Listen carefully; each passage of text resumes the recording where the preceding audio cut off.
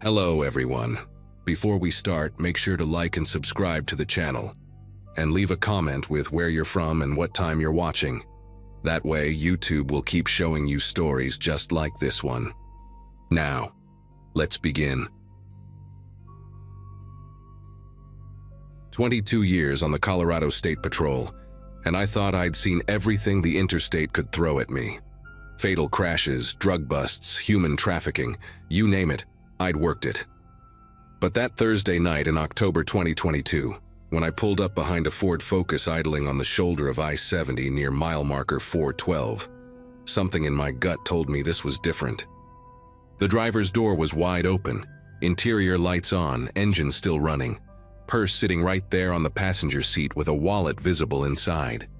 The radio was playing some pop station, volume turned low, and a large Starbucks cup sat in the cup holder, ice not even melted yet. No signs of a struggle, no skid marks on the asphalt, no debris. Just an empty car in the middle of nowhere, about 40 miles east of Lyman, where the nearest anything was a rundown gas station 15 miles back. I called it in immediately and started processing the scene while waiting for backup. The registration came back to a Jennifer Lawson, 26, from Denver. Her driver's license photo showed a blonde woman with green eyes and a small scar through her left eyebrow. I found her phone wedged between the driver's seat and center console, screen cracked but still functional, showing 17 missed calls from someone named Mel in the contacts. The last outgoing call was to 911 at 9:47 p.m., but it only lasted 8 seconds, not long enough for dispatch to get any information. What really caught my attention was the dash cam she had installed, one of those newer models that records both forward and interior views. I pulled the memory card right there, popped it into my patrol car's laptop, and started scrolling through the footage from earlier that evening. The footage started at 7:23 p.m. when she'd gotten into her car at a Shell station in Denver. Normal stuff at first, adjusting mirrors, checking her phone, taking a sip of coffee. She seemed relaxed, even singing along to the radio as she merged onto I-70. But at 8:41 p.m. things changed. The camera caught her checking her rearview mirror repeatedly, her posture stiffening. That's when I saw it in the forward-facing footage. A semi-truck with those obnoxious aftermarket LED headlights, staying precisely 3 car lengths behind her no matter how her speed varied. The truck was a white Peterbilt pulling a refrigerated trailer. No company markings, just a dot number on the side that I paused to write down. For the next hour, that truck shadowed her every move. Lane changes, speed variations, even when she took exit 395 and immediately got back on the highway. The truck did the exact same thing, never closing the gap, never falling back. At 9:31 p.m., the interior camera showed Jennifer's face clearly, tears streaming down her cheeks, her breathing rapid and shallow. She kept looking at her phone mounted on the dashboard, probably trying to figure out if she should call for help. The forward camera showed they were approaching the Agate rest stop, and she put on her turn signal. The truck immediately signaled too. But then she swerved back onto the highway at the last second, and the truck missed the exit, finally breaking the pattern.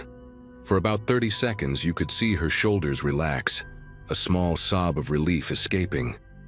Then the interior went completely white with light. The truck had turned off its running lights and hit her with full high beams, and what looked like additional floodlights mounted on the bumper. She couldn't see anything, swerving slightly as she tried to shade her eyes. That's when a second vehicle appeared in frame. A dark-colored van that had been running parallel in the right lane suddenly accelerated and pulled in front of her, brake lights flaring red. Jennifer was trapped, the van in front forcing her to slow down, the truck behind blinding her with lights. She tried to change lanes to the left, but a third vehicle, another SUV, had moved up to box her in on that side. The coordination was perfect, practiced. These people had done this before. At 9:44 p.m., she managed to grab her phone and dial 911, her voice barely audible on the dash cam audio. "Please help me, I'm on I-70, they're trying to..." And then the call cut off as the van in front slammed its brakes. Jennifer had to brake hard to avoid a collision, and that's when the passenger door of the SUV beside her opened, while both vehicles were still moving at about 40 miles per hour. A man in dark clothing and a baseball cap leaned out, holding what looked like a crowbar or tire iron, and smashed Jennifer's passenger window. Glass exploded across the interior, and she screamed, jerking the wheel to the right, tires hitting the rumble strip along the shoulder. The last 3 minutes of footage were the hardest to watch. Jennifer pulled onto the shoulder and stopped, probably thinking she was safer staying in a stationary car than trying to drive blind with glass in her eyes and 3 vehicles hunting her. The truck pulled up behind her, the van stopped in front, and the SUV blocked her on the left. She was fumbling with her seatbelt when the interior camera caught movement outside her driver's window, someone approaching from the truck. The timestamp read 9:47:33 p.m. Jennifer looked directly at the camera for a split second, her face a mask of pure terror, before her door was yanked open. There was a brief struggle, maybe 10 seconds of screaming and fighting, her hands gripping the steering wheel so hard her knuckles went white. Then she was dragged out of frame. The camera kept recording for another 43 minutes until I found the car, showing nothing but the empty interior and the dark highway beyond. I immediately called for every available unit and put out a bolo for all 3 vehicles.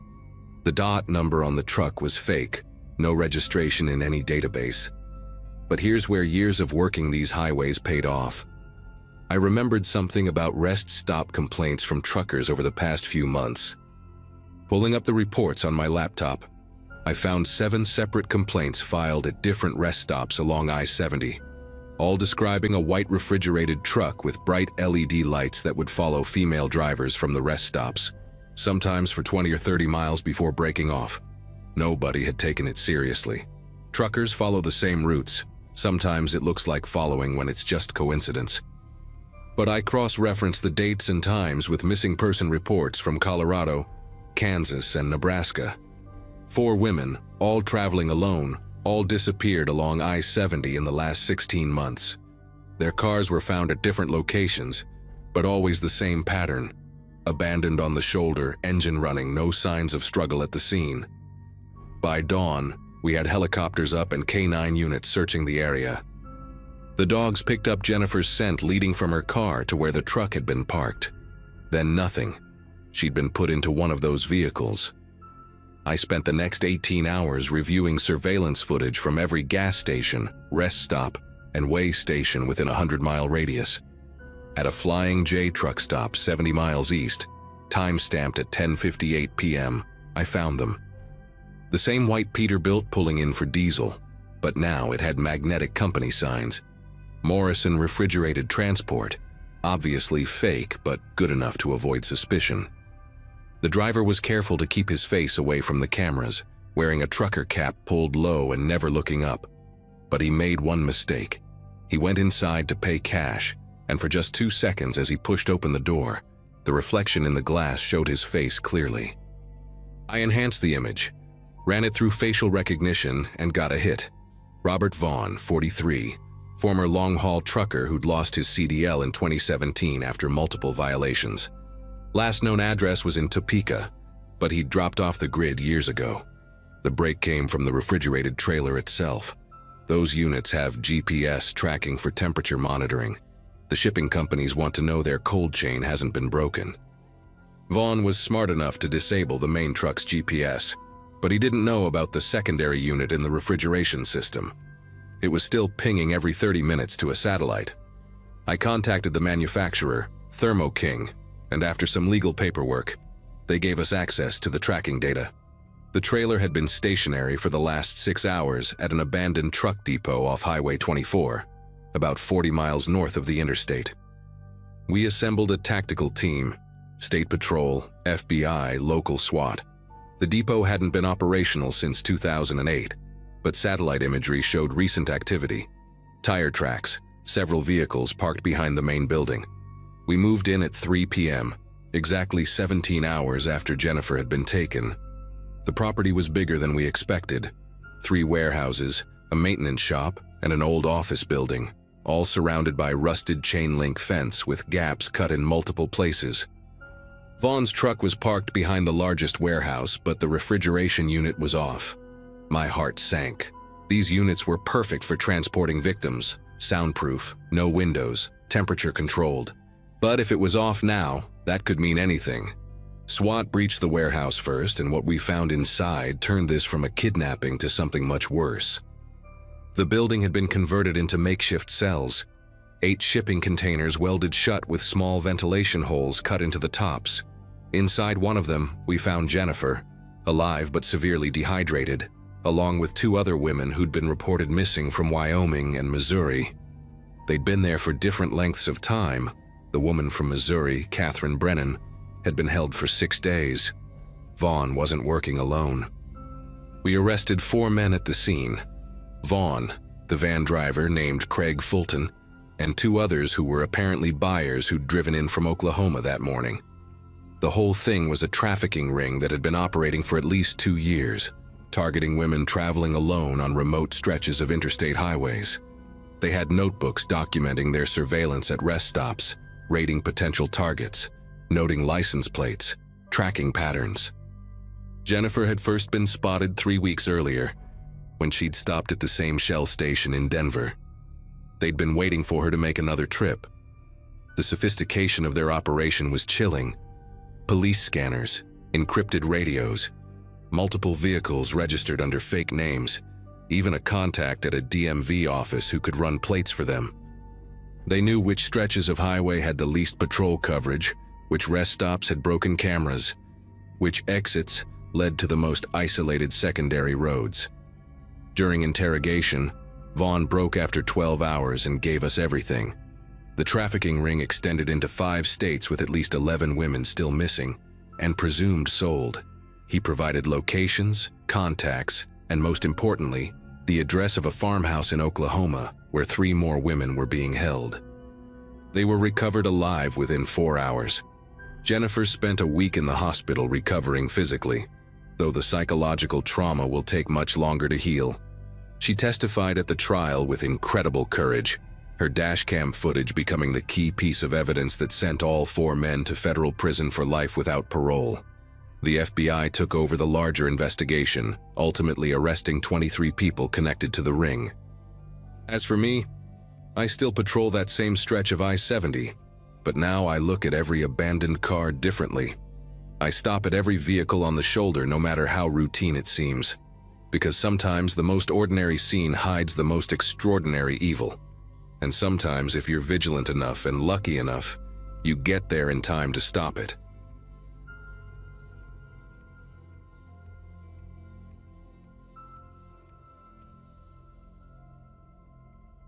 The call came in at 10:47 p.m. on a Saturday night in April 2016, and from the dispatcher's voice, I knew we had something bad. Parents had returned home from their anniversary dinner to find their teenage babysitter missing, and their 2 young children alone in the house. Detective Angela Foster. I'd been handling abduction cases in suburban Illinois for over a decade by then, and certain details in that initial report made every instinct I had start firing. A 17-year-old girl doesn't just abandon 2 kids she's responsible for. Not without her purse, not without her car still parked in the driveway, not without even sending a text. By the time my partner Jason and I pulled up to the Andersons' split-level ranch on Willow Court, every light in the house was on, and I could see neighbors starting to gather on their porches. That particular kind of suburban curiosity mixed with genuine concern that happens when police cars show up in quiet neighborhoods. Inside the house, the scene was controlled chaos. Mrs. Anderson was in the kitchen calling everyone in the babysitter's contact list while Mr. Anderson sat with their 2 kids in the living room. 8-year-old Noah had his arm protective around his 6-year-old sister Lily, who was clutching a painted rock like her life depended on it. The babysitter was Megan Brooks, honor student volleyball player, had been sitting for the Andersons for about 6 months without a single issue. Her purse was still on the kitchen counter, keys inside, phone plugged into the charger by the couch where she'd been sitting. But it was Noah who gave us the breakthrough we needed. That kid had a memory like a court reporter. He told us that around 7:45 p.m., someone rang the doorbell, a delivery driver in a brown uniform carrying a clipboard and a small package. The driver had asked Megan to come out to his truck to sign for something, said his electronic scanner was malfunctioning, and he needed a signature on paper. Noah had been watching from the stairs, supposed to be asleep, but had wanted another glass of water. According to Noah, Megan had hesitated at first. Smart girl. She'd asked the driver why he couldn't just leave the package, but the man insisted it required a signature because it was insured or valuable, or something like that. He'd been persistent but friendly, Noah said, kept smiling and apologizing for the inconvenience. The truck was a white cargo van with some kind of delivery logo on the side, though Noah couldn't remember the exact company name. Just that it had blue letters and maybe a picture of a box or an arrow. Megan had finally agreed, told the kids she'd be right back, just needed to step outside for a second. Noah watched from the window as she walked down the driveway. The driver had opened the back of the van, pointing at something inside, and Megan had leaned in to look.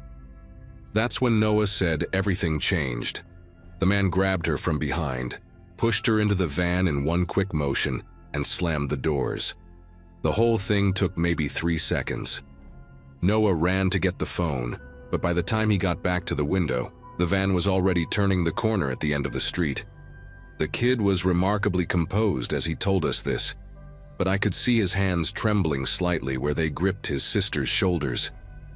Lily hadn't seen anything. She'd been in the bathroom when it happened, which was probably a mercy. We immediately put out a bolo for a white cargo van with blue lettering, but I knew we were already fighting against time. These kinds of planned abductions, where someone poses as a delivery driver or service worker, they're never random. Someone had been watching Megan, knew she'd be babysitting that night, knew the Andersons would be gone. I had Jason start pulling security footage from the neighbors while I called in every available unit. The Andersons had a doorbell camera, but conveniently it had been malfunctioning for the past 2 days. Later we'd find out someone had been hitting it with a targeted Wi-Fi jammer. This wasn't some amateur operation. Whoever took Megan had done their homework, probably been planning this for weeks. By 11:30 p.m. we had 3 solid leads. First, the Jeffersons from 2 houses down had a Tesla in their driveway, and the car's Sentry mode had captured partial footage of the van, enough to see it was a rental from a company called Quick Haul Rentals. Second, Megan's best friend Claire had called us sobbing, saying Megan had mentioned a weird encounter at the mall food court the previous weekend. Some guy in his 30s had approached her, complimented her volleyball team jacket, and tried to strike up a conversation about local high school sports. Megan had thought he was creepy but harmless, maybe just a lonely guy trying to make conversation. She'd mentioned he had this distinctive scar through his left eyebrow and kept fidgeting with a class ring on his right hand, details that would prove crucial later. Third, and this was the big one, another babysitter from the same neighborhood had reported a similar incident just 2 weeks prior. A man in a delivery uniform had come to the door while she was watching the Harper kids, but she'd refused to go outside because the package wasn't addressed to anyone in the house. She'd watched him through the peephole as he stood there for almost a full minute before finally leaving. The quick haul lead paid off first. Jason got the rental records within an hour. The van had been rented using a fake ID and a prepaid credit card, but the guy had made one mistake. He'd filled up at a gas station near the rental place, and that gas station had crystal clear security footage. We ran his face through recognition software and got a hit. Bradley Morse, 34 years old, with a previous arrest for attempted kidnapping in Indiana 5 years ago. He'd served 18 months and then disappeared off the radar. The moment we had his name, everything started falling into place. His cell phone records showed he'd been at the Anderson Street at least 6 times in the past month. Credit card records had him buying a Wi-Fi jammer online 2 weeks ago. But here's what chilled me to the bone. He'd rented a storage unit across town 3 days before the abduction. When we got the warrant and raced over there, we found it set up like some kind of sick holding cell. Soundproofing foam on the walls, chains bolted to the floor, cases of water and non-perishable food. He'd been planning to keep her there, but Megan wasn't in the storage unit. The chain on the floor had fresh scratches but no blood, which meant he'd brought her there but moved her. We pulled traffic cameras from around the storage facility and spotted the van leaving at 11:15 p.m., just 15 minutes before we'd arrived. He must have been monitoring police channels or had some kind of alert system set up. The van was heading north on Route 47, and we had units converging from every direction. I was in the passenger seat while Jason drove, coordinating with dispatch and watching the helicopter feed on my tablet. The chopper spotted the van first, abandoned in a rest stop parking lot about 8 miles from the storage unit. My heart sank. He'd switched vehicles, but then I noticed something on the thermal imaging. 2 heat signatures in the woods behind the rest stop, one moving slowly, supporting the other. He was on foot with Megan, probably hoping to reach the old industrial area where there were dozens of abandoned buildings to hide in. We surrounded the woods within minutes. K-9 units went in from the south while tactical teams moved in from the north. I stayed at the command post, watching the thermal feeds and coordinating movements. At 12:43 a.m., I heard the call I'd been praying for. Suspect in custody, victim is alive, requesting medical. When they brought Megan out, she was dehydrated and had some bruising on her wrists from the restraints, but she was conscious and talking. She told us Morse had been rambling during the drive, talking about how she was perfect and how he'd been watching her for months, learning her schedule, her habits. He'd found her through her volleyball team's social media page, had been to several of her games, even taken pictures. The really twisted part? He thought she'd eventually understand and appreciate all the planning he'd done, like this was some kind of romantic gesture instead of a kidnapping. He'd gotten spooked when he heard sirens near the storage unit and decided to move to his backup location, but Megan had managed to slow him down by pretending to be sicker than she was, stumbling, needing frequent breaks. The interrogation revealed just how deep this went. Morse had a notebook in his apartment with detailed observations about 12 different young women in the area, all between 16 and 19, all athletes of some kind. Megan had been his primary target, but he had backup plans for the others.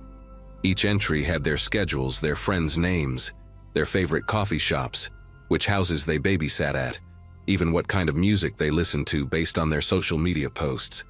He'd been using multiple fake social media accounts to follow them, sometimes engaging in brief conversations to gather more information. The delivery driver disguise wasn't original. He'd gotten the idea from true crime forums online where people discussed successful abduction methods. He'd practiced the approach 3 times with the other babysitters in different neighborhoods, refining his technique each time. What scared me most was how patient he'd been, spending 6 months building up to this moment, never rushing, never making obvious mistakes until that gas station stop. During Megan's recovery at the hospital, she told me something that still haunts me. When Morse had pushed her into the van, he'd whispered that he'd been inside the Andersons' house before, during an open house event when they were thinking of selling the previous year. He'd memorized the layout, knew which windows had the best view of the street, even knew about the loose floorboard in the hallway that creaked. He'd chosen that specific night because he knew the Andersons had anniversary dinner reservations. He'd overheard Mrs. Anderson talking about it at the grocery store 2 weeks earlier while he stood behind her in line. The level of surveillance was staggering. We found receipts showing he'd bought items just to be in the same stores as his targets, joined gym trial memberships to watch them at their sports practices, even volunteered at a charity 5K race where several of them were running. Every interaction had been calculated, planned, documented in that sick notebook of his. The trial was swift. With all the evidence we'd collected, Morse's public defender convinced him to take a plea deal. 25 to life. No possibility of parole for 20 years. But what stuck with me wasn't the sentence. It was what we uncovered in the weeks that followed. 3 other attempted abductions in neighboring states over the past 2 years matched his MO exactly. Fake delivery driver, young female babysitters, white rental vans. The victims had all reported it, but without the van being caught or any physical evidence, the cases had gone cold. We were able to close all 3 cases and add them to his charges. Megan went back to school after a month, graduated with her class, even got a volleyball scholarship to state. She sends me a Christmas card every year, always with a picture of her doing something amazing. Climbing mountains, graduating college, starting her career as a physical therapist. She's 24 now, married last spring to a guy she met in college. But I know she still checks her locks 3 times before bed, still gets nervous when delivery trucks pull up to wherever she's living, still has that moment of panic when someone she doesn't recognize knows her name. The Andersons moved out of state 6 months after the incident. Noah, that brave kid who'd given us the crucial details that helped us find Megan so quickly, had started having nightmares about vans and strangers at the door. They needed a fresh start somewhere where every delivery truck didn't trigger a panic attack. Before they left, Mrs. Anderson told me something that perfectly captured why these cases hit so hard. They'd hired Megan specifically because she seemed so responsible, so careful, the kind of girl who would never put their kids in danger. They'd done everything right, and it still happened. That's the thing about predators like Morse. They count on people doing everything right, following normal patterns, trusting in everyday situations. As for me, this case changed how I train new detectives. I always tell them to pay attention to the attempted crimes, the near misses, the reports that seem minor. Morse had tested his method 3 times before he succeeded with Megan. If we'd connected those dots earlier, maybe we could have prevented this. Now we have a task force dedicated to tracking patterns in attempted abductions, looking for practice runs and failed attempts. Because of Megan's case, we've stopped 2 other predators before they succeeded. It's not enough, never will be, but it's something.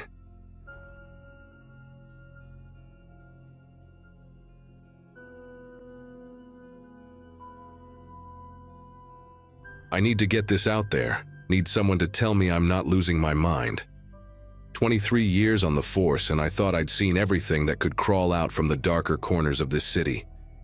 Detective Aaron Miles, that's me, or was, until last Saturday changed everything. I was pulling weekend duty at the precinct, one of those quiet shifts where you catch up on paperwork and drink too much stale coffee. My partner was out with the flu, and most of the department was skeleton crew. Around 2 p.m., they brought in this guy for a string of residential burglaries. Nothing special, just another repeat offender named Vincent Caldwell. Middle-aged, unremarkable, the kind of person you'd pass on the street without a second glance. They asked me to handle the interrogation since I was the only senior detective available. Figured it would be a straightforward confession and booking. The moment I walked into that interrogation room, something felt different about Caldwell. He was sitting there perfectly still, hands folded on the metal table, staring at the one-way mirror like he could see right through it. Most suspects are nervous, fidgety, trying to figure out their story or asking for lawyers. Not him. He watched me sit down with this peculiar intensity, like a cat tracking a mouse, and when I introduced myself and read him his rights, he just nodded slowly. I started with the standard questions about the burglaries, showed him photos from the crime scenes, but he barely glanced at them. Instead, he leaned forward, close enough that I could smell the mint gum he was chewing, and said something that made every hair on my neck stand up. "Detective Miles, I think we should talk about the Riverside Park case first. You remember that one, don't you? Summer of 2008, the woman with the butterfly tattoo on her ankle. The Riverside Park case. Jesus Christ. That was one of my first homicides as lead detective, and we never solved it. The victim, Maria Gonzalez, was found strangled near the jogging path, and that butterfly tattoo was a detail we never released to the press. I kept my expression neutral, years of interrogation training kicking in, but my mind was racing. How could this small-time burglar know about that? I tried to redirect him back to the burglaries, but Caldwell just smiled. Not a normal smile, but this slow, deliberate stretching of his lips that never reached his eyes. She fought hard, detective. Scraped her attacker's arms with those acrylic nails she loved so much. Pink with little rhinestones, remember? You bagged them yourself at the scene. But you never found the skin cells underneath them, did you? Someone cleaned them before you got there. My mouth went dry. He was right about the nails, right about everything, details that were never in any report accessible to the public. I pulled out my phone to start recording, making sure to state the date and time clearly, while Caldwell sat there watching me with that unnatural stillness. "Are you confessing to the murder of Maria Gonzalez?" I asked, trying to keep my voice steady. He tilted his head like I'd asked something amusing. "Confessing? No, detective, I'm just remembering. Like how I remember the Warehouse District case from 2011. The accountant, Gregory Simmons, found in his car with his throat cut. You thought it was suicide at first, didn't you? Until you found those defensive wounds on his palms." My chest tightened. Gregory Simmons, another cold case, another failure that haunted me. The man had been found in an abandoned warehouse parking lot. And yes, we'd initially suspected suicide until the autopsy revealed those wounds. Caldwell continued, his voice taking on this almost hypnotic rhythm. He was left-handed, wore a Rolex his wife gave him for their anniversary. The watch was never found, was it? But you already knew that. You spent weeks looking for it, checking pawn shops, questioning dealers. The interrogation room suddenly felt smaller, the fluorescent lights overhead buzzing louder than usual.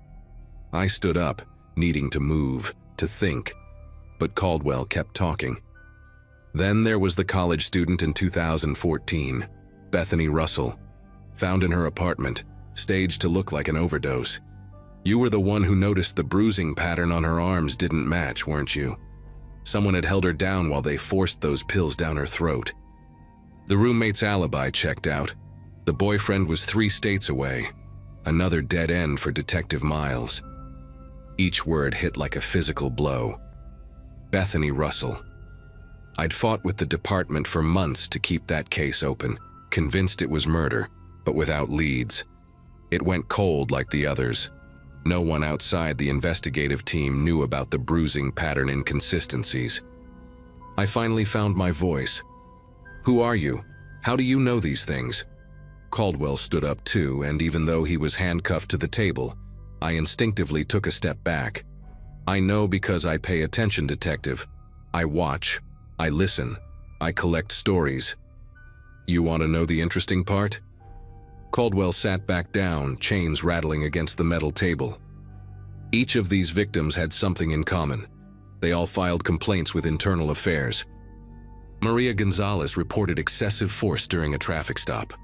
Gregory Simmons was set to testify about financial irregularities he'd discovered in the police pension fund. Bethany Russell had video evidence of 2 officers planting drugs during a raid at her friend's house.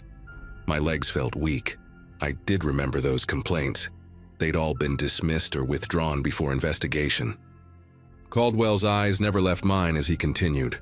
"Funny how their cases all ended up on your desk, isn't it? The dedicated detective who tried so hard but just couldn't crack them. You even kept personal files at home, didn't you? In that locked filing cabinet in your garage. The one behind the old lawnmower."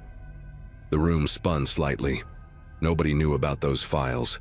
I'd been building my own investigation for years, suspecting something was rotten in the department but never finding proof. This couldn't be happening. I slammed my fist on the table, trying to regain control of the situation. "Enough games. Who sent you? Who's feeding you this information?" Caldwell laughed, a dry, raspy sound that echoed off the concrete walls. "Nobody sent me, detective. I came here on purpose, got myself arrested for those petty burglaries just so I could have this conversation with you. See, I've been watching you for a long time, the only honest cop in a department full of snakes. You've been getting close to the truth, haven't you? Those late nights connecting dots, finding patterns. But every time you get close, something happens. A witness disappears, evidence goes missing, you get reassigned to another case." He was right. Every damn time I'd made progress on understanding the connections between these murders, roadblocks appeared. Just last month, a key witness in the Gonzalez case had agreed to talk, then suddenly moved out of state with no forwarding address. "Here's what you don't know," Caldwell continued, pulling a small piece of paper from his mouth. He must have had it tucked under his tongue the whole time. "Tomorrow they're going to find another body. A social worker named Diana Walsh. She's been dead for 3 days, but they'll discover her tomorrow morning in Riverside Park, same spot as Maria Gonzalez. Before I could respond, before I could even process what he was saying, Caldwell pushed the paper across the table with his cuffed hands. That's her address. She's probably still alive right now, has maybe 6 hours left if the pattern holds. But here's the real question, Detective. When you try to leave this building to save her, who's going to stop you? When you call for backup, who can you trust? Because I guarantee you someone's watching this interrogation room feed right now, and they're not happy about our little chat. I grabbed the paper, my mind racing through possibilities. If he was telling the truth, a woman's life was in danger. If he was lying, this could all be an elaborate trap. But the details he knew, the things he'd said, it all pointed to something much bigger than a simple burglar's confession. I stood up and moved toward the door, then stopped. The red recording light on the camera in the corner, which had been steady since I entered, was now blinking irregularly. Someone was watching, possibly deleting the recording in real time.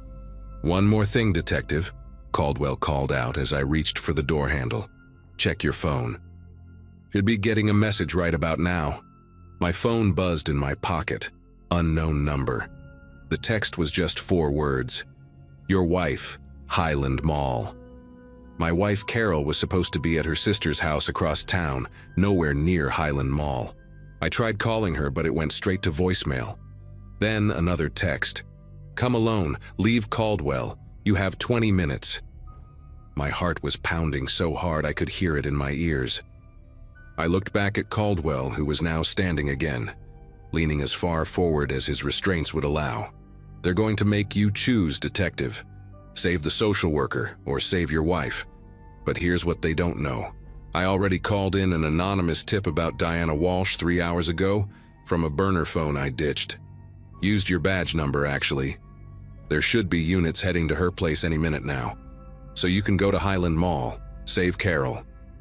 But when you do, remember this. I'm not your enemy. I'm the only person trying to help you stay alive long enough to expose them."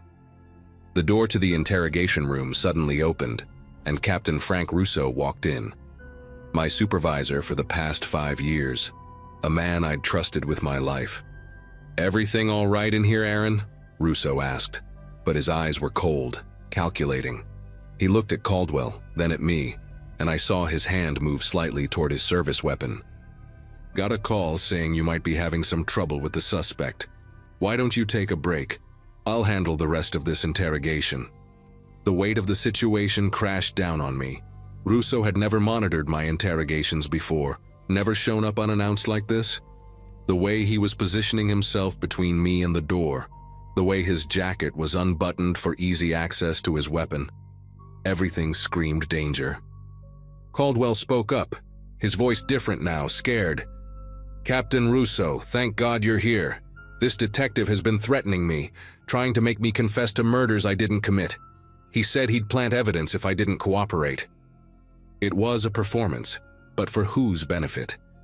Russo's expression darkened. "Is that so? Aaron, I'm going to need your weapon and badge. We'll need to investigate these allegations." Another buzz from my phone. This time it was a photo. Carol's car in the Highland Mall parking garage. Someone in dark clothing standing next to the driver's door. I had seconds to make a decision that would change everything. Looking Russo straight in the eye, I pulled out my gun. But instead of handing it over, I placed it on the table and stepped back, keeping my hands visible. "Frank, we've known each other for 5 years. If you're part of this, just tell me why. Why Maria? Why Gregory? Why Bethany?" For a split second, I saw something flicker across his face. Guilt, maybe, or recognition that the game was up.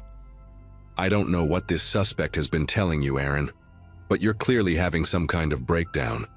Maybe the stress of all those cold cases finally got to you." He reached for his radio, and I knew once he called for backup, I'd never make it out of the building. So I did the only thing I could. I grabbed the metal chair and swung it at the one-way mirror, shattering it completely. The sound was deafening, glass exploding everywhere, and in the chaos, I heard Caldwell laughing. Through the broken window, I could see into the observation room where two other detectives, Paulson and Burke, were standing with their weapons already drawn. They'd been waiting there the whole time. Everything happened in slow motion after that. I dove for my gun on the table as Russo reached for his. Caldwell, still cuffed to the table, kicked his chair backward, causing Russo to stumble. The gunshot was impossibly loud in that small room, but it wasn't from Russo's gun or mine. Paulson had fired through the broken mirror, the bullet catching Russo in the shoulder, spinning him around.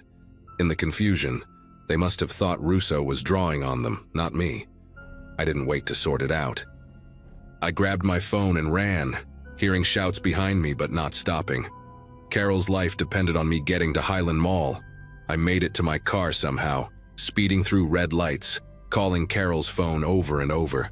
When I finally reached the parking garage 15 minutes later, I found her car empty, driver's door open, her purse on the ground. But there was something else. A manila envelope on the driver's seat with my name on it. Inside were photographs, documents, bank records, evidence of everything Caldwell had been talking about. A whole network of corrupt cops taking money to eliminate people who threatened to expose the department. And at the bottom, a note in Carol's handwriting. "Aaron, I'm safe. Vincent got me out 2 hours ago. He's been protecting both of us. Trust him. Go to the FBI field office. Don't go home." I never saw Caldwell again after that day. He somehow disappeared from custody during the chaos, and nobody could explain how. The FBI investigation that followed was massive. 17 officers arrested, including Russo, who survived his wound only to face life in prison.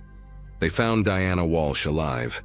The units had reached her just as 2 masked men were breaking into her apartment. The evidence in that envelope, combined with my testimony and the files from my garage, which the FBI retrieved before the corrupt cops could destroy them, exposed a decade-long conspiracy where officers were taking contracts to eliminate witnesses and whistleblowers. As for Vincent Caldwell, the FBI could find no record of him existing before 2007. No birth certificate, no social security number that checked out. Nothing. One agent told me off the record that they suspected he might have been deep undercover federal law enforcement, maybe even CIA, investigating the same corruption from a different angle. But officially, he was a ghost. Carol and I relocated, started fresh in a new city where nobody knows I used to be a cop. Sometimes I wonder if Caldwell is still out there, watching other corrupt departments, playing the role of criminal to expose the real criminals. But what haunts me most is his final message, which I found tucked in those documents. A list of 5 other cities with dates next to them, and a simple note. "This is bigger than just your precinct, detective. They're everywhere." I turned that list over to the FBI, but I never heard what came of it. All I know is that Saturday afternoon in that interrogation room, a supposed burglar saved my life, my wife's life, and helped bring down some of the most dangerous people I'd ever known, the ones hiding behind badges.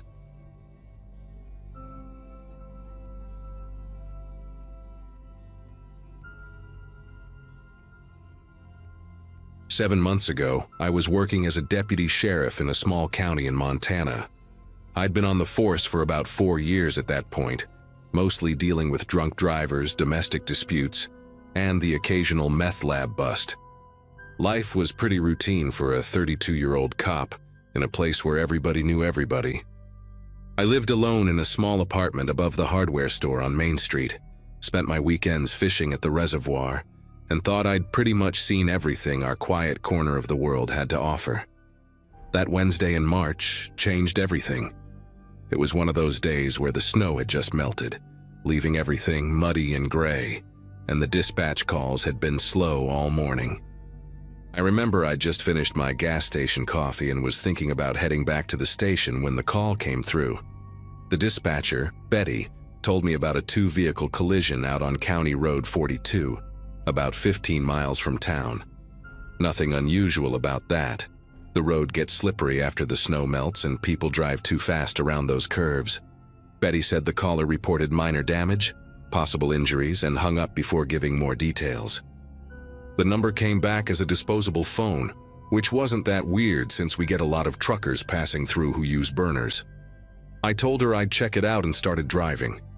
County Road 42 runs through dense pine forest for most of its length, with thick woods on both sides that block out most of the sunlight even during the day. As I drove deeper into that stretch of road, my radio started getting staticky, which was normal for that area.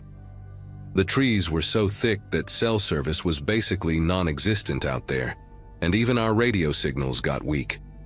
About 12 miles in, I saw the first vehicle, a blue pickup truck sitting diagonal across the road with its front bumper crumpled against a guardrail. The hazard lights were blinking in that steady rhythm that always makes accident scenes feel eerily quiet. I pulled up about 30 feet behind it and grabbed my radio to update dispatch, but all I got was static. I'd have to wait until I drove back toward town to report in properly. I put on my hat, grabbed my flashlight even though it was still daylight, and stepped out. The air smelled like pine sap and wet earth, and the only sounds were birds somewhere up in the trees and the tick-tick-tick of the truck's hazards.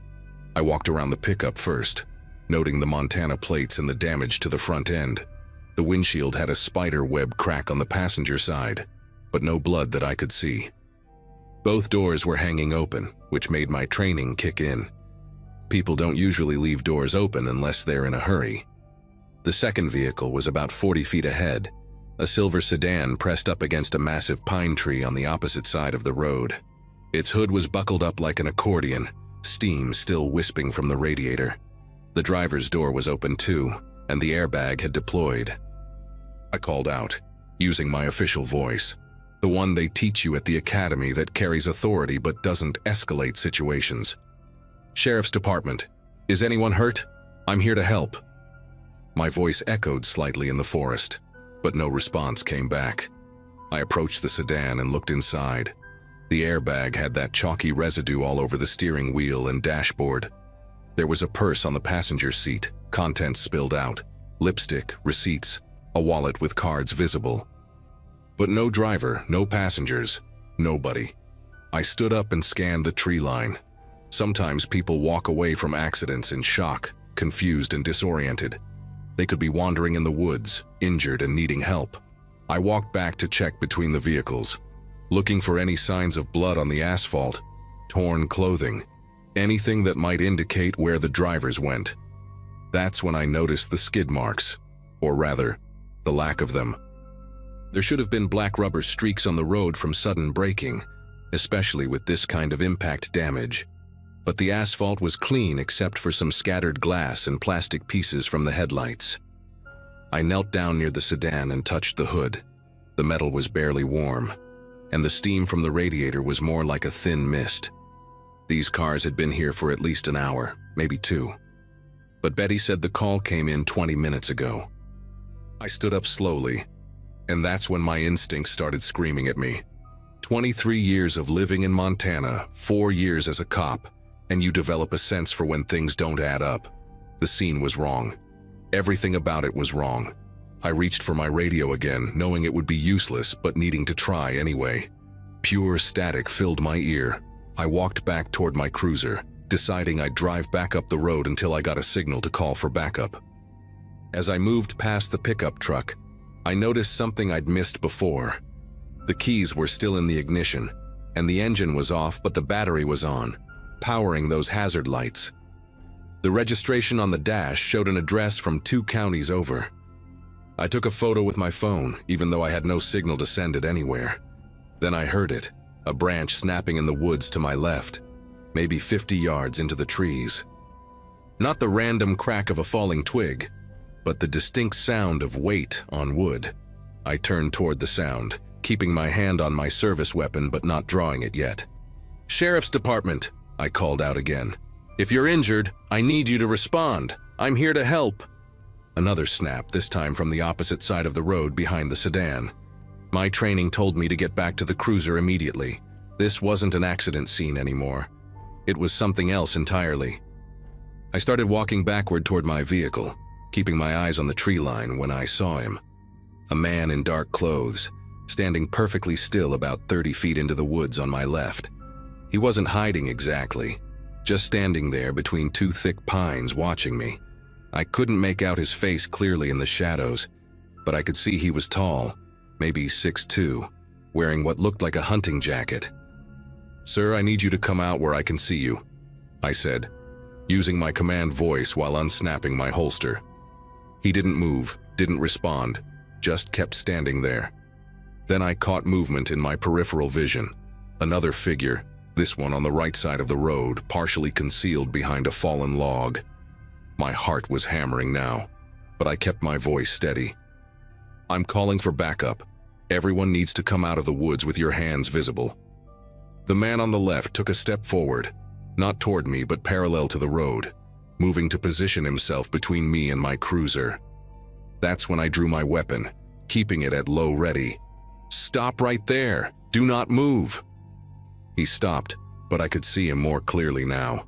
White male, probably mid-40s, with a thick beard and something in his hand. It looked like a radio or phone. The figure on the right stood up slowly, revealing a woman with long dark hair tied back, also holding something. They were coordinating, I realized. They had radios and were working together. This was planned. The accident scene, the call to dispatch, the specific location with no cell service, all of it was to get a deputy out here alone. I started backing up faster, weapon raised now, alternating my aim between the two of them. "Both of you, drop whatever you're holding and get on the ground. Now!" Neither of them complied. Instead, the man raised his radio to his mouth and said something I couldn't hear. That's when I heard car doors slamming behind me, from the vehicles in the staged accident. I spun around to see two more people climbing out of the pickup truck's bed where they'd been hiding under a tarp. One was a younger guy, maybe 25, with a shaved head and neck tattoos.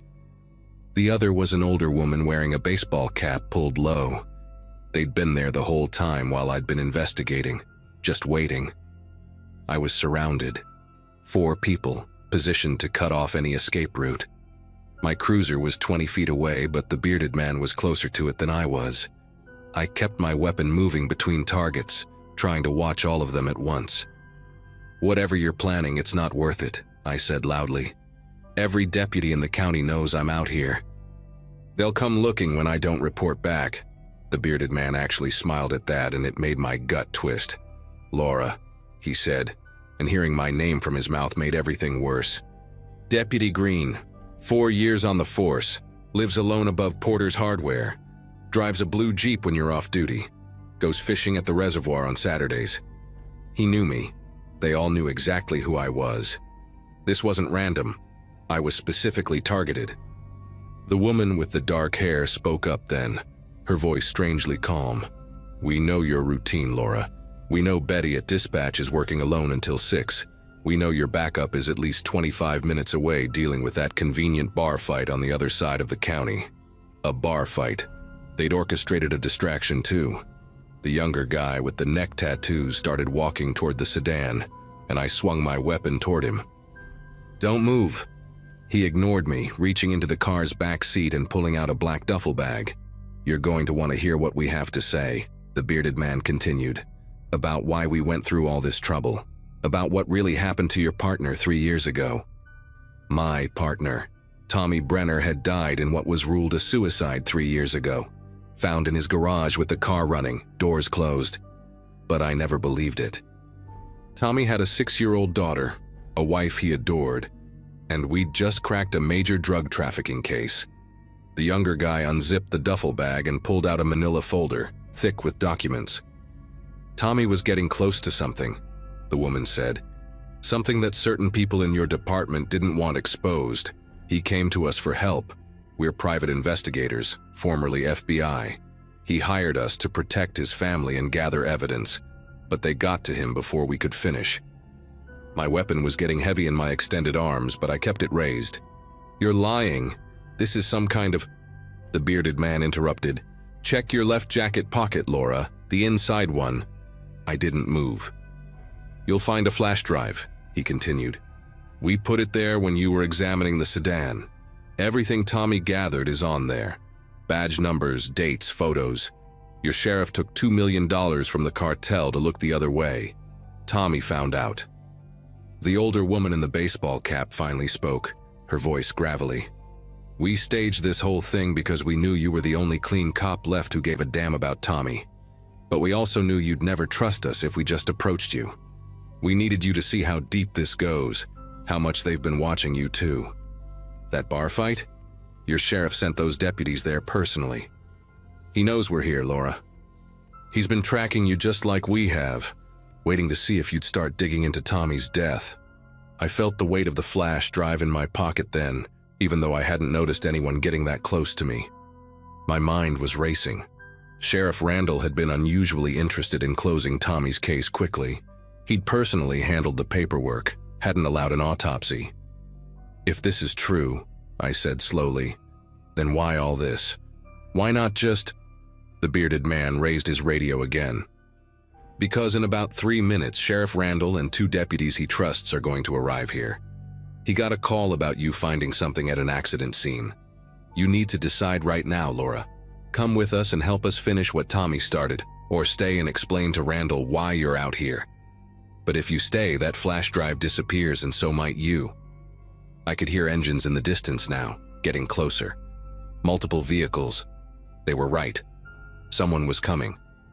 The woman with dark hair moved toward a gap in the trees I hadn't noticed before, where a dirt trail led deeper into the forest. "We have vehicles waiting a quarter mile in," she said. "Tommy's widow and daughter are in witness protection. We can take you somewhere safe while you review the evidence. The FBI field office in Billings has agents ready to move once you verify what's on that drive, but it has to be your choice." I thought about Tommy's daughter, Sophie. She'd be 9 now.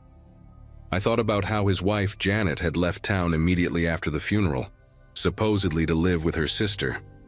I thought about Sheriff Randall at Tommy's funeral, giving a speech about the dangers of the job taking a toll. The engines were getting louder. I lowered my weapon and made my choice. "If you're lying to me—" The bearded man was already moving. "We're not, but we need to go, now." I holstered my weapon and followed them into the trees, leaving my cruiser behind. We moved quickly through the forest, branches catching at my uniform. Behind us, I heard vehicles pulling up to the staged accident scene, doors slamming, voices shouting. Sheriff Randall's voice carried through the trees, barking orders to search the area. The older woman led us to 2 SUVs hidden behind thick brush, engines already running. As I climbed into the back of the first vehicle, the younger guy with tattoos turned to me. "Your partner was a good man. He recorded everything, meetings, phone calls, conversations. It's all on that drive." We drove for 2 hours, switching vehicles once, before arriving at a safe house near the state line. I spent the next 3 days reviewing Tommy's evidence with 2 FBI agents who'd been investigating the sheriff's department from the outside. The recordings were damning. Sheriff Randall, 2 deputies, and even a judge were all on the cartel's payroll. Tommy had documented everything meticulously before they killed him. The arrests happened 2 weeks later. 15 people in total, including Randall. He's serving life without parole now. I testified in a closed courtroom for my own safety, then entered witness protection myself for 6 months until the trials were over. I'm in a different state now, working for a federal task force that investigates police corruption. The private investigators, I learned their names were Howard, Elena, Dottie, and Marcus. They saved my life that day. That staged accident scene was the most terrifying and important moment of my career. Sometimes the real danger isn't what's hiding in the woods, it's what's hiding behind a badge.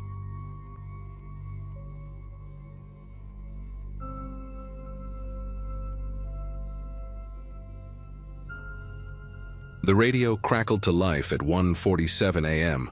while I was parked behind the abandoned Texaco station on Highway 36, drinking cold coffee and watching for speeders. Joyce's voice came through dispatch with that particular tone she reserved for situations that didn't fit the usual categories. Not quite emergency, but definitely not normal either. I'd been a deputy with Sheridan County Sheriff's Department in rural Kansas for over 2 decades, and Joyce Hartman had been manning that dispatch desk even longer, developing an instinct for when something genuinely strange was happening in our stretch of farmland. My partner that night was Colton Briggs, 6 months fresh from the academy and still checking his equipment every hour like they taught him in training. We covered roughly 900 square miles of wheat fields, cattle ranches, and scattered homesteads, where maybe 3,000 people lived their quiet lives. Most of our calls involved cattle loose on the highway, teenagers stealing beer from the gas and go, or old farmers shooting at coyotes too close to populated areas. But Joyce was telling us about the Whelan family out on County Road 18, and her voice had that careful quality that made me set down my coffee and start the engine before she even finished explaining. According to Joyce, Mrs. Whelan had called in a panic, whispering that someone had been circling their house for the past hour, trying every door handle and pushing on windows, never responding when Mr. Whelan shouted warnings from inside. Colton and I killed our headlights 2 miles from their property, navigating by moonlight down those dusty gravel roads that turned to powder in August. When we pulled up to the 2-story farmhouse, every light inside was blazing, and I could see faces pressed against the upstairs windows. The Whelan kids watching us arrive like we were the cavalry. Mr. Whelan met us at the door holding his grandfather's shotgun with shaking hands, explaining how the footsteps had been so steady, so patient, circling again and again like whoever it was had all the time in the world. We searched the property with our flashlights, and that's when things got interesting. Perfect boot prints in the dirt, walking the exact same path around the house 3 times, cigarette butts dropped at regular intervals like breadcrumbs, and fresh scratches on the door frames where someone had been working at the locks with what looked like a filed-down butter knife. The precision of it made my neck prickle. This wasn't some drunk farmhand or teenage prank. 2 nights later, we got 3 more calls between midnight and 4 a.m., all from families living within a 5-mile radius of the Whelan place. The Garfields on Timber Road reported someone pressing their face against their ground floor windows, breathing fog onto the glass and drawing shapes in it with their finger. The elderly Kramer couple heard someone trying to jimmy their cellar door with what sounded like metal tools, working at it for 20 minutes before giving up. The 3rd call came from a single mother named Deb Carpenter, who lived in a converted trailer on the edge of the Garrison property. She'd woken up to find someone had removed the screen from her bedroom window and was running their fingers along the glass, tapping in a rhythm like they were playing piano. Each scene showed the same methodical approach, careful footprints, those same brand cigarette butts, and an unsettling patience that suggested whoever this was had been watching these homes for a while, learning the routines, noting which windows had broken locks or which doors had weak frames. Colton started mapping the incidents on his phone, and we both noticed they formed a rough circle around the abandoned Hutchinson dairy farm, which had been empty since a fire destroyed the main barn in 2012. The sheriff, Tom Holloway, called a meeting at the station the next morning, pulling in all 8 deputies, including the ones who usually worked day shifts. He spread out a county map on the conference table, marking each incident with red pins, while we compared notes over burnt coffee and stale donuts from the gas and go. Deputy Sheila Vance, who'd worked the east side for 15 years, mentioned that the old Hutchinson property had been seeing some unusual activity lately. Delivery trucks using the access road at odd hours, fresh tire tracks near the burned barn's foundation, and Jim Newton, who farmed the adjacent land, swearing he'd seen lights in the ruins even though the power had been cut years ago. We decided to set up surveillance rotations, but Tom wanted us to be careful. Whoever this was had been smart enough to avoid leaving fingerprints, never spoke or showed their face clearly, and seemed to know exactly when families would be most vulnerable. The way Tom's jaw clenched when he talked about it told me he was thinking what we were all thinking. This person was escalating, getting bolder with each attempt, and it was only a matter of time before they found a door someone forgot to lock or a window that wouldn't hold. That night, Colton and I took the first surveillance shift at the Hutchinson property, parking our cruiser behind a stand of cottonwood trees where we could watch both the access road and the burned barn. Around 11 p.m., just as Colton was pouring coffee from his thermos, we saw movement near the barn's collapsed north wall, a figure carrying what looked like a camping lantern, moving between the rubble with purpose. We called for backup and approached on foot. weapons drawn, moving through the tall grass that hadn't been mowed in years. The closer we got, the more details became visible in the moonlight. A lean man, maybe 6 feet tall, wearing layered clothing despite the August heat, work boots that matched our crime scene prints, and a backpack that clinked with what sounded like tools. He was pulling something from a hidden cache in the barn's old foundation: canned goods, water bottles, and what looked like bundles of cash wrapped in plastic. When Colton's foot snapped a branch, the man spun around, and in that split second before he bolted, I saw his face clearly. Hollow cheeks, weeks of beard growth, and eyes that had the desperate, calculated look of someone who'd been running for a long time and had nothing left to lose. The chase through those dark fields lasted maybe 10 minutes, but felt like hours. Our flashlight beams cutting through corn rows while this guy moved like he'd memorized every furrow and fence line. He vaulted over a barbed wire fence without slowing down, crashed through the Newton's sunflower field, and disappeared into a drainage culvert that ran under Highway 36. By the time our backup arrived, 2 more units plus a state trooper who happened to be passing through, we'd lost him completely. But searching the barn with proper lights revealed his makeshift camp. A sleeping bag hidden in an old grain bin, notebooks filled with hand-drawn maps of every farmhouse within 10 miles, detailed schedules of when families left for work or church, and dozens of pages documenting which houses had dogs, security lights, or elderly residents who might be easier targets. There were also newspaper clippings from Nebraska, Iowa, and Minnesota about home invasions, circled want ads for farm labor positions, and a police scanner with frequencies for 6 different counties programmed in. Most disturbing was a calendar where he'd marked successful supply runs with X's and failed attempts with circles. There were 43 marks going back 2 months, meaning he'd been in our county far longer than we'd realized. The state police took over the scene within hours, and by dawn we had a name. Walter Eugene Dobbs, 41 years old, wanted for killing a gas station clerk during a robbery in Minnesota 3 months prior. His prints matched ones found on a water bottle in the barn, and suddenly we weren't just dealing with a persistent burglar, but a desperate murderer who'd been living among us, studying our community like a wolf studying sheep. The FBI arrived that afternoon with their mobile command unit, setting up in the sheriff's station parking lot, while agents in suits interviewed every family who'd reported incidents. They showed us Dobbs's history, a string of increasingly violent crimes across 3 states, starting with theft and escalating to armed robbery, after his construction business failed and his wife left with their kids. He'd been smart enough to ditch his car somewhere and travel on foot through rural areas, breaking into vacation homes and barns for supplies, never staying anywhere long enough to establish a pattern until now. Special Agent Reese, a woman who looked too young for the authority she commanded, explained that Dobbs had likely chosen our county because of its isolation and the abundance of empty properties where he could hide between his nighttime reconnaissance missions. We spent the next 4 days in a manhunt that turned our quiet county into something from a movie.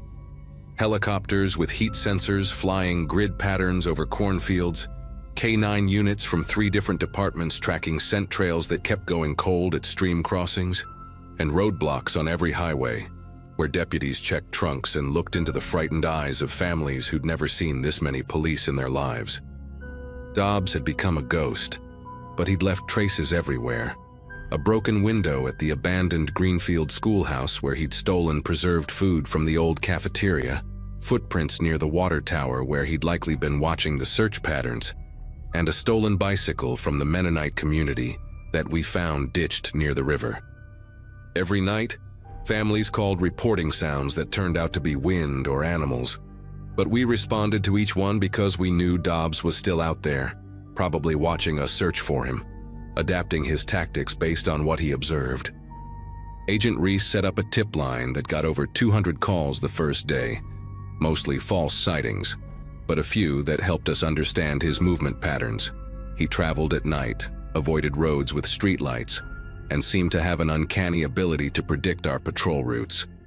On the 5th night, everything came to a head in a way none of us expected.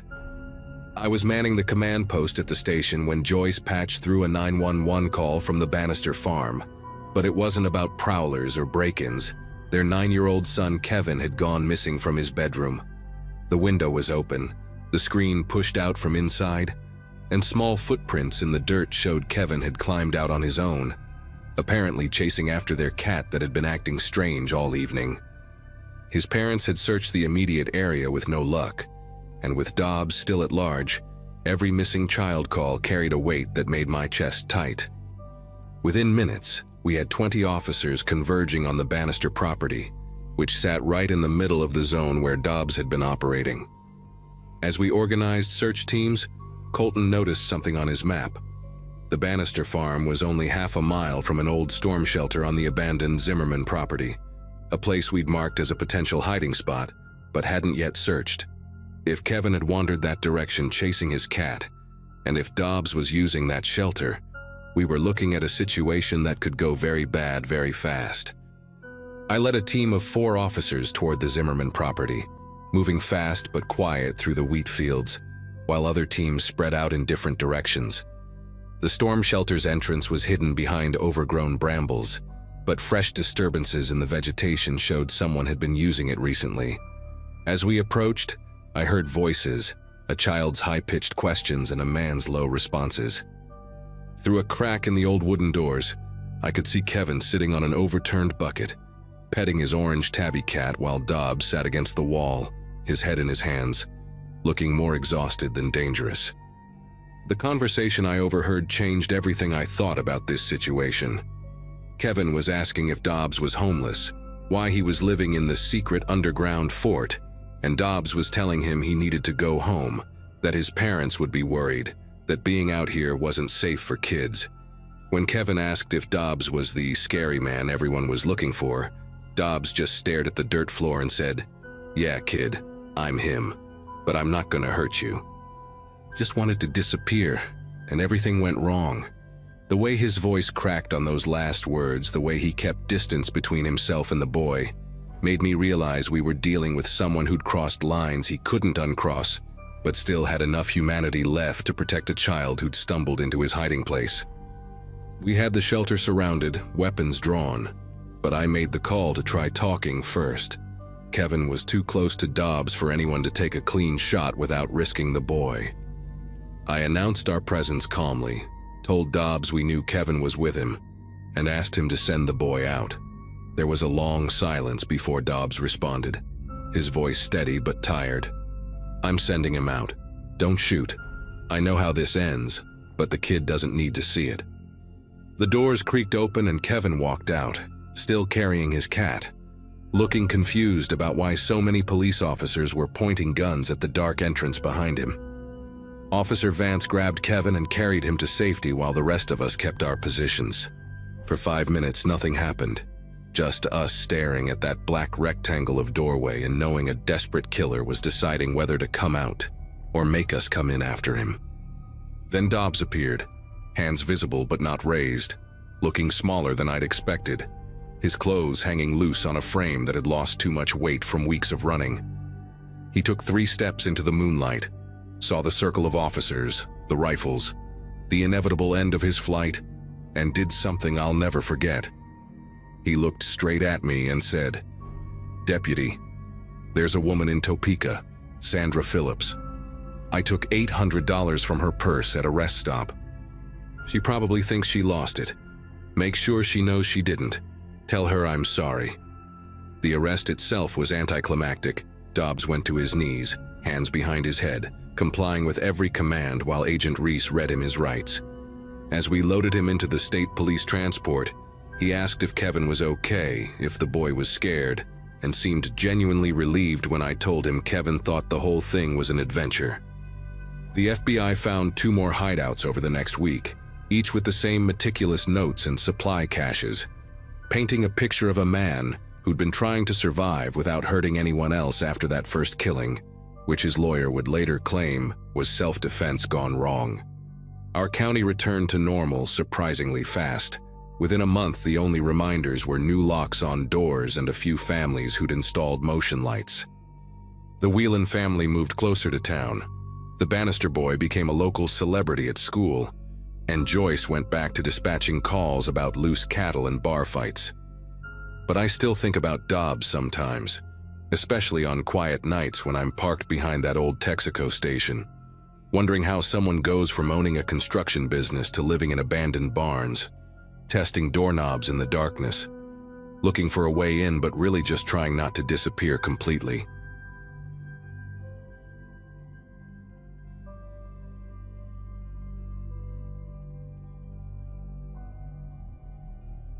My badge number was 4827, and I'd been carrying it for over 2 decades when we caught the case that still keeps me up at night. Phoenix North Precinct had become my second home, where I spent most shifts dealing with property crimes and domestic disputes that rarely made headlines. My partner had just retired, leaving me paired with Officer Daniels, a rookie so green he still ironed creases into his uniform sharp enough to slice bread. It was a Sunday afternoon in early November when dispatch crackled through our radio about a woman claiming she'd been robbed by paramedics. Daniels and I exchanged that look veteran cops give rookies, the one that says, "Get ready for another wild goose chase." We figured it was probably someone confused about medical billing or mixed up on their medications. But when we pulled into that middle-class neighborhood with its cookie-cutter mailboxes and children's toys scattered across driveways, we found Mrs. Blackwood pacing her lawn in her Sunday church dress, gripping her phone like it was the only thing keeping her grounded. Mrs. Blackwood had that specific tremor in her voice that immediately told me this wasn't confusion. This was genuine fear. She explained how 2 days earlier she'd been watering her garden when a minor collision happened at the intersection visible from her yard. Just a simple rear-end bump, both drivers standing around exchanging information. But within 3 minutes, she said, an ambulance arrived. Except everything about it was wrong. White vehicle with red and blue markings, yes, but the lettering looked handmade, like someone had bought vinyl letters from a hardware store and slapped them on crooked. 2 men emerged wearing Navy uniforms that seemed bought, not issued. Too new, too stiff, with patches that didn't quite match any service she recognized. One carried a medical bag held together with duct tape on one corner, while his partner wheeled out a gurney for what was clearly a minor fender bender. They kept pressing both drivers for their home addresses, claiming it was required for their community wellness follow-up program. She watched them work on both drivers for maybe 10 minutes, taking blood pressure, flashing pen lights in eyes, all the standard stuff you'd expect. But Mrs. Blackwood had a nephew who worked as a real EMT in Scottsdale, and she'd seen him in action enough times to know something was wrong with their technique. They held the blood pressure cuff backwards, wrapped it too high on the arm. When they used the stethoscope, they placed it over clothing instead of asking to listen directly against skin. Small things that most people wouldn't notice, but she did. What really set off her alarm was when the shorter one, she described him as having a neck tattoo of some kind of bird, maybe a crow, started asking one driver about who else lived in their home, if they had any pets, what their work schedule was like.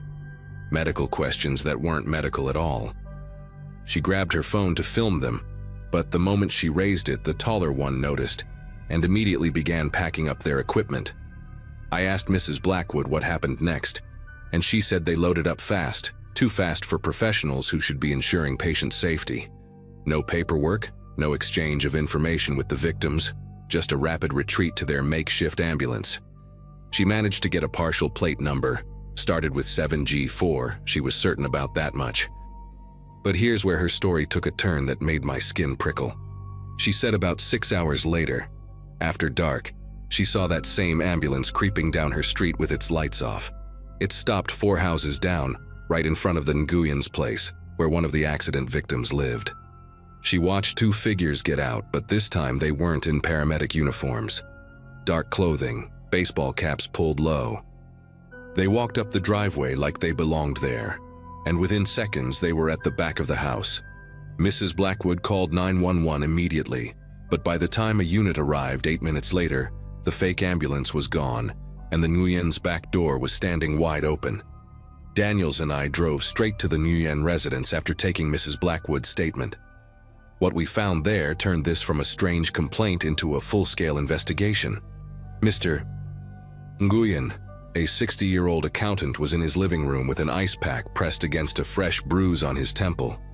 His wife sat beside him, still trembling, clutching their cordless phone. They'd been having dinner when they heard someone trying their back door. Mr. Nguyen went to check, thinking it might be their neighbor's cat that sometimes scratched at their screen. Instead, he found two men already inside his kitchen. One was rifling through drawers while the other was heading toward the living room carrying what looked like a crowbar. Mr. Nguyen tried to shout, but the one with the crowbar moved fast, shoving him hard against the refrigerator. They demanded to know where the safe was, where they kept jewelry, cash, electronics. When Mrs. Nguyen screamed from the dining room, the intruders seemed to panic. They grabbed Mr. Nguyen's wallet from the counter, a laptop from the breakfast nook, and Mrs. Nguyen's purse before rushing out the same way they came in. What made this case particularly disturbing was what Mr. Nguyen told us next. He recognized one of the intruders despite the baseball cap and darkness. It was the same man who had taken his blood pressure at the accident scene 2 days earlier. Same height, same build, and most tellingly, the same unusual scar that ran across the back of his right hand, shaped like a constellation of small circles, probably an old burn mark. Mr. Nguyen remembered it distinctly because the man hadn't worn gloves during the supposed medical examination, which had struck him as unprofessional even at the time. But in his post-accident days, with everyone telling him he needed to be checked for whiplash, he'd simply given them his information when asked. His full name, his address for their records, even mentioning he worked late shifts on Wednesdays and Fridays when they asked about his availability for follow-up care. He'd essentially given them a blueprint for the robbery without realizing it. Mrs. Nguyen added that she'd seen the fake ambulance drive by their house twice the day before the break-in, slow enough that she'd wondered if they were lost. We put out a bolo for the fake ambulance immediately, but I had a sinking feeling these guys were too smart to keep using the same vehicle. Daniel started calling local rental companies while I reached out to every legitimate ambulance service in the county to see if any vehicles or uniforms had been reported stolen. That's when things got interesting. Phoenix General had reported a break-in at one of their storage facilities 3 weeks earlier.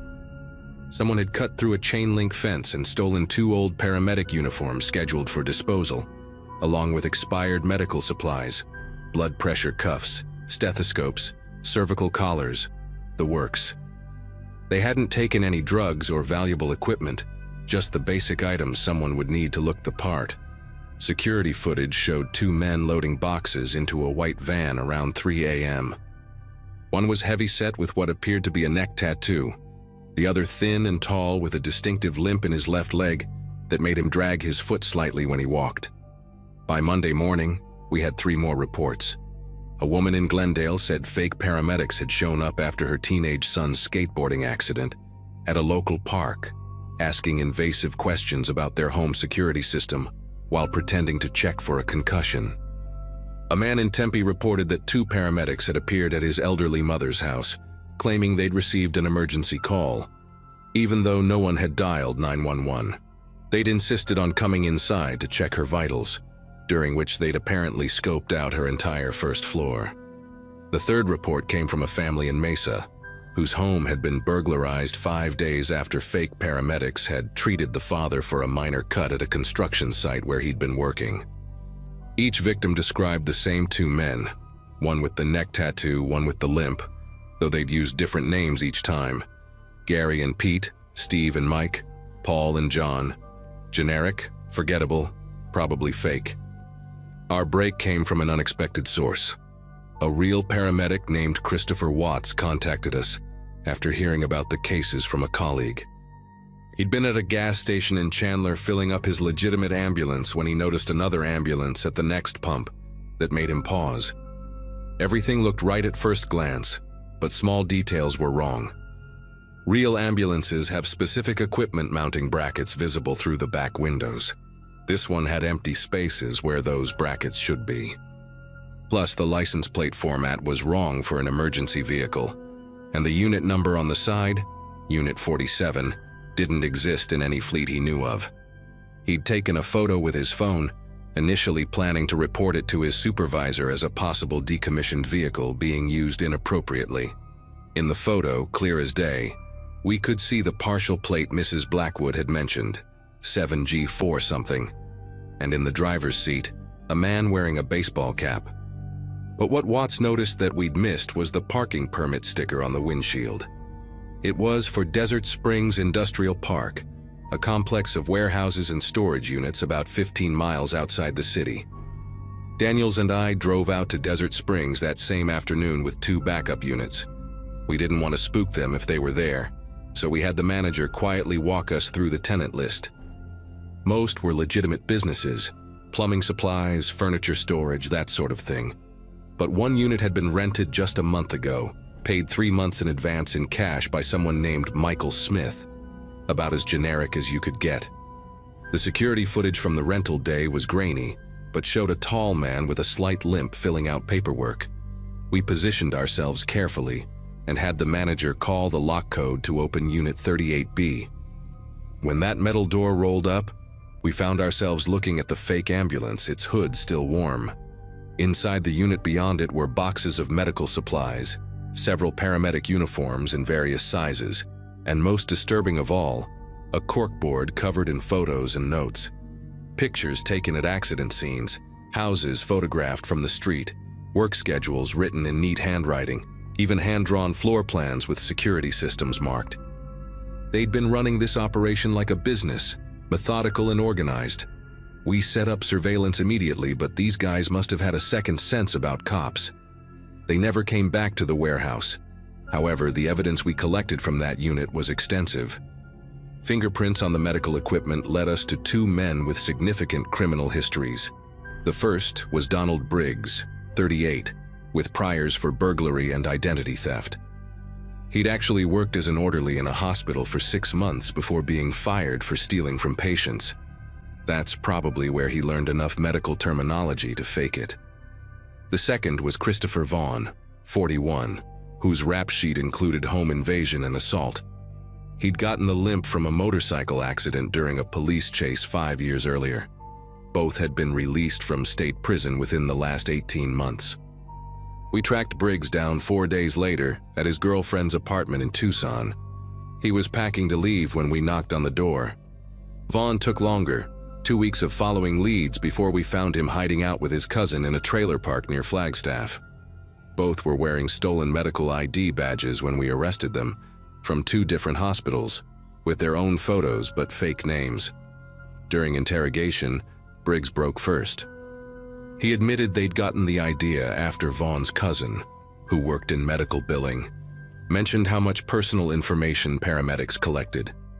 They'd started by following real ambulances to accident scenes, watching and learning the routine.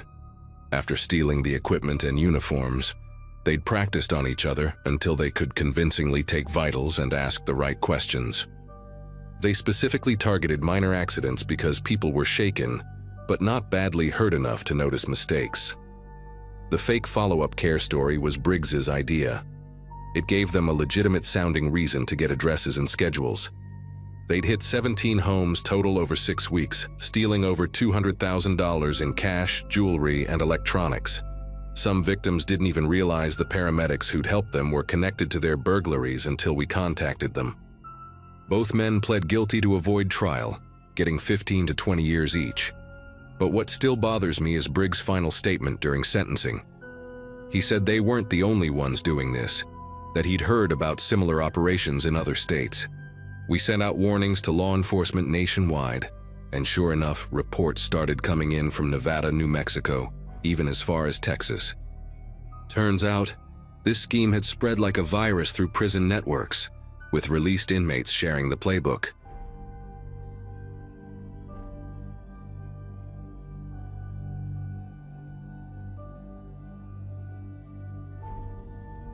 When the call first came through dispatch, it was logged as a possible dead animal complaint.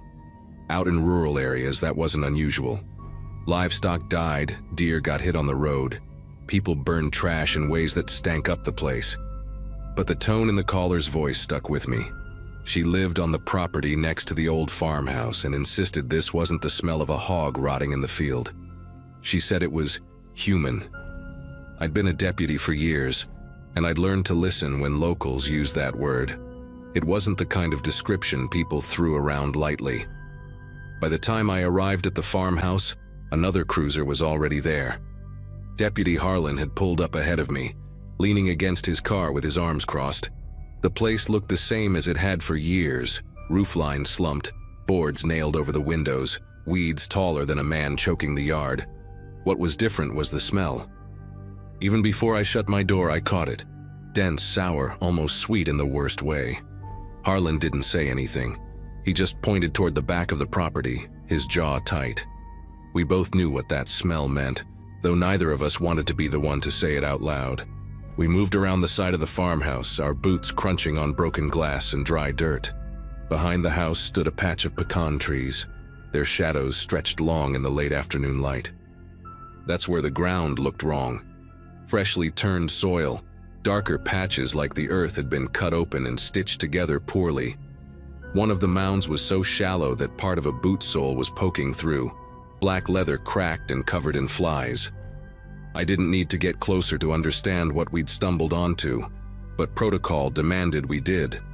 My throat felt dry, but I steadied myself and kept walking. We radioed for the coroner and backup, then started marking the ground with whatever we had in our kits, orange flags fluttering against the breeze. The smell was unbearable now, thick enough that it coated the inside of my mouth. I tried to focus on the details, the spacing between the graves, the angle of the disturbed soil, whether the same tool had been used to dig each hole. Whoever had done this hadn't bothered to go deep. Felt careless, almost like they thought no one would ever come looking. That thought bothered me more than the sight itself. As we worked the scene, I couldn't shake the eerie quiet around us. The farmhouse itself was hollow, its boards creaking faintly in the breeze like a house trying to breathe. I peered inside through a gap in the wood, and the interior was stripped bare. No furniture, just scraps of paper and an old mattress collapsed in the corner. Whoever had been staying there hadn't left much behind, but it was enough to suggest someone had been living inside recently. The realization made my skin prickle. This wasn't just a dump site, it was a hideout. When detectives arrived, we started canvassing the neighbors, though neighbors out here meant folks who lived a mile or two away. A farmhand named Curtis told us about a drifter who'd worked seasonal jobs in the area. He described him as quiet, always moving, never giving a straight answer about where he came from. Said he'd been last seen walking down the county road with a canvas duffel and a shovel strapped across his back like it was the most normal thing in the world. Hearing that detail, I felt something twist in my chest. Whoever this man was, he had confidence, enough to walk in plain sight while hiding the darkest of secrets. Back at the farmhouse, cadaver dogs were brought in. Watching them weave through the property made the air feel heavier, like we were all holding our breath at once. They alerted in 3 separate spots beyond the initial graves, tails rigid, noses pressed hard against the dirt. We marked each one, the flags dotting the field like some grotesque garden. By sundown, the coroner's team was working under floodlights, carefully lifting soil layer by layer. The smell only intensified, pushing deputies to take turns stepping away for fresh air. I stayed, though. I didn't want to look like I couldn't handle it, even when the bile threatened at the back of my throat. What struck me most wasn't just the bodies, it was who they were. The first identification came through. A transient worker who had been missing for weeks. Someone no one in town had reported right away because he had no close family here. Then another, a man who'd been traveling for seasonal harvest work. They all shared that same pattern, isolated, mobile, with no one to sound the alarm quickly. It dawned on me that whoever buried them here had chosen his victims carefully. He'd picked people who would slip through the cracks without raising suspicions. As the night dragged on, floodlights turned the field into a stage, every shovel of dirt revealing more of what had been hidden. Standing there, I couldn't help but think about how many times I had driven past that farmhouse without a second thought. It had been right under our noses the whole time. The crime scene tape fluttered in the wind, and every now and then the house creaked, as if mocking us for not finding the truth sooner. Some deputies muttered that it felt like the ground itself was exhaling secrets that had been buried too long. Over the following days, the investigation revealed a clearer picture. A drifter, moving from job to job, blending into the background, had been using the farmhouse as a base. He targeted workers like him, people traveling through, invisible to most. I sat in on interviews where other laborers remembered him faintly, tall, wiry, with a way of keeping to himself but always listening. No one could pin down where he came from, and by the time we pieced it all together, he had already vanished. It was as if he had stepped off the face of the earth, leaving nothing but the graves behind. What stayed with me wasn't just the brutality, it was the quiet calculation. He knew who wouldn't be missed quickly. He knew which roads stayed empty at night, and which houses no one bothered to check. It wasn't random, it was methodical. And as much as I tried to tell myself the case would eventually close, deep down I doubted it. Men like him don't just stop. They move on, find another forgotten corner, and start over. That thought gnawed at me whenever I drove past empty farmhouses or saw an unfamiliar face drifting through town. To this day, whenever I catch that particular smell, sharp, sweet, and wrong, it takes me straight back to that night behind the farmhouse. We never caught him, not officially. The graves were exhumed, the victims given whatever dignity could be restored, and the case sits in a drawer labeled open. I've handled robberies, assaults, domestic calls, everything a small county can throw at a deputy, but nothing ever lodged in my memory like those shallow graves. Sometimes I wonder if he's out there still, walking some other back road with a shovel slung across his back, confident no one's paying attention.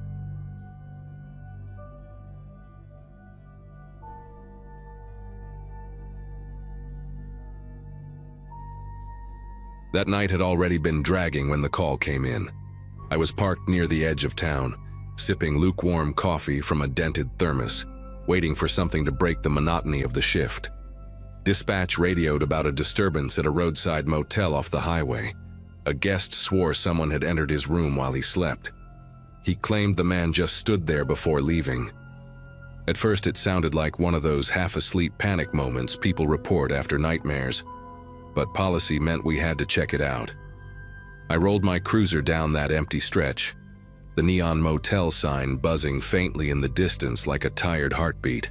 The place was called Pine Rest Motel, one of those low-slung buildings with peeling paint and doors that opened right onto the parking lot. A couple of trucks sat scattered across the lot, their hoods still warm under the yellow lamps.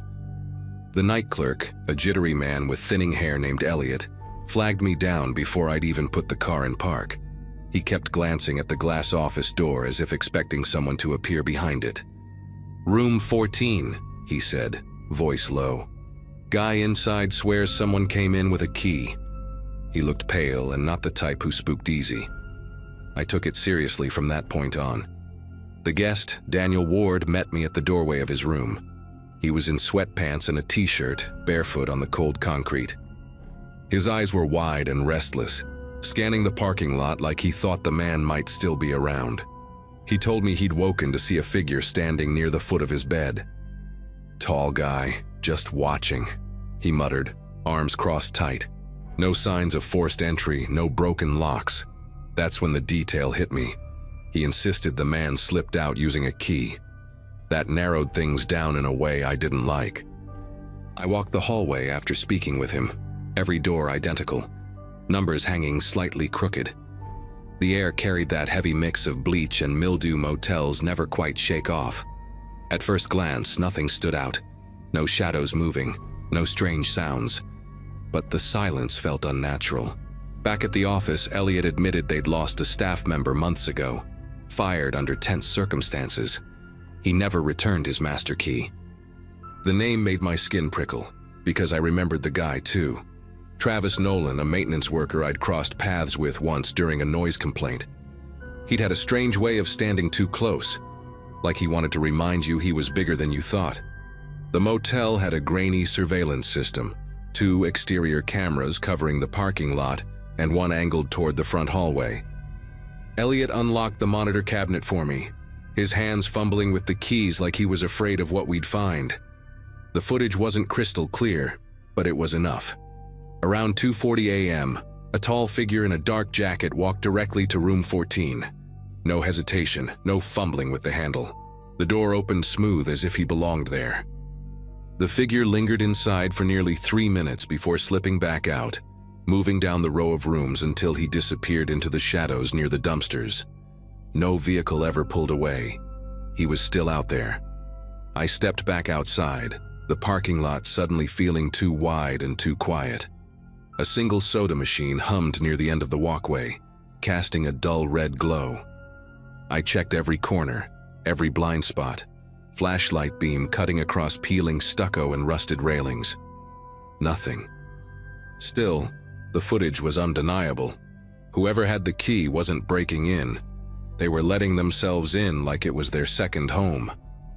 Daniel sat on the edge of his bed when I returned, head in his hands, muttering that he'd known it wasn't a dream. I couldn't give him reassurance, not yet. We were dealing with someone who had probably done this more than once. The more I pressed Elliot, the more cracks showed. He admitted other guests had filed small complaints over the last few weeks. Doors left ajar in the mornings. Personal items shifted slightly. One woman swearing her suitcase had been unzipped, though nothing was stolen. They'd chalked it up to forgetful travelers. But paired with what we had on video, it painted a sick picture. Travis wasn't just sneaking in. He was watching people sleep, standing in their rooms like a shadow waiting for them to stir. It wasn't burglary. It was something far stranger. I called for backup, another unit to sweep the area and canvass the nearby streets. Meanwhile, I kept close to the rooms, talking quietly with guests, making sure they locked their doors with the latch engaged. Some were groggy, annoyed. Others downright shaken once I explained there'd been a confirmed intruder. I remember one older man in room 19, clutching a baseball bat, saying he'd thought he saw someone at his window the night before but dismissed it. Piece by piece, the pattern formed. Travis had likely been slipping in for weeks, maybe months, haunting that motel without anyone realizing. Around 4 a.m., one of the backup units spotted movement near the tree line behind the dumpsters.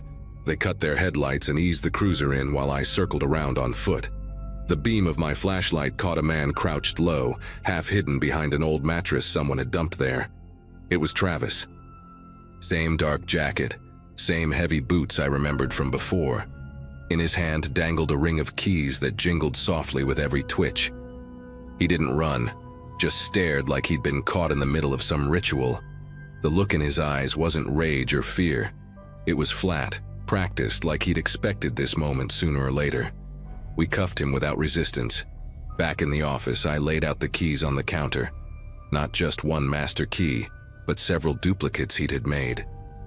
Each one was marked with tiny scratches like they'd been used dozens of times. Travis kept quiet through most of it, only muttering once that he liked the quiet hours. Nothing about stealing, nothing about harming anyone, just watching.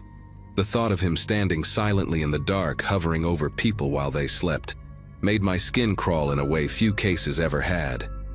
It wasn't about property or money. It was about control, about inserting himself into someone's most vulnerable moments. We went back through the surveillance archives with Elliot, and sure enough, Travis showed up again and again. Different rooms, different nights, slipping in for just a few minutes before fading out like smoke. Some guests never even knew he'd been there. Others had shrugged off small signs. An open curtain, a lamp moved slightly, a suitcase unzipped. It all made sense now. He'd been haunting that place like a phantom with a key, leaving no real trace except the unease people couldn't explain. By sunrise, Travis was sitting in a holding cell downtown, and the Pine Rest Motel had a locksmith on site changing every lock on the property. I finished my report exhausted, replaying the footage in my head. I'd worked burglary, assaults, even homicides, but there was something uniquely disturbing about this one. The idea that a stranger could stand in your room, watch you breathe, and slip away without you ever knowing. It unsettled me in a way that lingers even now.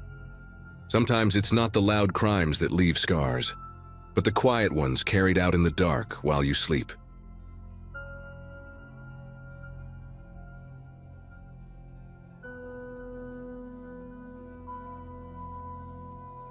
I've been on the force long enough to know that certain addresses have a way of sticking to you. In my district, one house in particular became almost like a second beat. Dispatch would drop the call, and before they even finished giving the details, I already knew where I was heading. Same number, same block, different names on the mailbox over the years. At the time, I chalked it up to bad luck. Some homes just attract trouble. But that place carved itself into my memory in ways that no routine call ever should. The first time I went there, the walls practically vibrated from the yelling inside. The neighbors had been calling us so often that by the time we pulled up, a small crowd would already be outside pretending to mind their own business. Inside, the air felt heavy, like a storm had passed through. Furniture pushed out of place, framed pictures crooked on the walls. The couple living there, Dan and Melissa, looked like they hadn't slept in days. He had a cut on his cheek. She had bruises along her arms, and both insisted nothing serious had happened. Still, we filed the report, separated them for the night, and drove away knowing it wouldn't be the last time. Weeks later, it wasn't just them. Another family moved in after they split, and the same cycle began. Screaming matches, broken dishes, frantic 911 calls. The names changed, but the script never did. By then, every officer on shift knew that address. It became the kind of place where you'd instinctively keep your hand near your holster, not because of weapons, but because of the tension that clung to the walls. I remember once standing in the kitchen while the latest couple hurled accusations at each other, and I could hear every word echoing like we were inside a drum. The sound bounced so hard, it made even calm voices sound like shouting. After years of this, I stopped treating it as coincidence. Too many families, too many calls, always escalating the same way. It reached a point where our captain asked for a deeper look, records going back decades, not just the last few years. That's when the picture shifted. We realized it wasn't one bad couple or even two. Every single family that had lived under that roof ended up in the same spiral. Police calls, restraining orders, sometimes arrests. The report stacked up like a grim timeline, each set of names replacing the last, but the outcome never changing. It wasn't supernatural.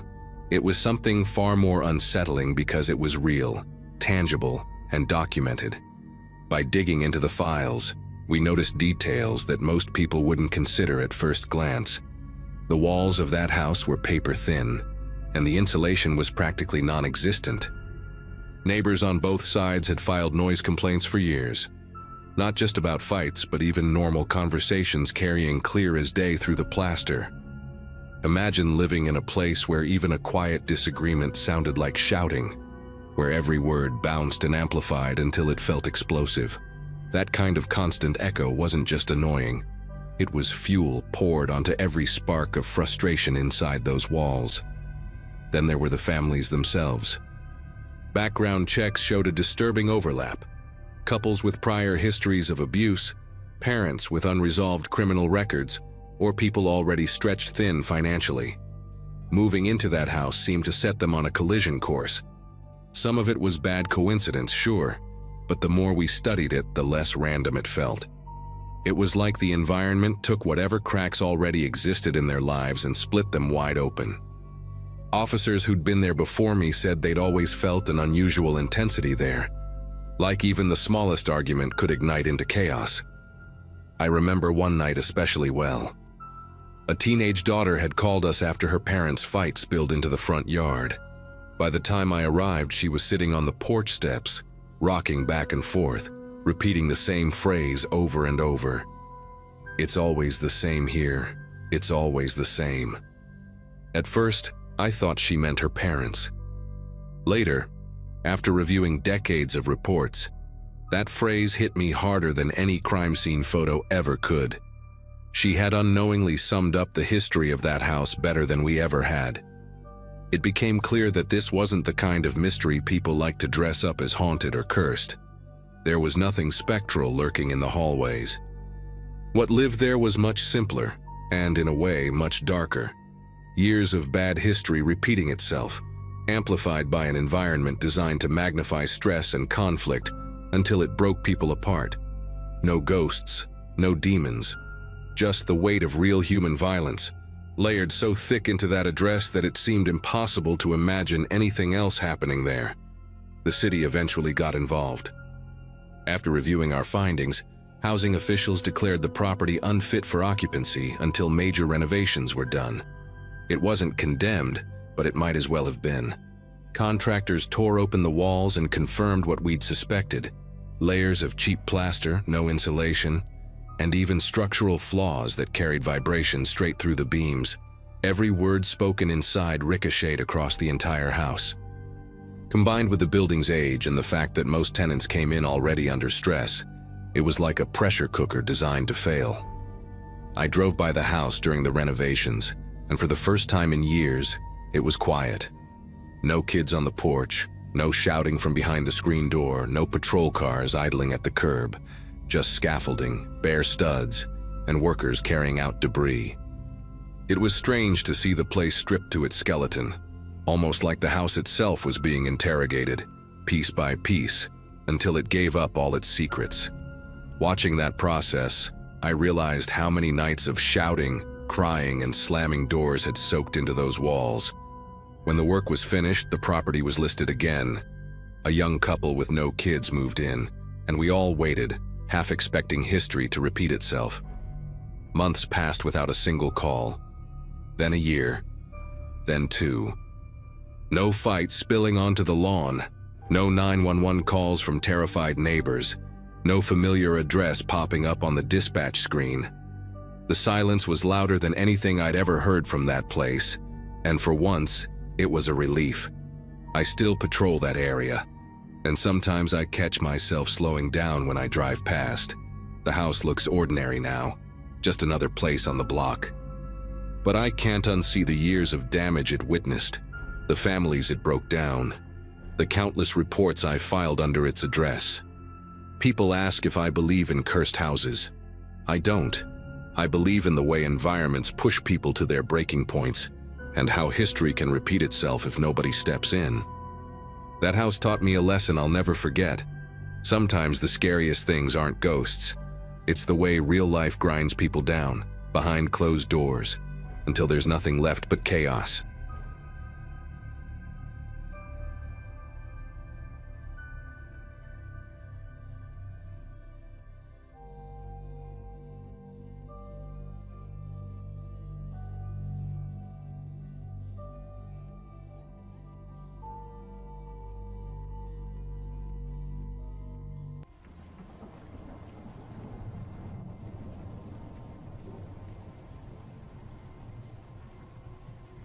A couple of years ago, I was asked to watch a friend's house because they have a cat.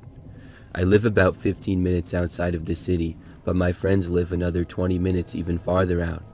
It's my friend and his wife, and they have this house that's like way out in the wilderness.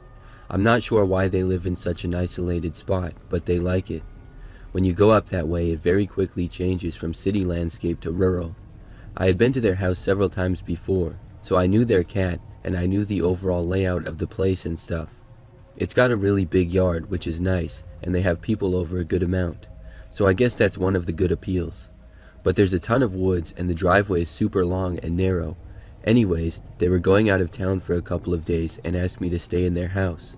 I told them that I could, and I had to take care of the cat and then water the plants that they had as well. Overall, it was pretty easy, and the cat had a litter box, so it wasn't like a dog where I would need to let it outside. I just had to feed it and make sure that it was behaving and that sort of stuff. So I drove up there and met my friends, and then they left. They gave me a key, and I was going to be living in their house for the next few days. It felt way out there. The driveway itself is very long, like I mentioned, and you can hardly see the street from the front window. The home is also kind of up on a hill. The nearest neighbor is down the street a good ways, so it feels very private. Also, their backyard is massive, but it's totally surrounded by woods. There's a clearing of maybe the size of an acre where they have mowed grass in the backyard by the house, but then it's just dense woods in almost all angles.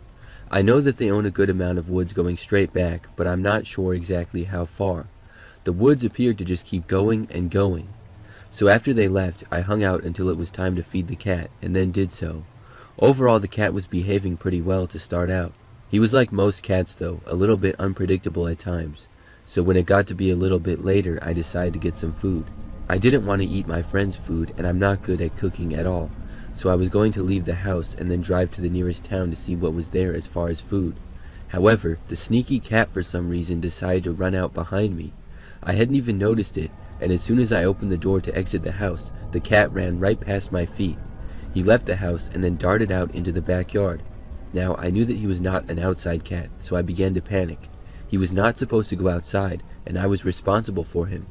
By now, it was completely dark out too, but thankfully the cat is mostly white, so he's easy to see in the dark.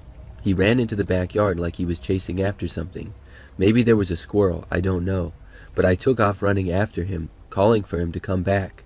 Cats are not like dogs very much, so calling his name didn't make him turn around and run to me with open arms. Instead, he completely ignored me and kept running farther into the backyard. I saw that he was heading for the tree line of the woods. I was just running as fast as I could after him, saying to myself, I'm screwed, I'm screwed, I'm screwed. I could not be responsible for losing my friend's cat in the wilderness. I was determined to catch him. The cat ran right into the woods, and I ran after him. There was no path there, and I got whacked by all kinds of branches. I could still just barely see the cat running through the trees. At one point, not too far into the woods, he stopped. I thought that he was finally giving up. When I got near him, I slowed down and called out his name. He looked right at me, dead in the eyes. I got down on my knees and called out to him again. He just stared at me, and we were like 10 feet away from each other. He did not move. Then, as soon as I moved forward, he turned and bolted away from me, going farther into the woods.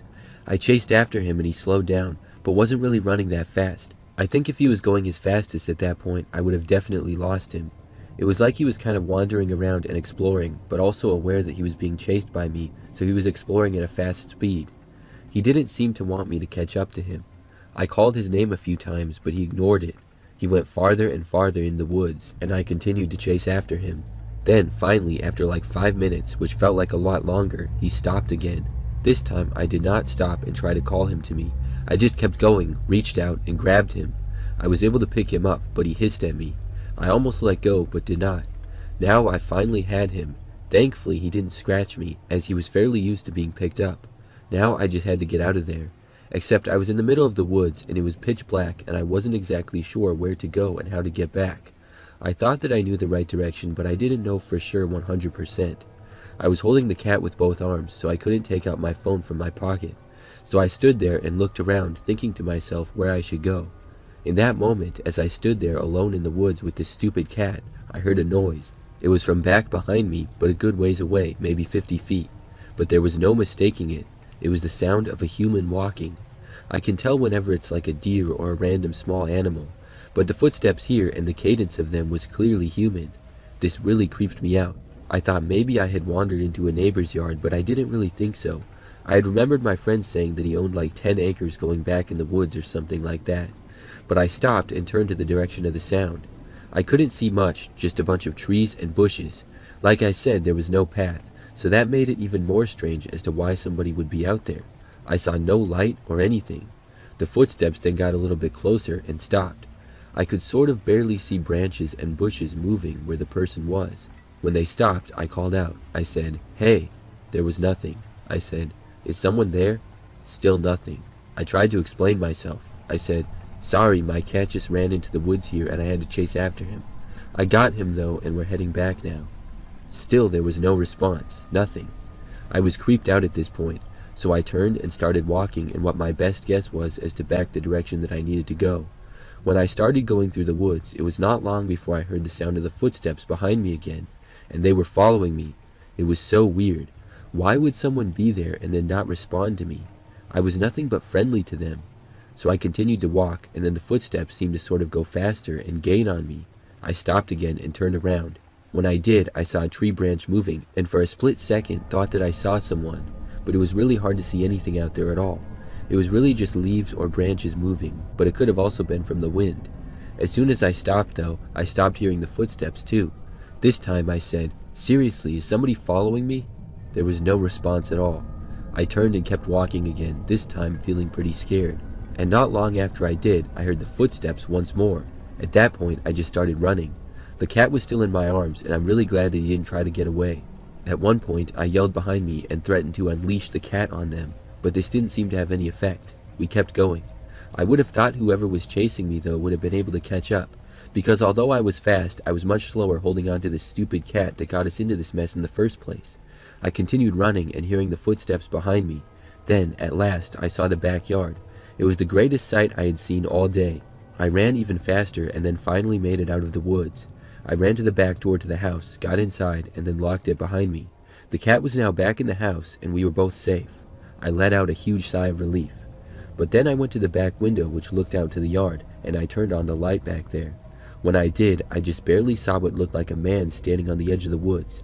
Right after the light went on, he quickly disappeared back into them. I was really freaked out.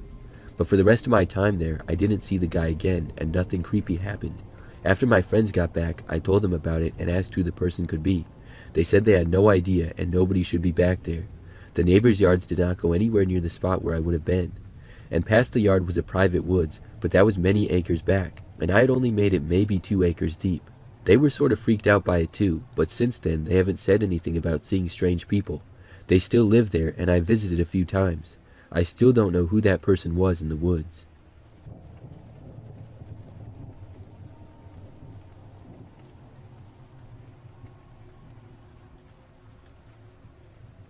I love the outdoors, and I go on lots of hikes and camping trips. I have all kinds of mostly great memories from my travels, but there was one time that I found myself in a pretty scary situation. Now, this was many years ago when I was much younger. I was on a solo trip and found myself hiking on some really great trails out in the wilderness. One particular afternoon, I went on this really long hike. It wasn't that difficult, and it was just that the trails were super long and went in many different directions. The park was large, and in the area I was, there was nobody else that day out at all. With me being young, I had poor planning, and I had already hiked elsewhere earlier in the day. I wanted to hike this park as well, as I would be moving out of the town the following morning, so I started a lot later than I should have. I got way out there on the trail, probably over an hour's hike from where my car was. Then I realized that the sun was setting. Out here there were no lights at all. I had just a small headlight that I got lucky with because it happened to still be in my pocket from another hike. So when the sun started setting and things began to get dark, I realized that I needed to be getting back. I turned around and started going towards my car again. But even with walking fast, it was probably going to take like 45 minutes. I knew that it would be pitch dark before I got there, and in the entire time that I had been in that park, I had not seen anybody at all. So I hiked on this trail, and it was pretty narrow. The terrain was relatively flat, a few hills here and there, but it was nothing difficult. The tough part was the dense woods on both sides of the path. In some areas, it really hung over the trail, and it felt like you were out there far in the wilderness. So this obviously made it harder to see in the dark, and obviously it could be easier to get lost as well. As I was moving back, it got darker and darker outside. Pretty soon, it was completely dark out. I was amazed at just how little light there was out there. The sky provided a little bit of light, but not much, as it was not a full moon or even close to it. I used my headlight, which helped, and without it, I'm not sure what I would have done. When I was still about 30 minutes from making it back, I walked around this curving part of the trail. I made it around the corner to a long straightaway, but with thick woods on both sides. When I did, I saw there was a man standing right in the middle of the path directly up ahead. He was not facing me, but the other direction, and he was standing completely stationary. I slowed down, and it just gave me a bad feeling. I thought that probably it was just the fact that I was out here alone in the wilderness at night and I hadn't seen anybody all day. Anything else would seem creepy. But the guy was just standing there, and it didn't seem like he was doing anything. He had no hiking gear on, and it was just strange, because why would he be out here on the trail this late? I hadn't seen anybody else the entire time. I still walked towards him, but slowed down significantly. He was really blocking my way. Then he slowly turned around and faced me. I was prepared to say something like a friendly greeting, but as soon as he turned around, he had the creepiest grin on his face that I've ever seen. It was like a sinister smile, and his eyes were really wide. It was disturbing to see, and I did not say anything at all. He just stood there staring at me like that for a moment. The guy appeared to be in his 40s or 50s, had a baseball cap on, and was just wearing a black sweatshirt and jeans. The look on his face told me to get out of there. Without even really thinking about it, I just turned around and started walking back. I began going back around the bend, and when I did, I heard the man start walking in my direction. That was the last thing that I wanted to hear. I walked faster and looked back, but could not see him, indicating that I was still a good distance ahead. So I kept going, walking about as quickly as I could without jogging. I walked the next minute or two back to a spot on the trail where there was another path. It was an opportunity to go right or left. I had gone right before because I knew that was the way back, but now I was going left, and I just prayed that I would somehow connect back to where I needed to go. When I got to that trail, I heard the guy in the distance. I was too scared to keep walking, so I started to run. I went on a fast jogging speed. Being an avid hiker and also running a fair amount, I was comfortable with jogging, and I could make pretty good time. I continued, and now could not hear if the guy was following me or not, because my jogging was making too much noise. I jogged for like 10 minutes straight, and then slowed down. When I did, I didn't hear the guy, so I hoped that I was in the clear. But I was still super paranoid about seeing or hearing him. It was seemingly just him and I out there alone in the woods. I kept walking, and soon found another path that went to the right and took it. I walked along this for a really good distance. Then, I went back to jogging again. I didn't hear the guy, and I just wanted to get out of there fast. After slowing down and walking again, I took a turn in another direction that I thought was correct. I walked down that trail for maybe another 10 minutes. Then, finally, I saw that I was back. I had reached the parking lot just where my car was, all by itself. I left and got out of there. I'm not sure where the man came from or what he was doing out there, but seeing him look at me with that creepy smile was a really scary moment, and I'm glad that I got out of there.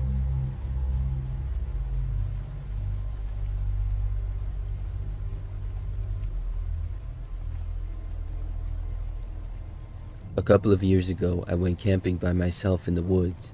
I went to a pretty quiet area where I would be alone. I enjoy camping by myself because it feels very nice and peaceful. I don't mind being at a place with others, but I prefer to be completely alone. So I went up north, a good 2 hours drive from where I live. This is a very rural area with a very low population. There's lots of wildlife and many great places to camp, fish, and things like that. My plan was to camp there for 3 nights, and I had brought just enough of what I needed. I had a tent, some basic supplies, sleeping bag, blanket, flashlights, and bear spray because there were bears known to be up there. So the first night I set up my tent in the middle of the woods way out there. It was a small clearing in the woods, which was a pretty good spot. After a relaxing night, I went in the tent and fell asleep really easy. However, I was woken up in the night. The first thing that I remember hearing after waking up was the sound of my tent slowly being unzipped. Now, I really could not see anything at all. I had no light on in the tent and it was pitch dark. I looked over in the direction, but could not see who was there. Very quickly, I knew that this was an unbelievable thing for somebody to be out there. I had been very confident that I would not see anybody else during the camping trip. The first thing that came to mind was to yell a threat at whoever this was. So I sat up and yelled, "Get away from my tent or I will shoot you." When I said this, it seemed to work. The tent stopped being unzipped, and I heard someone very quickly walking away. Then I heard the sound of someone going through the woods. I was really creeped out. I did not have a gun, and my bear spray had not been within my reach, so I was glad that they walked away. Whoever had been there had unzipped the tent opening about halfway. They had been going very slow, probably to try not to wake me. I grabbed the bear spray and left the tent. It was still hard to see outside, but I could see a little bit. Whoever had been there was now gone, though. I yelled one last threat, "I better not see you again." Whoever it was didn't say anything back to me. I had no clue who would have been out there. It just made no sense, because the area was typically so quiet. I don't know why I didn't just leave right then. I really should have. I guess I was feeling brave from scaring off the intruder, because at that point I went back in my tent and then went back to sleep. I fell asleep and then woke up in the morning. When I did, the tent was fully zipped up still and everything seemed fine. I figured whoever had been there the night before probably wanted to steal my stuff maybe. I didn't know, but I thought they were probably hoping I wouldn't wake up, and when they saw that I was, they ran off. I really wasn't too scared. I still didn't know where they came from though. That day I explored around the area and did a lot of hiking and saw a few animals. However, I saw no people or signs of anyone. It made it that much more mysterious. That night I had another relaxing night by the fire. After going into the tent to go to sleep, I fell asleep easy once more. Except on this night, once again I was woken up to the sound of somebody unzipping my tent very slowly. It was just like the previous night. I awoke and could not believe it. This night, however, I had put the bear spray really close to me under my pillow. As soon as I awoke, I silently reached out and grabbed it. Then I got up and started spraying at the opening. As soon as I did, whoever was there backed off. But some of the spray stayed in the tent and I started to feel it. So I closed my eyes and left the tent. However, my eyes were burning and I got a bunch of it in my own face, and I had to stop right outside the tent. I heard whoever had been there running back into the woods, but I did not get a look at them. After the dust had settled, I packed up all my stuff and then just left right then and there. I drove back home, and I'm not even sure who kept trying to enter my tent late at night. The crazy thing to me is that even after being threatened to get shot, they still returned. I haven't camped up there since.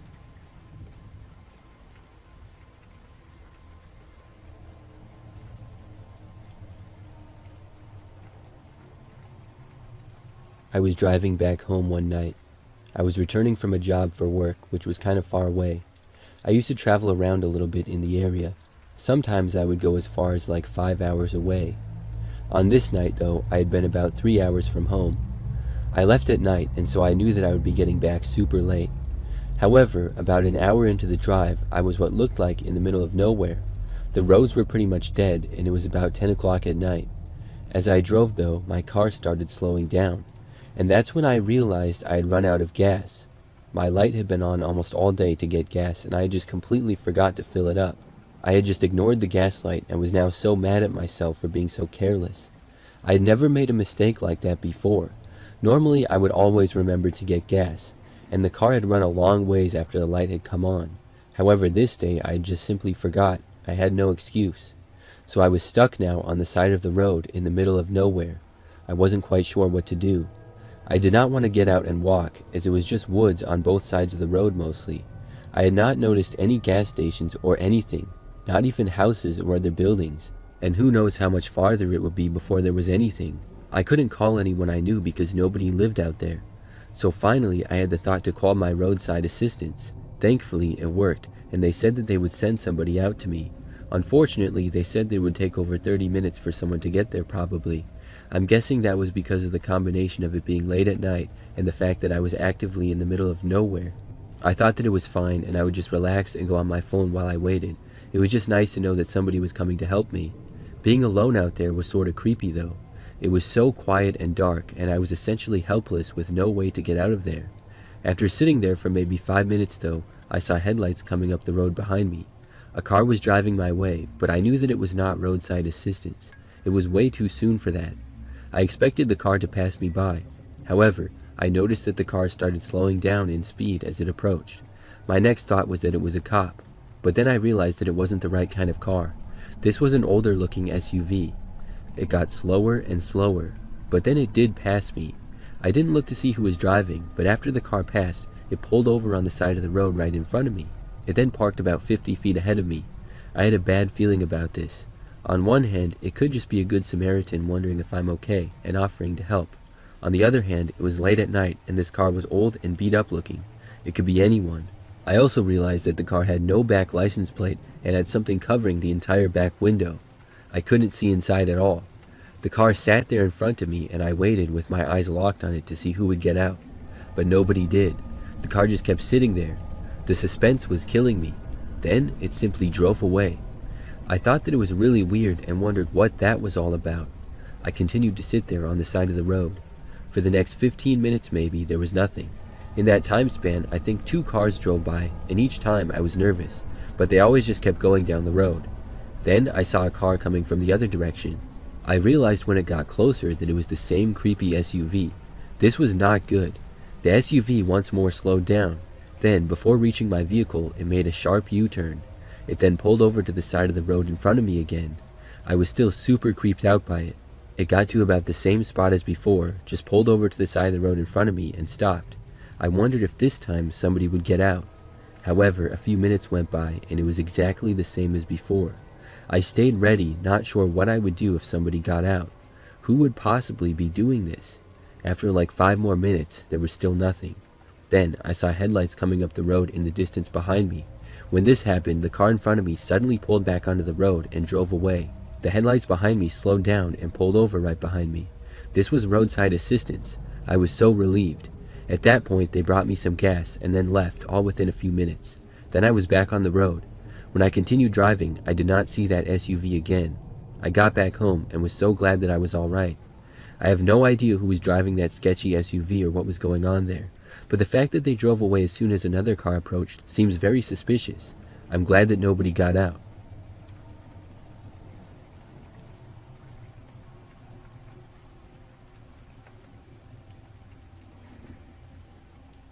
A couple of years ago, I went on a camping trip with my husband and our small dog. We have a smaller sized RV that we like to drive around in. So we were going camping for the weekend and drove a few hours to a campsite. This one was very quiet. It was small and there were no other RVs in the lot, and we didn't see anyone else around, which was nice. The campsite itself was not quite that popular, and it was usually pretty quiet. We got to a secluded spot and took the dog out and walked around some nearby trails. Then we went back and hung out by the RV before going in for the night. We went to bed, but my husband fell asleep before I did. I was still on my phone, and I saw the dog go by the door, indicating that he wanted to go outside. So I decided to take him out. As soon as I stood up, he started to get excited. So I walked over, put his leash on, and then we left the RV. We stepped outside, and it was very quiet.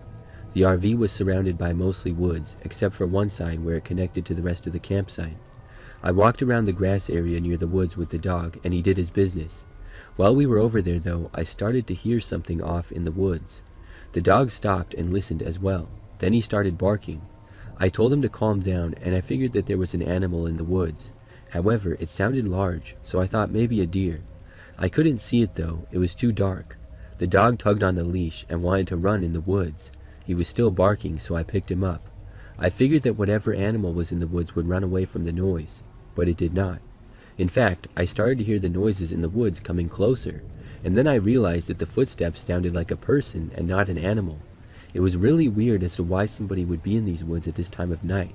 I didn't know why. I quickly walked away and then went back inside our RV. I figured that maybe somebody camping nearby had wandered out there, but we hadn't seen anyone, and that was just a really strange place to be. All the windows in our RV were covered, but I went to the front windshield, which was in the direction of where we had been. I pulled back the cover a little bit and looked. When I did, at first I saw nothing. I was very carefully peeking out of the corner. Then I saw someone emerge from the woods. It was a man. I quickly covered the window back up and moved away from there. I went back into the main area of the RV and headed to the bedroom. Before I got there though, I heard what sounded like somebody walking up to the door. Then I heard them try to open it. This guy was trying to just walk into our RV. Moments later, he tried the front passenger's door up front. Thankfully, all the doors were locked. I went over and woke up my husband. He got up, and by the time he got outside, the guy was gone. My husband said that he saw him running off back into the woods. We decided to just leave at that point. It was just too sketchy. We drove a ways away and parked there for the night. That was one of the craziest things that ever happened when we have been camping.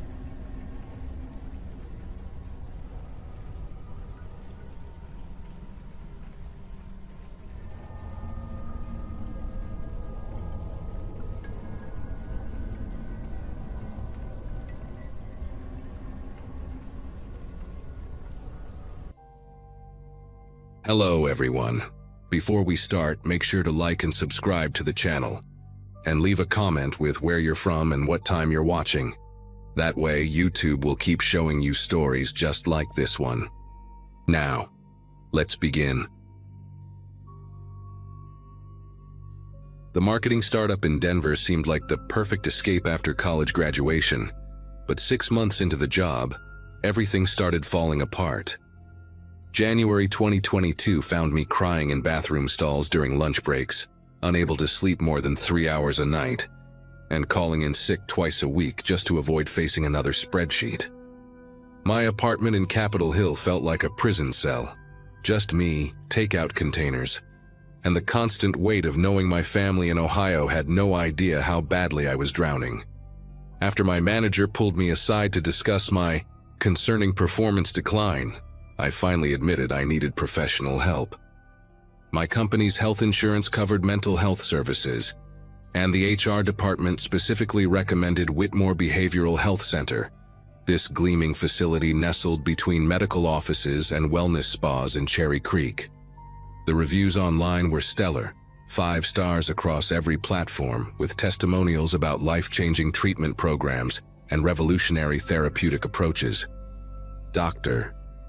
Nathaniel Graves became my assigned psychiatrist, and our first appointment felt strange from the moment he walked into the consultation room.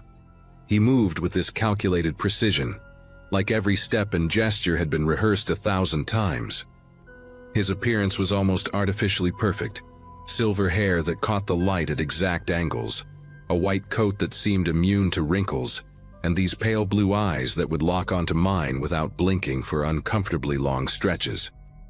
He listened to my symptoms while taking notes on a tablet he kept tilted away from my view, occasionally making these soft humming sounds that weren't quite agreement or disagreement, just acknowledgement that words were being spoken.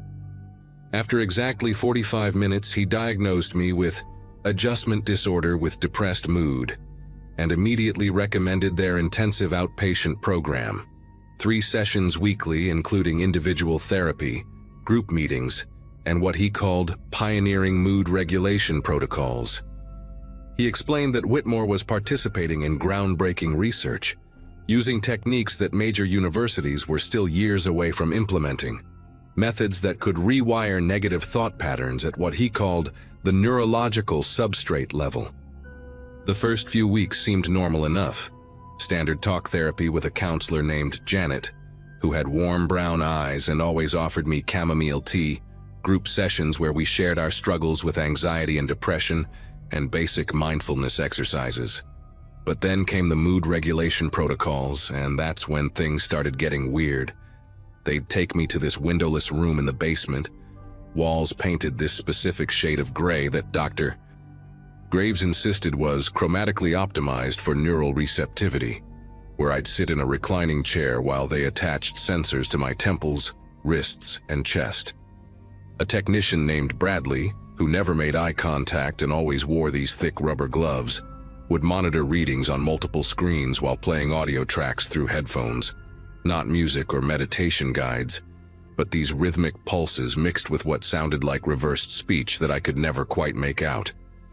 During these sessions, Dr. Graves would enter periodically to inject something into my IV that he claimed was just saline solution with vitamin B12. But it always made my vision blur at the edges and left this metallic taste that lingered for hours.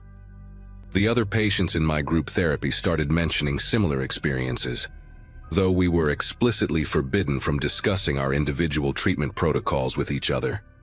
They said it could contaminate the therapeutic environment and compromise treatment efficacy. There was Kevin, a former teacher who'd developed these facial tics after his session started, constantly touching his left ear like he was trying to adjust an invisible earpiece. Melissa, who'd come in for postpartum depression, began speaking in this flat monotone during group sessions, reciting her feelings like she was reading from a script she'd memorized but didn't understand. And then there was Anthony, probably the most disturbing case, who'd started documenting everything in this notebook he carried everywhere, writing down timestamps and drawing these intricate diagrams that he'd quickly cover whenever staff members walked by.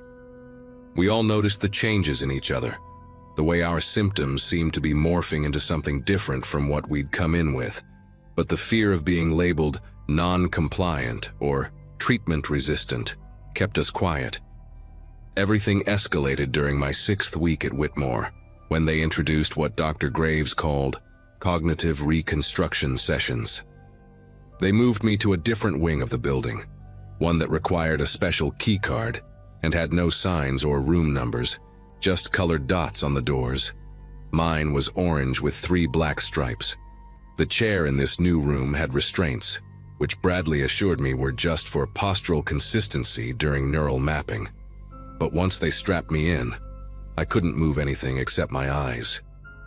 They placed this curved screen inches from my face and began showing me rapid sequences of images. Some were benign, like landscapes or furniture, but others were deeply personal photos I'd never given them. My childhood bedroom, my mother's face at different angles, even screenshots of text conversations from my phone. Between the images, single words would flash too quickly to consciously read, but I'd feel my mouth trying to form sounds that weren't quite words, like my tongue was attempting to speak a language it didn't know. After these sessions, I'd lose chunks of time. Not blackouts exactly, but these gray periods where I'd suddenly find myself in different parts of the building with no memory of walking there. The staff would tell me I'd been participating in activities, even show me sign-in sheets with my signature, but the handwriting looked wrong, too perfect, like someone had practiced copying my style. My roommate called one evening, concerned because I'd apparently had a 20-minute phone conversation with her that I couldn't remember at all. She said I'd spoken normally but kept repeating specific phrases about being grateful for the treatment and how Dr. Graves was helping me understand myself. The worst part was finding notes in my journal that I didn't remember writing, detailed observations about the other patients using clinical terminology I didn't know, rating their compliance levels and susceptibility indices with numerical scores and color-coded categories. My breaking point came when Anthony slipped me a folded paper during group therapy. While Janet was distracted by Melissa having one of her episodes, she'd started laughing and crying simultaneously while reciting multiplication tables. His note was frantic, barely legible. "They're conditioning us. Check your diagnosis. Original paperwork. They changed mine." He'd drawn a crude map to the records room, marked with times when staff rotations left it briefly unguarded. That night, I pretended to have severe insomnia, which wasn't hard since the medications they gave me caused this constant buzzing sensation under my skin, like electrical currents were running through my veins. When the night nurse did her 3 a.m. rounds, I counted exactly 4 minutes after her footsteps faded, then made my way to the administrative wing using Anthony's map, my hospital socks silent on the polished floors. The records room smelled like old paper and disinfectant, file cabinets stretching from floor to ceiling with tiny labels I could barely read in the dim emergency lighting. I found my file in the third cabinet, fingers trembling as I pulled out the thick folder marked with my patient ID number and a red sticker I'd never seen before that said Protocol 7A. The intake form I'd signed clearly stated, "Adjustment disorder with depressed mood," exactly what Dr. Graves had told me, but underneath were additional documents I'd never seen. My diagnosis had been amended 3 times without my knowledge, first to severe treatment-resistant depression with psychotic features, then schizoaffective disorder, and finally, dissociative identity disorder with high suggestibility index. Each change was dated after specific treatment sessions, signed by Dr. Mai, Graves, and 2 other doctors I'd never met, with attached forms authorizing increasingly invasive procedures. The most recent form, dated just 2 days ago, approved something called Phase 3 neural restructuring and had a box checked for patient consent obtained through therapeutic persuasion. Behind the medical forms, I found something even worse, a research proposal titled Behavioral Modification Through Systematic Diagnostic Escalation, with Whitmore's logo and a pharmaceutical company's name I recognized from the news, Xerogen Corp., recently investigated for unauthorized drug trials in Eastern Europe. The abstract described using incremental false diagnoses to justify experimental treatments, testing how far patients could be pushed before they either accepted their manufactured conditions or attempted to leave. We were the test subjects, sorted into different protocols based on our initial psychological profiles. My group, Protocol 7A, was designated for maximum cognitive plasticity assessment, essentially seeing how completely they could rewrite our sense of reality. The document included charts showing successful integration rates, where success meant patients who fully accepted their false diagnoses and requested continued treatment even after the study period ended. I photographed everything with my phone, hands shaking so badly that half the pictures came out blurred. But I needed proof because I knew no one would believe this without evidence. As I was putting the files back, I found Anthony's folder with a yellow sticky note on top. Subject terminated from study, excessive awareness, schedule for standard treatment and discharge. The date was tomorrow. I grabbed his file too, along with Kevin's and Melissa's, shoving papers into my pajama pockets until they bulged obviously. That's when I heard footsteps in the hallway, the distinctive squeak of Bradley's rubber-soled shoes against the linoleum. I slipped out the other door, the one leading to the stairwell, and ran up 2 flights before ducking into a supply closet that reeked of industrial bleach and something sickly sweet I couldn't identify. Through the door crack, I watched Bradley pass by with Dr. Graves, both of them heading toward the records room, their voices low but urgent. The next morning, I acted completely normal during breakfast, forcing myself to eat the scrambled eggs that tasted like cardboard, while Bradley watched from the corner, his eyes tracking every movement. During group therapy, I participated enthusiastically, even volunteering to share how much the treatment was helping me see my distorted thinking patterns, using the exact phrases Dr. Graves had been feeding us for weeks. Janet seemed pleased, making notes with a slight smile, unaware that I'd uploaded all the photos to 3 different cloud services and emailed them to my sister with instructions to contact a lawyer if I didn't call her by 6 p.m. Anthony wasn't at group therapy. They said he'd been discharged early that morning due to family circumstances, but Kevin whispered that he'd seen security escort Anthony to a van around 4 a.m., still in his hospital gown. After lunch, I told Janet I was feeling overwhelmed and needed to call my mother, something they encouraged as maintaining family connections. Instead, I called a law firm that specialized in medical malpractice from the lobby payphone, speaking quickly while watching Bradley pretend to read a magazine nearby. Within 3 hours, my sister arrived with 2 lawyers and a court order for immediate release and preservation of all medical records. The look on Dr. Graves's face when they served him papers was pure calculated assessment, like he was determining exactly how much I knew and whether it was worth trying to discredit me.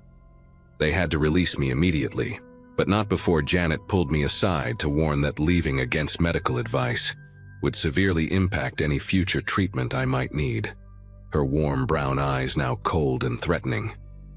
The lawyers got me out of there, along with copies of my official records, which mysteriously only showed my original diagnosis and standard treatment notes, nothing about the experimental protocols or the documents I'd photographed.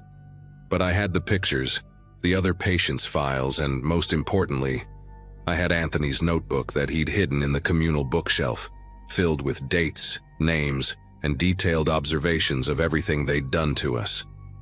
The investigation is still ongoing. Whitmore is still operating, and sometimes I wake up at 3 a.m. with words on the tip of my tongue that I don't recognize, fragments of that reversed speech still buried somewhere in my mind.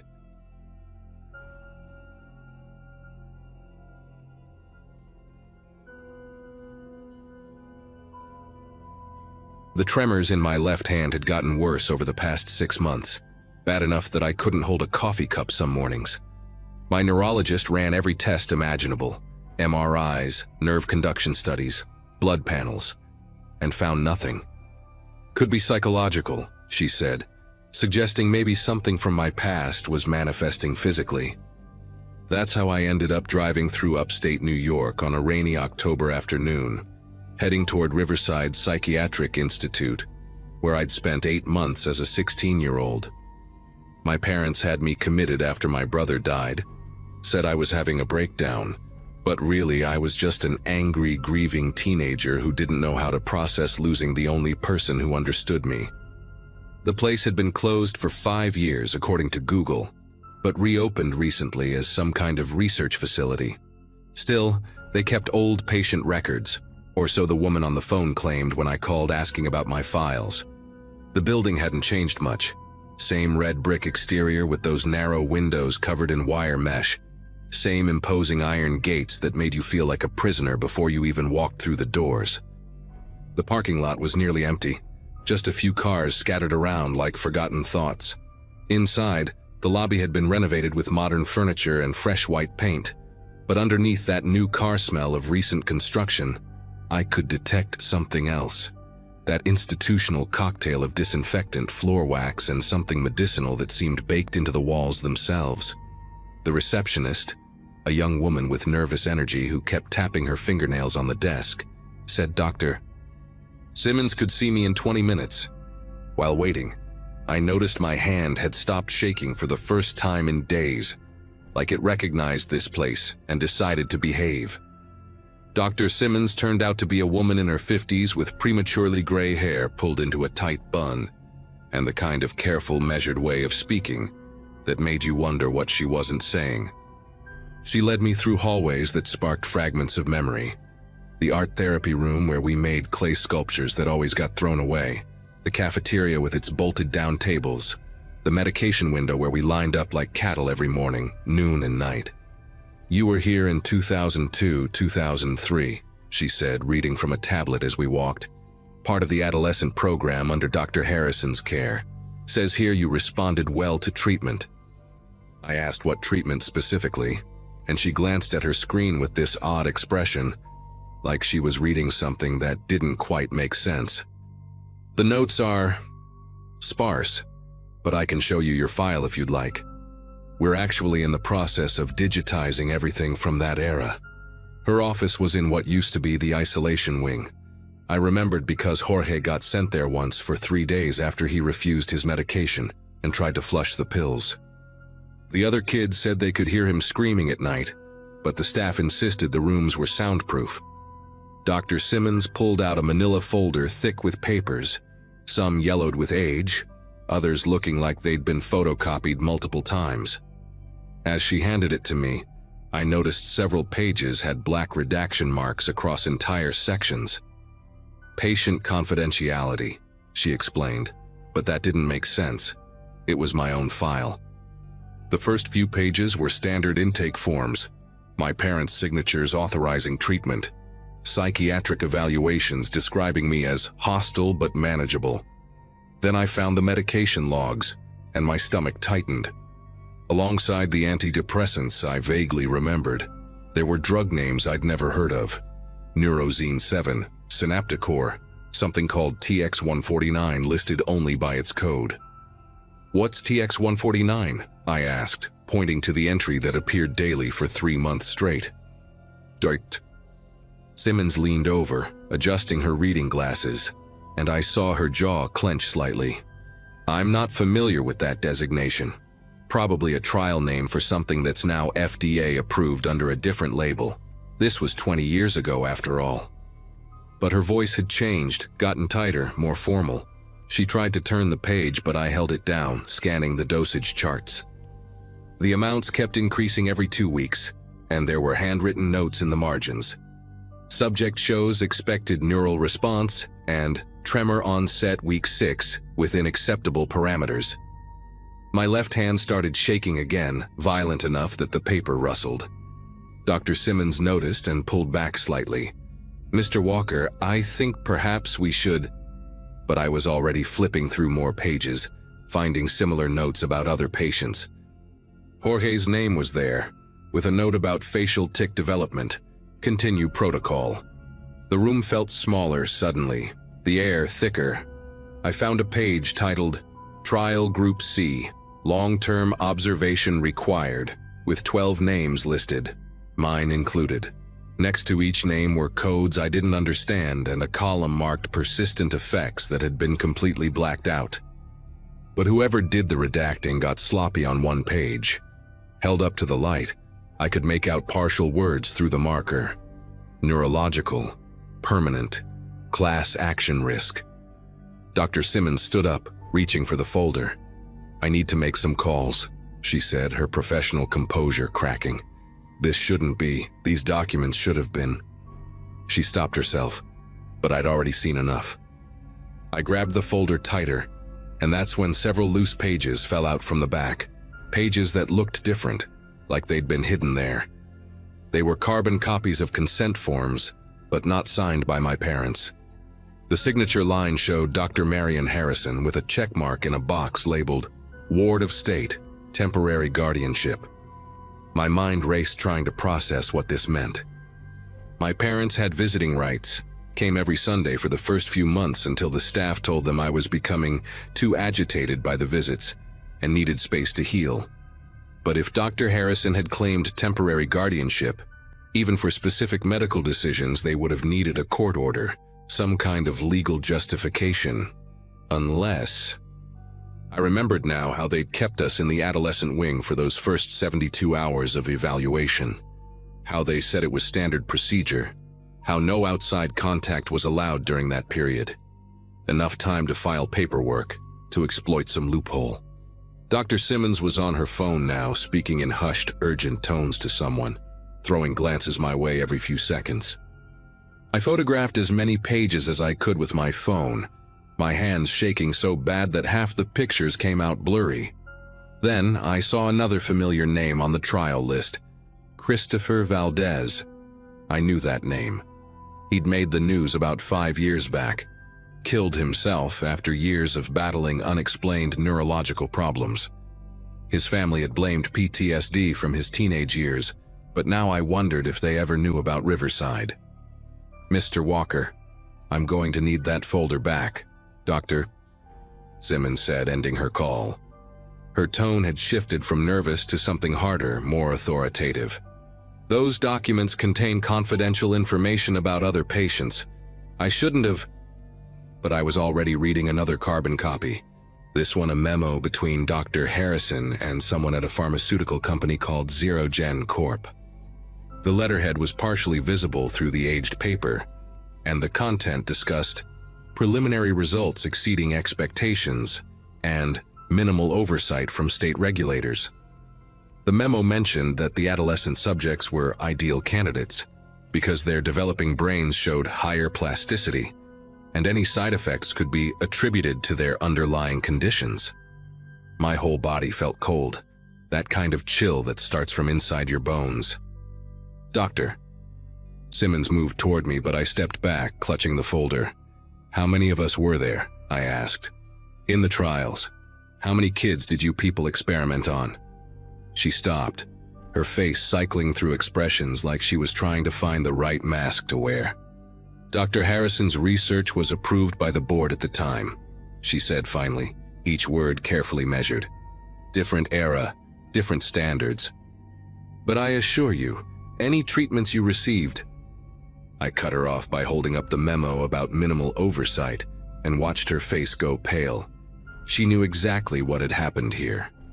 "You need to understand," she said, voice dropping lower.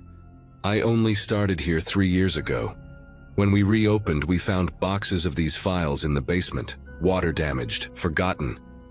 I've been trying to piece together. But Harrison destroyed most of the actual research data before he retired. What you're holding might be the only proof left." The tremor in my hand had spread up my arm now, the muscle spasms visible through my shirt. She noticed and added, "There are others. Former patients who've come back over the past year. Same symptoms, same questions. Most of them can't afford lawyers and without complete documentation." She trailed off, but the implication was clear. We were screwed. I thought about calling the police right there. But what would I report? Experimental drug trials from 2 decades ago with half the evidence destroyed, and the main perpetrator probably living comfortably in retirement. Instead, I asked Dr. Simmons for the names of the other former patients who'd come forward. She hesitated, clearly weighing the ethical implications against whatever guilt she was carrying. "I can't give you names," she said finally, "but I can tell you there's a support group that meets Wednesday nights at the community center on Oak Street. They call themselves Survivors of Institutional Abuse. You might find who you're looking for there."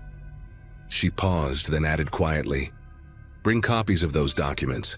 They've been trying to build a case for years, but nobody had proof of the drug trials. Harrison was careful, but apparently not careful enough." My phone buzzed with a text from my wife asking if I was okay, and I realized I'd been here for 3 hours. Time had done that strange thing it does during trauma, stretching and compressing simultaneously. Before leaving, I made copies of everything using the printer in Dr. Simmons' office while she stood guard at the door, nervous that someone might walk in. "Security cameras were disabled in this wing for maintenance," she muttered, more to herself than to me. "At least that's what I'll say if anyone asks." As the machine hummed and spat out page after page of evidence, she told me something that made my chest tighten. Dr. Harrison died last year, pancreatic cancer. But his research partner, Dr. James Brennan, he's still alive. Lives about 2 hours north near Albany. He might know more about what was in those drugs, maybe even have data about long-term effects. She scribbled an address on a post-it note, her handwriting shaky. "He's in his 80s now, mild dementia according to his daughter who called here once looking for information about her father's work. But on his good days..." She let the sentence hang, I took the copies, the post-it, and left that place with my hand trembling worse than ever. But now I understood why. My body had been remembering what my mind had been forced to forget. That was 6 months ago. The support group led to a lawyer who specializes in institutional abuse cases, and we now have 43 former patients documented with similar neurological issues. Dr. Brennan, on one of his lucid days, admitted to keeping detailed records of the trial hidden in his attic. Records that showed Neurozine 7 and TX149 were experimental neuroleptics designed to create permanent changes in brain chemistry to make patients more manageable long-term. The tremors, the tics, the various neurological problems we all developed were listed as acceptable side effects in exchange for behavioral modification success. Xerigen Corp dissolved in 2008 after a series of unrelated lawsuits, but we tracked down 3 former executives through the lawyer. The case is moving forward, slowly but steadily. Some days my hand shakes so bad I can't write my name, and Jorge, yes, I found him, living in Syracuse with that same facial tic, has seizures now. Christopher Valdez's family joined the lawsuit after we showed them the documents. But we're alive, we're fighting, and we finally have proof that we're not crazy, that what happened to us was real. Dr. Simmons still works at Riverside, now helping other former patients access their records. She calls sometimes to check on me, and last week she said something I'll never forget. The real horror isn't what they did to you. It's that they genuinely thought they were helping.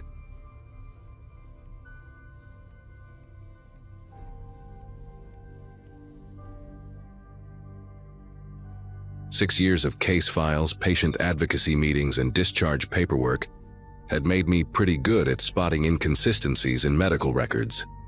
At Greenwood Medical Center, where I worked as a social worker, paperwork errors were common enough that most people just shrugged them off. It was March 2023, and I was 34, recently divorced, basically living at the facility because home was just an empty apartment with too much silence. My supervisor used to joke that I knew the patients better than their own doctors did, which was probably true since I spent most of my waking hours reviewing their cases and coordinating their care plans. The facility itself was nothing special, a mid-sized psychiatric and rehabilitation center with about 200 beds, serving mostly Medicare patients and folks on state insurance. That mundane setting makes what I discovered even harder to believe, Mrs.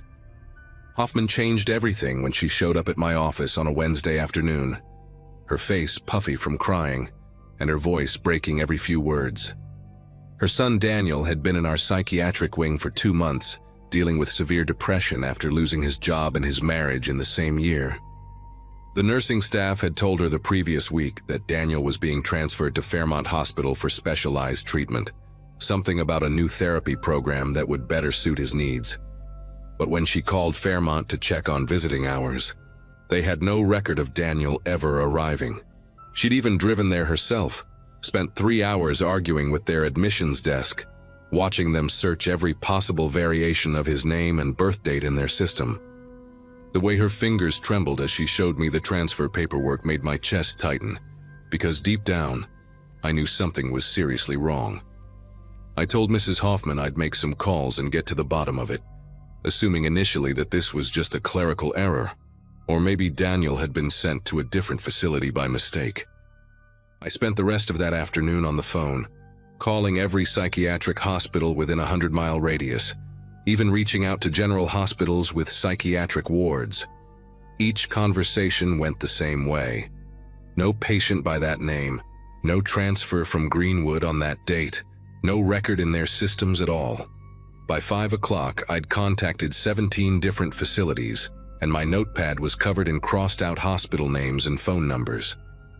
The transport company that supposedly handled the transfer, MedTrans Solutions, had a record of picking Daniel up at 3:47 a.m. on a Saturday, with a driver named Carl Brenner signing off on the paperwork.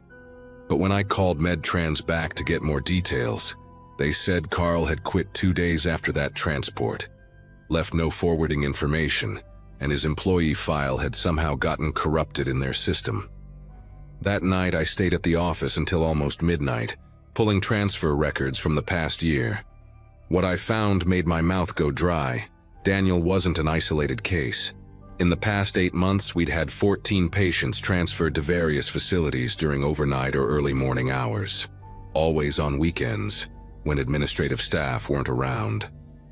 The receiving hospitals were scattered across 3 states, never the same one twice, and when I started making verification calls the next morning, not a single facility had any record of these patients arriving. The transfer orders all looked legitimate, signed by Dr. Reynolds or Dr. Patel, both respected psychiatrists who'd been with Greenwood for over a decade. But when I checked the duty rosters, neither doctor had been on call during most of these transfers. Someone was forging signatures and they were good at it. I only noticed because Dr. Patel always drew a tiny circle instead of a dot over her lowercase i's, and these signatures had regular dots. I decided to cross-reference our transfer records with missing persons reports in the surrounding counties, which meant spending my lunch breaks at the public library because their computers had access to databases I couldn't reach from work. The librarian, Mrs. Garner, started recognizing me after the 3rd day, always offering me the same corner computer where nobody could see my screen. It took me 2 weeks of searching, but I found something that made me physically ill. 3 of our transferred patients had been reported missing by their families, but the reports had been filed weeks after the supposed transfers. The families had been told their loved ones had been moved to long-term care facilities that required limited contact during the adjustment period. One family had even received typed letters, supposedly from their daughter, saying she was doing better and asking them not to visit yet. The handwriting expert they'd hired said the signature looked authentic, but something about the language felt wrong to them. Too formal, missing the little phrases their daughter always used. My biggest mistake was taking this information to my supervisor, Howard Finch, a man I'd trusted for 6 years who'd always supported my advocacy for patients. Howard sat behind his desk, fingers steepled, while I laid out everything I'd found. The missing patients, the forged signatures, the pattern of weekend transfers, the transport company irregularities. His expression never changed, not even when I showed him the missing persons reports that matched our transferred patients. When I finished, he leaned back in his chair and told me I was stressed, that my divorce was affecting my judgment, that I needed to take some personal time. He said these transfer discrepancies were probably just bureaucratic mix-ups that would sort themselves out, and that I was connecting dots that didn't need connecting. But the way he wouldn't meet my eyes, the way he kept glancing at his phone like he was waiting for something, it told me he knew exactly what was happening. He offered me 2 weeks paid leave to reset and refocus, and something in his tone made it clear this wasn't really an offer. I refused the leave and went back to my office, but over the next few days, things started getting strange in ways that made me constantly check my rearview mirror during my commute. My keycard suddenly had restricted access, blocking me from the records room I'd used freely for years. Patient files I'd been working on disappeared from my desk, and when I asked about them, people claimed they'd never existed. Colleagues who'd always been friendly started avoiding me in the hallways, conversations stopping abruptly when I walked into the break room. Doctor. Patel pulled me aside one afternoon near the parking garage, pretending to look for her keys while she whispered that I should be careful, that some questions were dangerous to ask, that she'd seen what happened to people who dug too deep. Before I could ask what she meant, she walked away quickly, and the next day I heard she'd taken an unexpected sabbatical to care for a sick relative nobody knew she had. The breaking point came when I received a call at 2 a.m. from a blocked number. Just breathing at first, then a distorted voice telling me that my concern for patients was admirable but misguided. They knew about my visits to the library, about the copies I'd made, about the flash drive I kept in my car's glove compartment with all my research. They suggested I think about my own well-being, about how accidents could happen to people who worked late and drove home on dark roads. The next morning, I found my car tires slashed in the employee parking lot, and security claimed their cameras had mysteriously malfunctioned during the night. But what really terrified me was finding Daniel Hoffman's patient bracelet tucked under my windshield wiper, the one he should have been wearing when he was transferred. It still had dried blood on the edges, and the date hadn't been updated since the day he supposedly left our facility. That morning, I called in sick and drove straight to the police station, carrying a box of copied documents, my research notes, and Daniel's bracelet in a sealed plastic bag. Detective Ruiz listened to my story for about 10 minutes before his partner got a phone call that made them both step outside. When they came back, Ruiz's entire demeanor had changed. Suddenly, I was the one being questioned about why I'd been accessing confidential patient records, why I'd been harassing other medical facilities with false inquiries, why I'd stolen property from the hospital. They'd received a call from Greenwood's legal department about a rogue employee with a history of mental health issues following her divorce.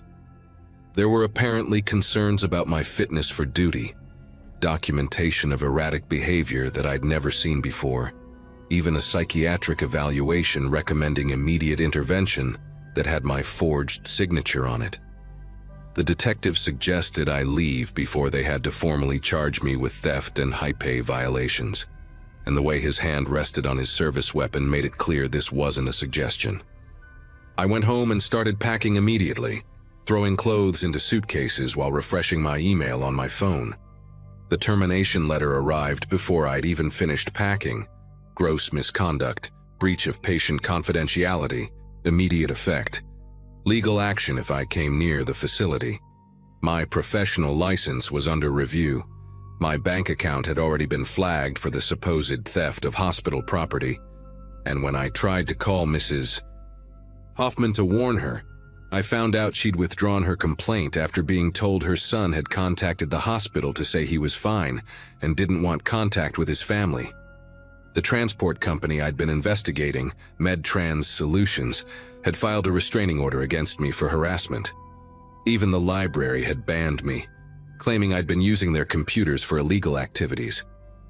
In less than 6 hours, my entire life had been systematically destroyed, and all because I'd tried to find out what happened to 14 people nobody else seemed to care about. I left town that same night, driving 12 hours straight to stay with my sister in Arizona, constantly checking my mirrors for anyone following me. For 3 months, I laid low, avoiding social media, paying everything in cash, working temporary jobs under the table while trying to rebuild some semblance of a life. But I couldn't stop thinking about those 14 patients, about their families who'd never get answers, about what kind of operation could make people vanish so completely and silence anyone who asked questions. Then one evening, I saw a news report about a medical waste facility being investigated in Nevada after human remains were found improperly disposed of. The facility had contracts with several psychiatric hospitals, including Greenwood Medical Center. The investigation was shut down within a week, blamed on contaminated animal research materials, but one detail stuck with me. The whistleblower who'd reported it, a waste management employee named Carl Brenner, had died in a car accident 2 days before he was supposed to testify. Same Carl Brenner, who'd signed off on Daniel's transport paperwork and quit immediately after. I'm sharing this here because I've changed my name, moved states twice more, and taken every precaution I can think of, but I know they're still watching. Last month, I saw Howard Finch's obituary online. Sudden heart attack at 52, no prior health issues, private funeral with no service. Dr. Patel's sabbatical became permanent retirement, and she seemingly vanished as completely as those patients. Greenwood Medical Center is still operating, still transferring patients on weekend nights, and families are still being told their loved ones are getting specialized care elsewhere. I've accepted that I'll never be able to practice social work again, that my old life is gone forever, and that those 14 people are probably never coming back. But maybe someone reading this has noticed similar patterns at their facility. Maybe someone else is keeping track of mysterious transfers and missing patients. Don't make my mistake of trusting the system to investigate itself. Document everything. Protect yourself first. And remember that sometimes the real horror isn't what we imagine in the dark. It's what happens in medical facilities at 3 a.m. when nobody's watching, hidden behind bureaucracy and transfer paperwork, where human beings become disposable, and anyone who asks questions becomes a problem to be solved.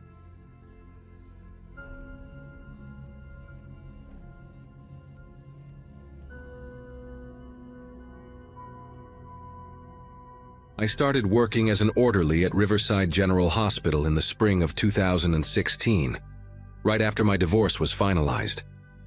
The job wasn't glamorous, but it paid decent money and came with benefits I desperately needed.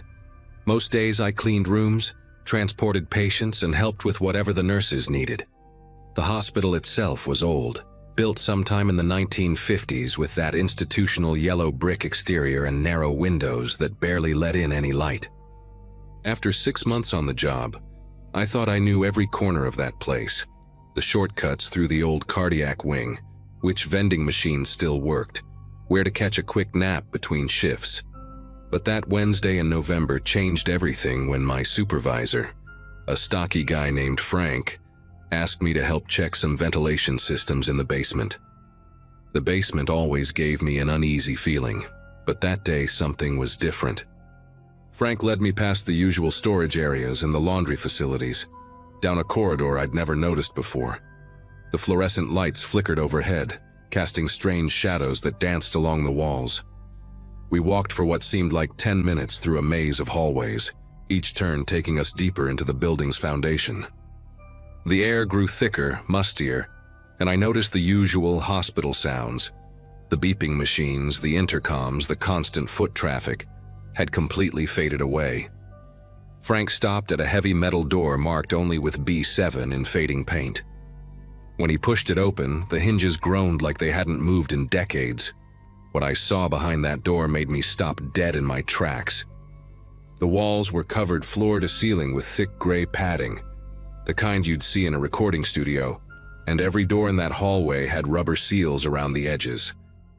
Frank must have noticed my confusion because he quickly mumbled something about old psychiatric treatment rooms from the 70s. He said they used to do specialized therapy down here, whatever that meant, but assured me the wing had been abandoned for at least 15 years. The way he avoided eye contact when he said it made my gut twist. We were supposed to check the ventilation system, make sure no mold was growing in the old ducts, but I couldn't focus on the task. Every room we entered had the same setup: padded walls, reinforced doors with small windows at eye level, and ventilation grates that had been welded shut. In one room, I noticed scratch marks on the padding near the floor, deep gouges that had torn through multiple layers. Frank pretended not to see them, just kept checking items off his clipboard and talking about basketball scores. That night, I couldn't stop thinking about that hallway. During my graveyard shift, around 2 a.m. when the hospital was at its quietest, I decided to go back down there alone. I told myself I was being ridiculous, that Frank's explanation made perfect sense, but something kept nagging at me. I grabbed a flashlight from the supply closet and made my way back through those winding basement corridors. The further I went, the more the temperature seemed to drop, and I could see my breath forming small clouds in the beam of my flashlight.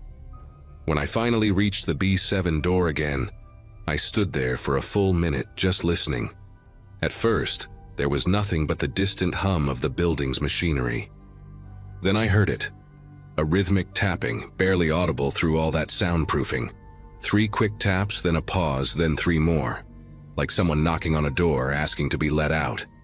I pressed my ear against the cold metal door, trying to pinpoint where the sound was coming from.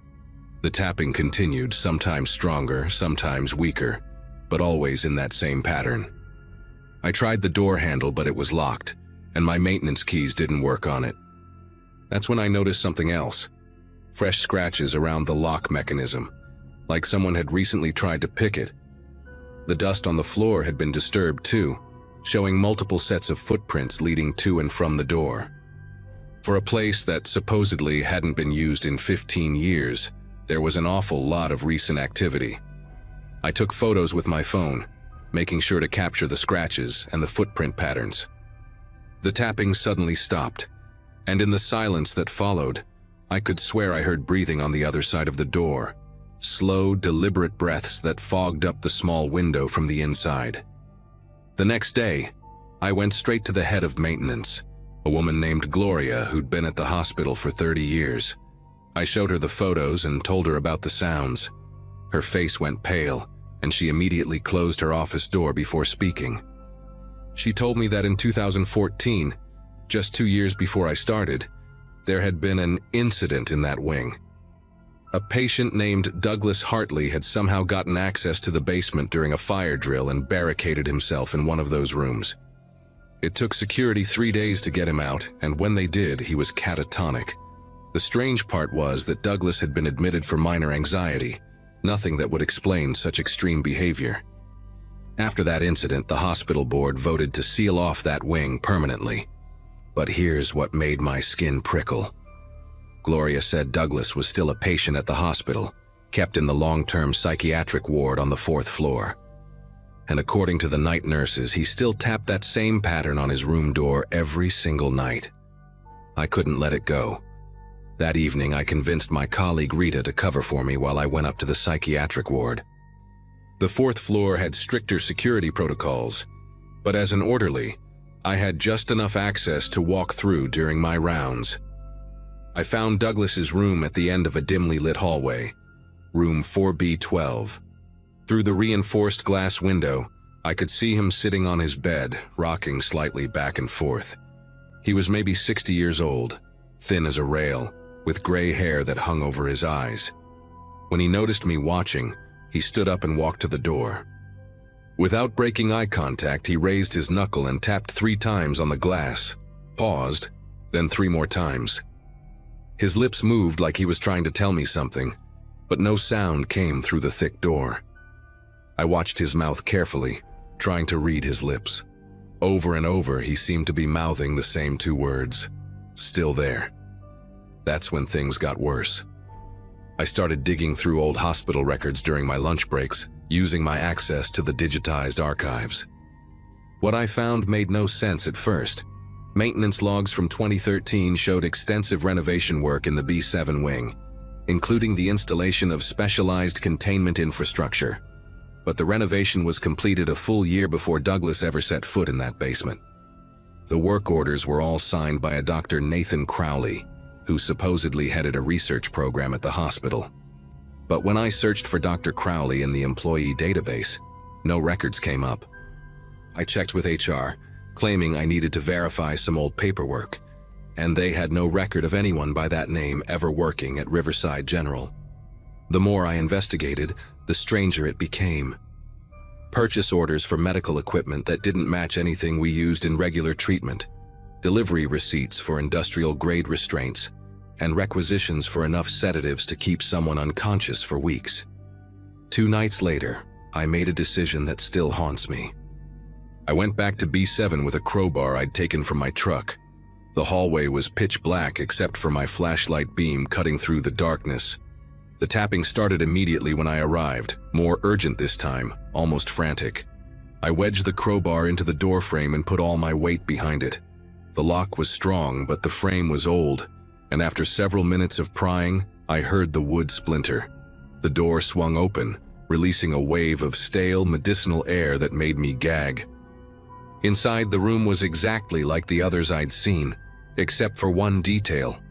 In the corner, partially hidden behind loose padding, was a small ventilation grate that hadn't been welded shut. Fresh air was flowing through it, and when I knelt down to look closer, I could see scratch marks all around it, like someone had been trying to pry it open from the inside. The tapping sound was coming from the ventilation shaft itself. I pulled out my phone and turned on the flashlight, angling it into the vent. What I saw made me stumble backward and nearly drop the phone. There was another room visible through the shaft, one that wasn't on any blueprint I'd seen. The walls were bare concrete, and there was medical equipment everywhere. IV stands, monitoring devices, and what looked like a dental chair modified with leather straps. But that wasn't the worst part. On the far wall, I could see photographs pinned up, dozens of them. Even from that distance, I could make out that they were patient photos, the kind we take for admission records. Some of them looked recent. I recognized at least 3 faces from the long-term ward, including Douglas. I tried to angle my phone to record video evidence, but then I heard footsteps in the hallway behind me. Heavy, deliberate footsteps that stopped right outside the door. I turned around slowly, and there was Frank standing in the doorway, but he wasn't alone. 2 security guards flanked him, and behind them stood a man in a white coat I'd never seen before. The man in the white coat stepped forward, introducing himself as Dr. Richard Steinberg, the hospital's chief of psychiatric services. His voice was calm, almost soothing, as he explained that I had stumbled onto a classified treatment program for patients with severe dissociative disorders. He claimed the hidden room was used for immersive therapy sessions, approved by a special medical board, and that the secrecy was necessary to protect patient privacy and prevent public misunderstanding. He offered to show me the proper documentation, even suggested I could be transferred to a better paying position if I signed some confidentiality agreements. But while he talked, I noticed Frank's hand resting on his belt, right where security usually carried their tasers. The 2 guards had positioned themselves to block any exit route. Dr. Steinberg kept talking about medical ethics and revolutionary treatments, but his eyes were cold, calculating, watching my every reaction. I played along, nodding and apologizing for the misunderstanding, saying I just wanted to do my job properly. After what felt like hours but was probably 10 minutes, they escorted me back to the main floor and sent me home, telling me to take a few days off to process what I'd learned. I never went back. That same night, I packed everything I could fit in my car and drove to my sister's place 3 states away. Before I left, I uploaded all the photos and videos I'd taken to multiple cloud services and sent copies to a journalist friend, though she never published anything. Said her editor killed the story after a call from the hospital's lawyers. I found out later that Douglas had been transferred to another facility the day after my discovery, and his records were sealed. Frank called me twice, leaving voicemails about my final paycheck and returning my uniform, but I never responded. About a month later, I saw a small news item about Riverside General receiving a massive private grant for expanding mental health services. The article mentioned new underground facilities being constructed, but didn't give details. I work at a small clinic now, far from any large hospitals. Sometimes I still wake up at 2 a.m., and I swear I can hear that tapping pattern in my head. 3 knocks, pause, 3 knocks. I looked up Douglas Hartley online once, but found only an obituary from 6 months after I left. The cause of death was listed as complications from long-term psychiatric treatment. I don't know what they were doing in that basement, and honestly, I don't want to know. But sometimes I think about the other patients whose photos were on that wall, and I wonder if they're still tapping somewhere, waiting for someone to listen.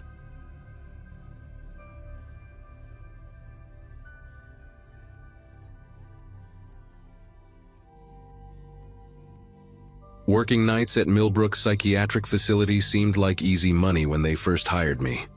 28 years old, fresh certification in hand, student loans crushing my bank account. That night shift differential looked pretty sweet on paper. Amy, my girlfriend at the time, kept joking about me losing my mind working graveyard at a mental institution, but honestly, most shifts were boring as hell. Unit 7 housed long-term residents, people who'd been cycling through the same medications and routines for years. Severe schizophrenia cases, treatment-resistant bipolar, chronic depression, heavy diagnoses that required round-the-clock monitoring. My job consisted mainly of medication rounds, documenting patient behaviors, checking vitals, making sure nobody hurt themselves or others during those long, quiet hours between midnight and dawn. Strange how a building full of troubled minds could feel so peaceful at 3 a.m. Just the hum of fluorescent lights and the occasional murmur from behind a closed door. You get used to the rhythm of it, the way certain patients pace at specific times, which rooms stay silent, which ones you'll hear crying softly when they think nobody's listening. Wednesday night in August changed everything. Humid as hell outside, the AC struggling to keep up, making the whole ward feel sticky and oppressive. Dorothy Caldwell, room 714, had been with us for almost 4 years. 67 years old, sweet lady when her meds were balanced right. Used to teach elementary school before her depression got too severe to function. That night at 3:15 a.m., her room alarm started shrieking. That specific pitch that means medical emergency, not just a fall or panic attack. Found her gasping for air, skin going gray, pupils pinned to tiny dots. Classic signs of medication overdose, except Dorothy had been stable on the same cocktail for 3 straight years. We managed to stabilize her, got her transferred to the medical wing, but when I went to check the medication administration record, something was wrong. The 9:47 p.m. dose was signed KB, initials that meant absolutely nothing to me.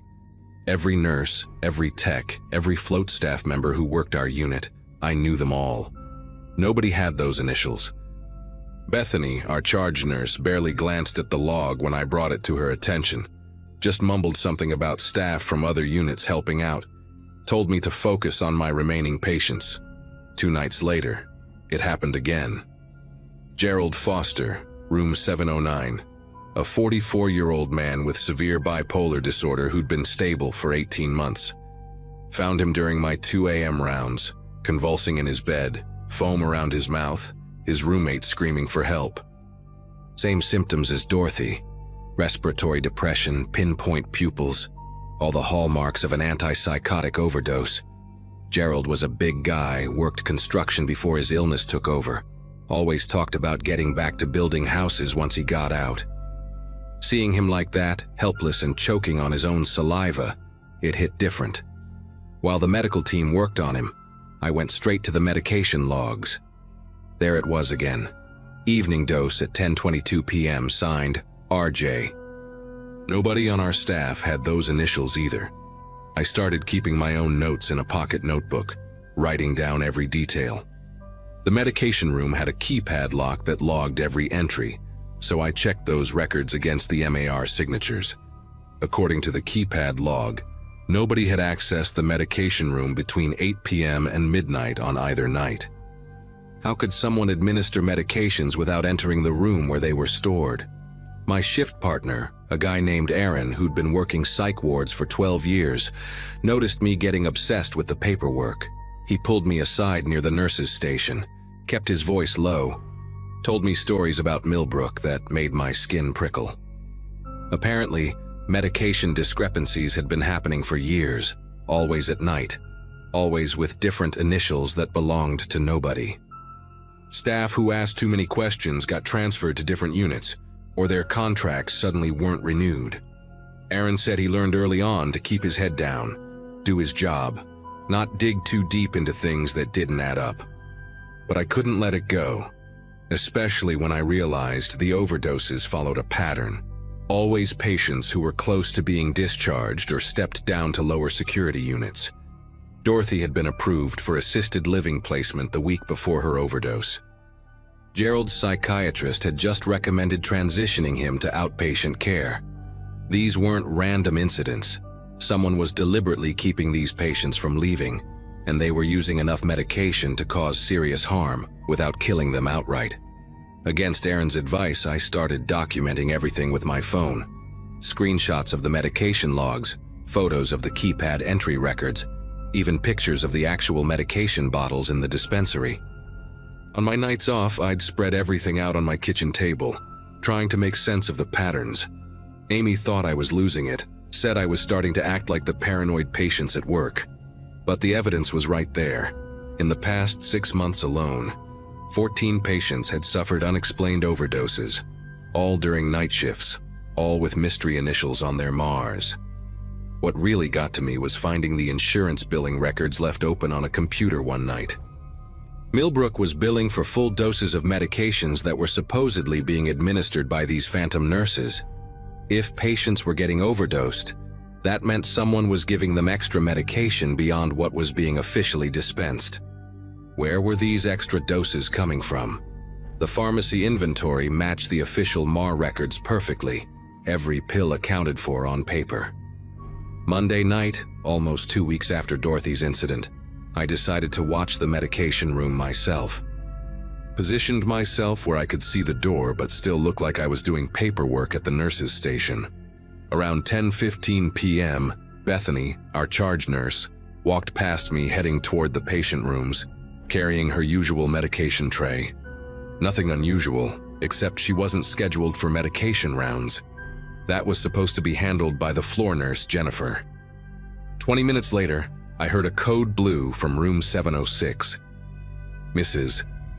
Helen Bauer, 58 years old, chronic schizophrenia with catatonic features, was found unresponsive by Jennifer during routine checks. Same presentation as the others, respiratory distress, pinpoint pupils, lucky to be alive. When I checked the MAR, there it was, 10:17 p.m., signed MT. But here's what made me sick to my stomach. I had been watching that medication room door the entire time, and Bethany never entered it.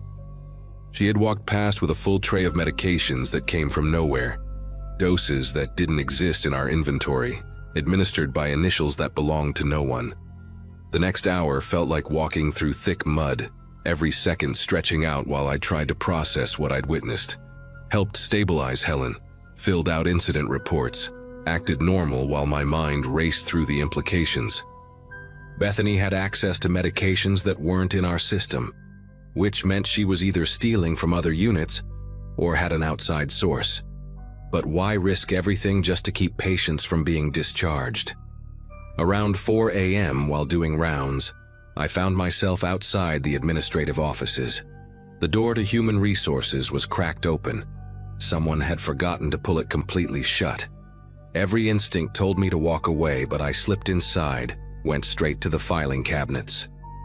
Started with the B section, looking for Bethany's file.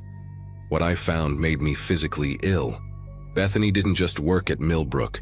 She was married to Dr. Eugene Morrison, the facility's medical director. Their last name difference had kept it hidden from casual observation.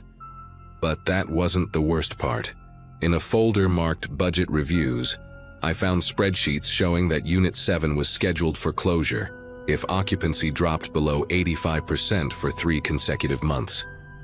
We'd been hovering right at that threshold, and every time we dipped below, another mysterious overdose would occur, keeping the patient from discharge.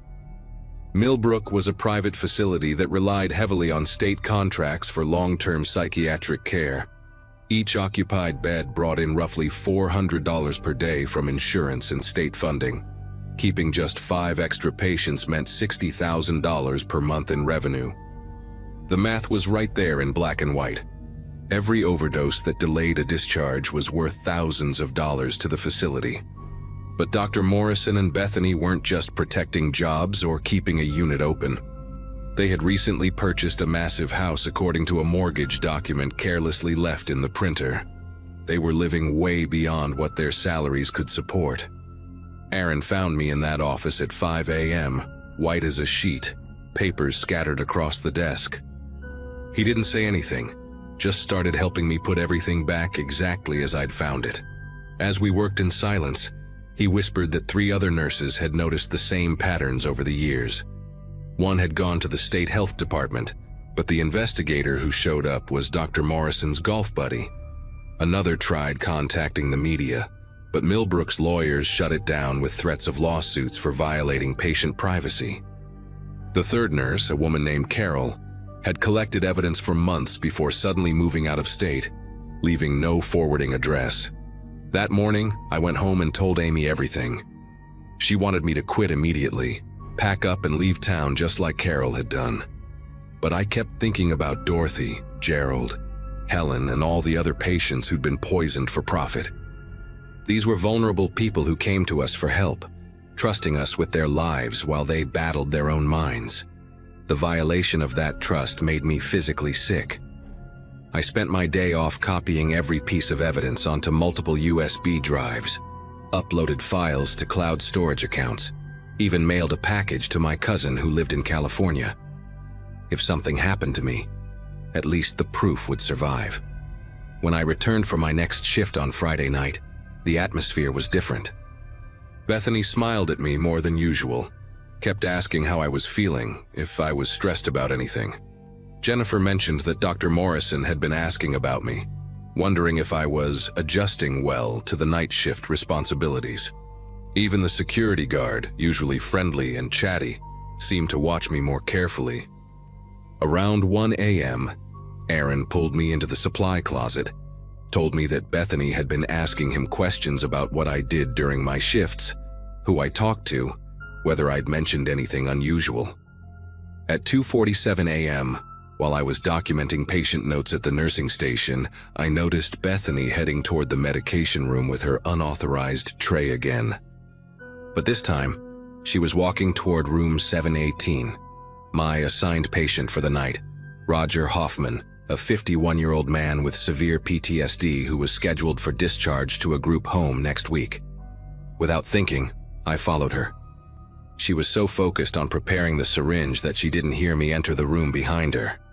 Roger was asleep, his breathing steady and peaceful, unaware that he was about to become another casualty of their scheme. When I cleared my throat, Bethany spun around, the loaded syringe still in her hand. For a moment, we just stared at each other. Then she started talking, her voice eerily calm, explaining how this was bigger than both of us, how the whole facility would shut down if the unit closed, how hundreds of people would lose their jobs. She actually tried to make it sound noble, like poisoning patients was some kind of twisted sacrifice for the greater good. I told her I had already documented everything, that copies were in safe places, and if anything happened to me or any other patient, it would all go public. The syringe in her hand trembled slightly, and for the first time since I'd known her, Bethany looked genuinely scared. She set it down on the bedside table, her shoulders sagging like all the air had been let out of her. Then she said something that chilled me more than anything else that night, that I had no idea how many people were involved, how many families depended on Millbrook staying profitable. She named names, the head of security, 2 psychiatrists, 3 day shift nurses, even someone at the state inspection office. They all knew, all benefited somehow, whether through direct payments or just job security. She asked me what I thought would happen if I went public. Did I really think anyone would believe a rookie tech over respected medical professionals? Did I know how easy it would be to discredit me, maybe even frame me for the overdoses? But I had one advantage she didn't know about. Earlier that week, I'd reached out to a journalist from the state's largest newspaper, a woman named Grace Novak who specialized in healthcare fraud. She was already investigating similar patterns at 2 other private psychiatric facilities. My evidence was exactly what she needed to blow the whole thing wide open. Grace published the story 5 days later, complete with documentation I'd provided, and statements from 2 former employees who came forward after seeing the initial report. The FBI raided Millbrook that same morning, seizing records and arresting Dr. Morrison, Bethany, and 4 others. The facility lost its state contracts within a month and shut down completely by September. 43 patients had suffered overdoses over 3 years, all to maintain occupancy rates and profit margins. Some recovered fully. Others had permanent organ damage from the repeated poisonings. Dorothy Caldwell testified at the trial, her hands still shaking from the neurological damage, but her voice steady as she described waking up unable to breathe. Dr. Morrison got 15 years, Bethany got 12, and the others received lesser sentences in exchange for cooperation. I left psychiatric nursing after that. Couldn't trust myself to care for vulnerable patients without constantly questioning everyone's motives.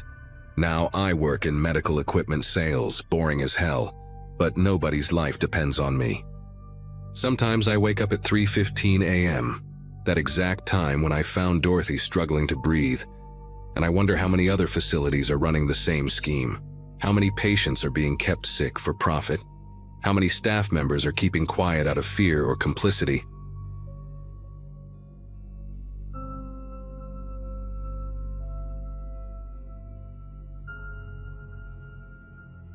I've worked as a records clerk for 7 years now, and in all that time at Westbrook Psychiatric Facility, I thought I'd seen every kind of administrative mess you could imagine.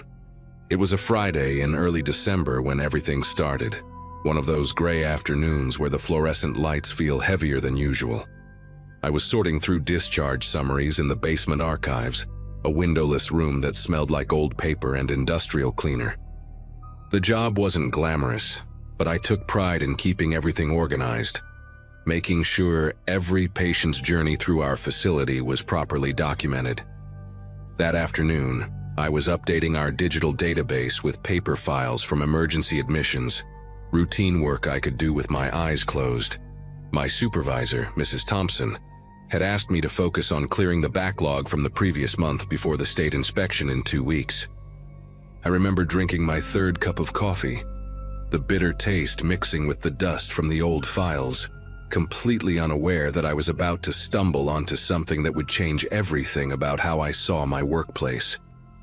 The first irregularity appeared when I was entering data for a patient named Brandon Sawyer, a 28-year-old man admitted on a 72-hour psychiatric hold after a severe manic episode. His intake paperwork was thorough. Detailed notes from the attending psychiatrist, medication logs, observation reports from the nurses for the first 48 hours. But then, nothing. No discharge summary, no transfer papers, no against medical advice form. Absolutely nothing to indicate how or when he left our facility. The file just stopped mid-treatment, like someone had torn out the last chapter of a book. I figured it was a clerical error. Maybe someone forgot to file the discharge papers, which happens more often than we'd like to admit. I made a note to follow up with the ward secretary and moved on to the next file. But then I found another one just like it. A woman named Lisa Garrett admitted for acute psychosis, detailed records for 3 days, then nothing, then another, and another. By the time I'd gone through 50 files, I'd found 7 patients with the same pattern. Emergency admission, a few days of detailed documentation, then complete radio silence. What really caught my attention was the signature on all 7 intake forms. Dr. Martin Holloway, our senior administrator. Now, Holloway wasn't just any administrator. He was basically untouchable. Been with the hospital for 23 years.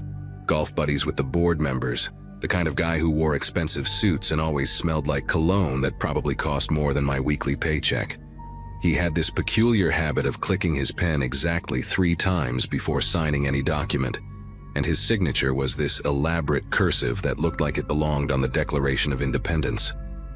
Finding his name on all 7 files made me pause because senior administrators rarely handle direct admissions. That's usually left to the attending physicians.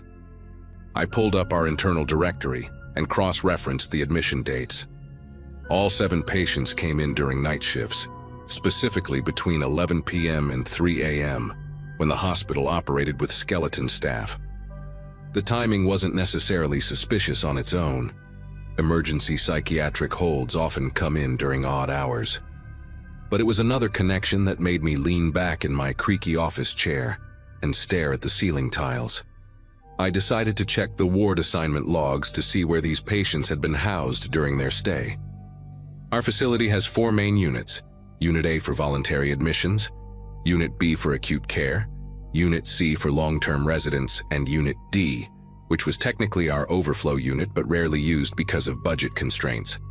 All 7 missing patients had been assigned to Unit D, specifically to rooms 401 through 407, a section of the building that I knew had been closed for renovations 6 months ago.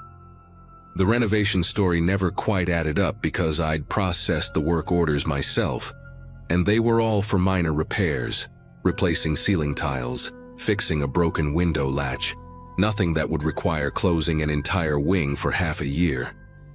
I grabbed my access badge and decided to take a walk during my lunch break, telling myself I was just stretching my legs, but really I wanted to see Unit D for myself. The hallway leading to it was dimmer than the rest of the hospital. Half the fluorescent bulbs either broken or removed, and there was this persistent dripping sound coming from somewhere behind the walls, probably a pipe that needed fixing. When I reached the doors to Unit D, they were locked with a digital keypad that I didn't have the code for, but through the small window, I could see lights on inside, shadows moving across the far wall like someone was walking around in there. That afternoon, I went back to my desk and did something I probably shouldn't have.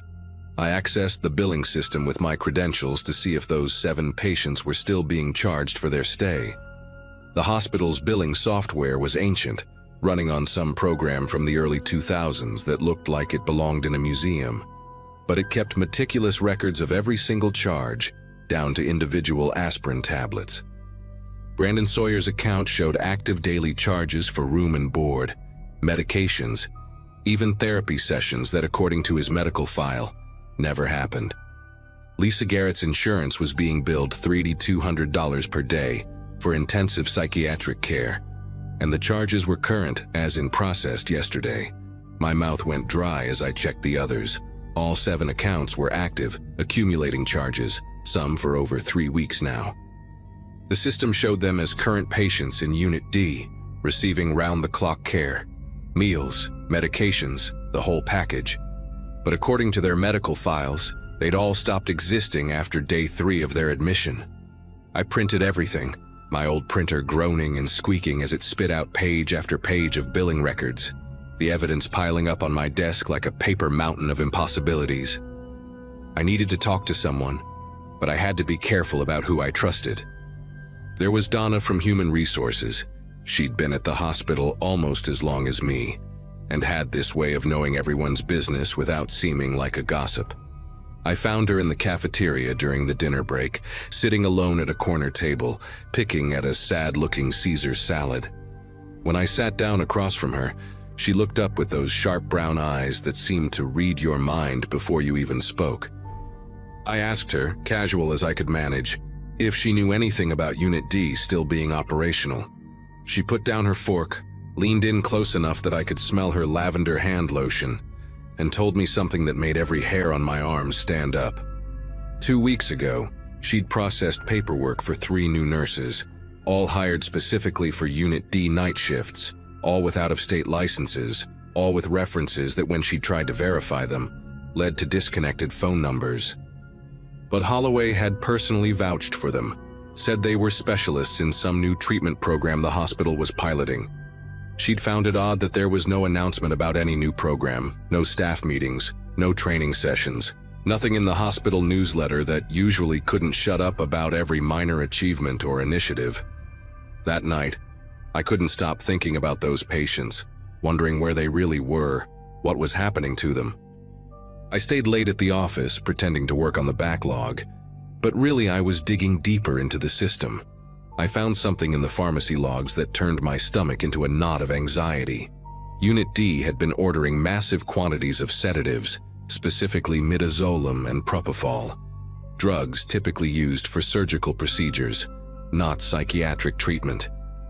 The amounts were staggering, enough to keep dozens of people unconscious for extended periods. The orders were all signed off by Dr. Holloway and fulfilled by a pharmacy supplier I'd never seen in our system before, somewhere called MedLink Distributors.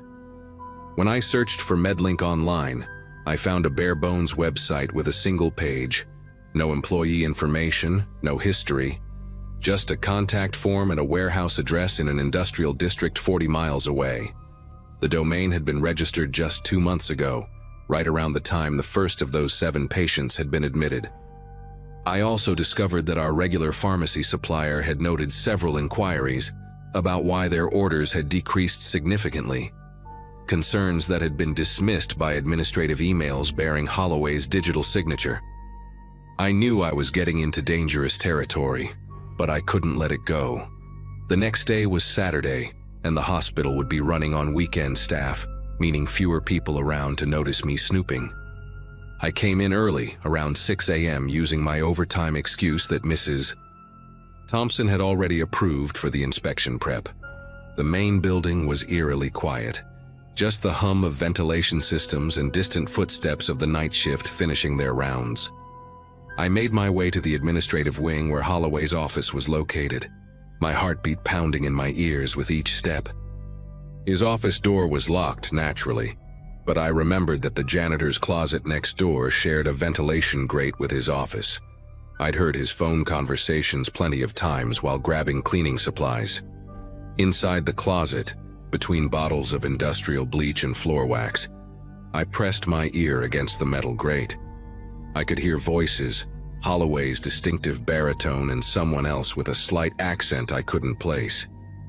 They were discussing transport arrangements, something about keeping the subject stable during the journey, maintaining proper documentation for customs, and ensuring the receiving facility was prepared for the delivery. The other voice mentioned a number, 50,000 per unit, and Holloway laughed that dry laugh he did during budget meetings, saying they could process at least 2 more this month without raising suspicions. My legs were trembling as I backed away from the grate, knocking over a mop bucket in my haste. The clatter echoed through the empty hallway, and I heard the voices in Holloway's office stop abruptly. I grabbed a mop, my heart racing so fast I thought it might burst, pretending to clean the floor just as his office door opened. Holloway stepped out with another man I'd never seen before.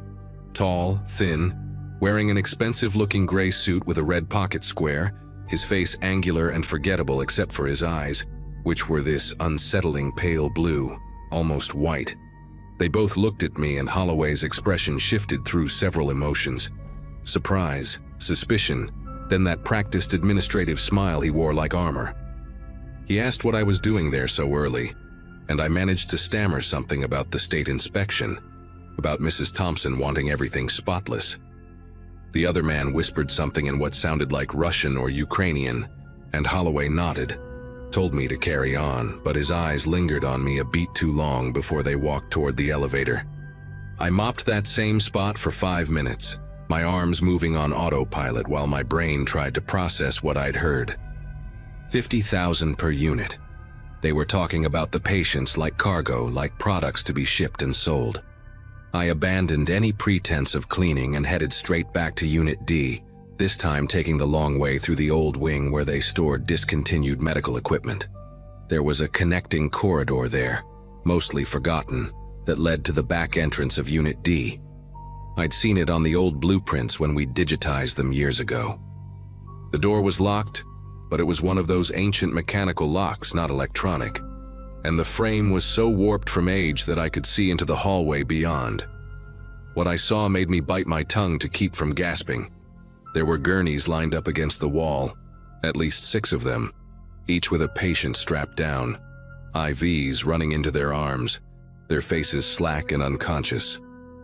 I recognized Brandon Sawyer immediately.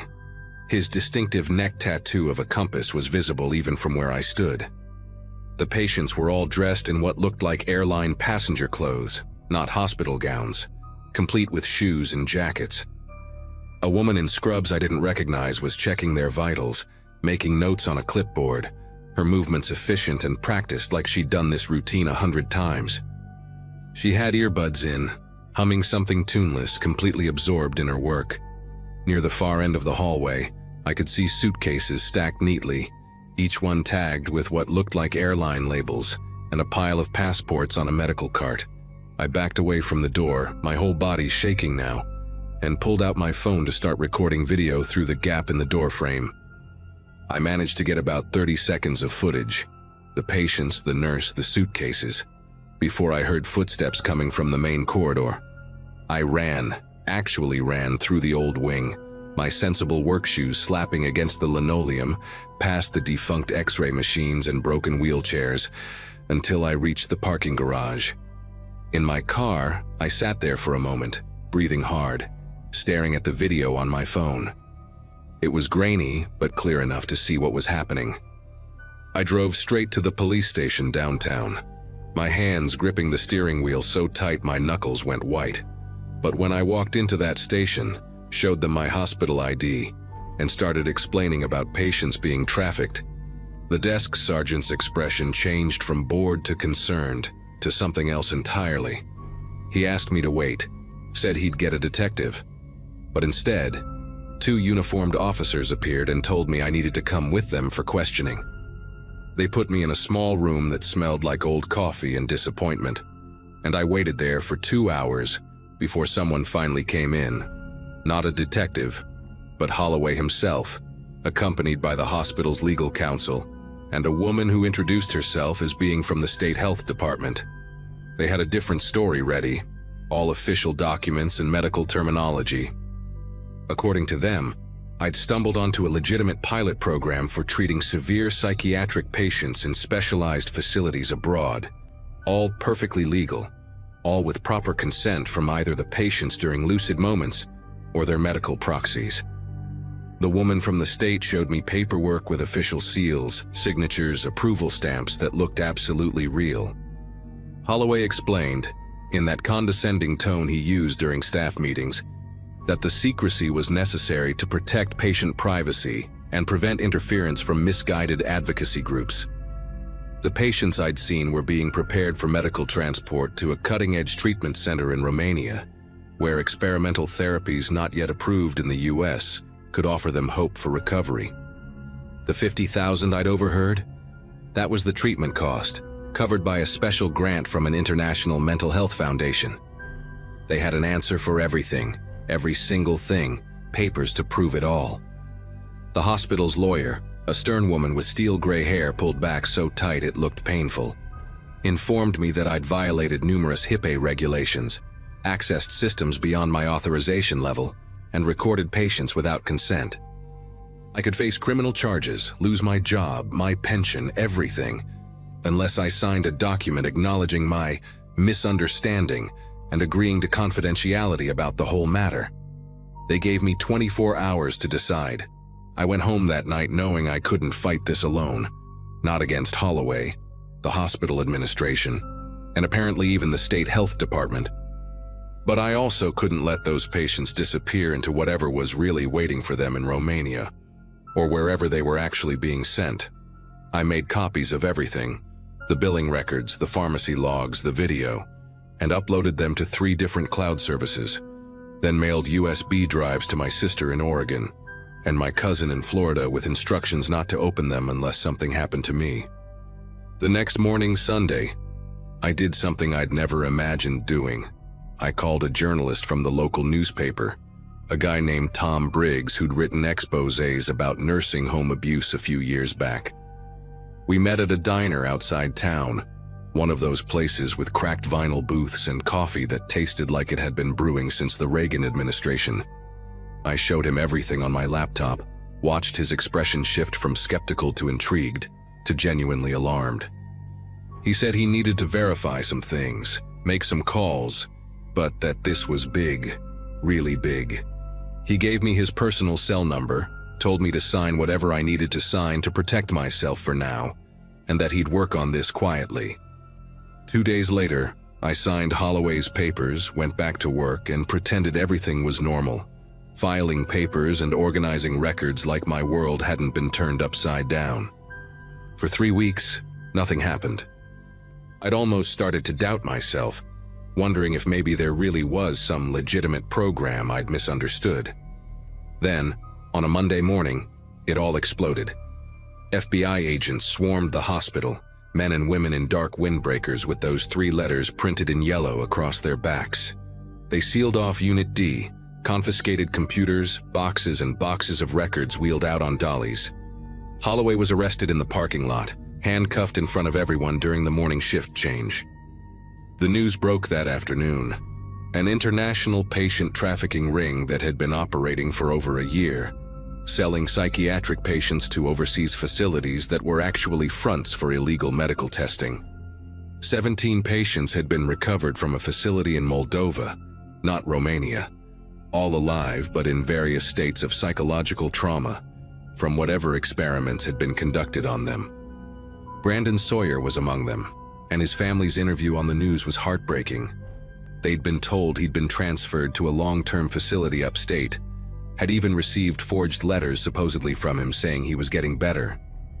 The investigation revealed that the scheme went beyond just our hospital, involving a network of facilities across 3 states, all connected through shell companies and fake medical organizations. Tom Briggs won a Pulitzer for his investigation, though he always credited an anonymous source for bringing the story to light. I still work at the hospital, in the same basement office, filing the same papers, But now I look at everything differently, double-check things that seem odd, and keep Tom's number saved in my phone under pizza delivery, just in case.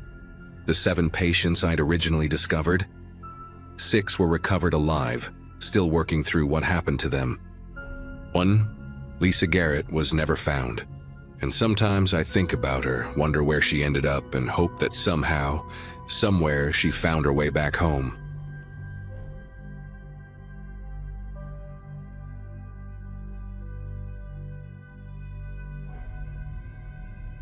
Night shifts at psychiatric wards teach you things nursing school never could.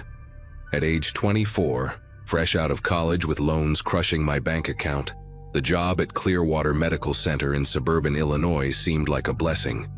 6 months into working the psych wing, things had become routine. Medication rounds, patient checks, documentation. The December cold seeped through the old building's windows that year, 2018, making the hallways feel even more sterile than usual.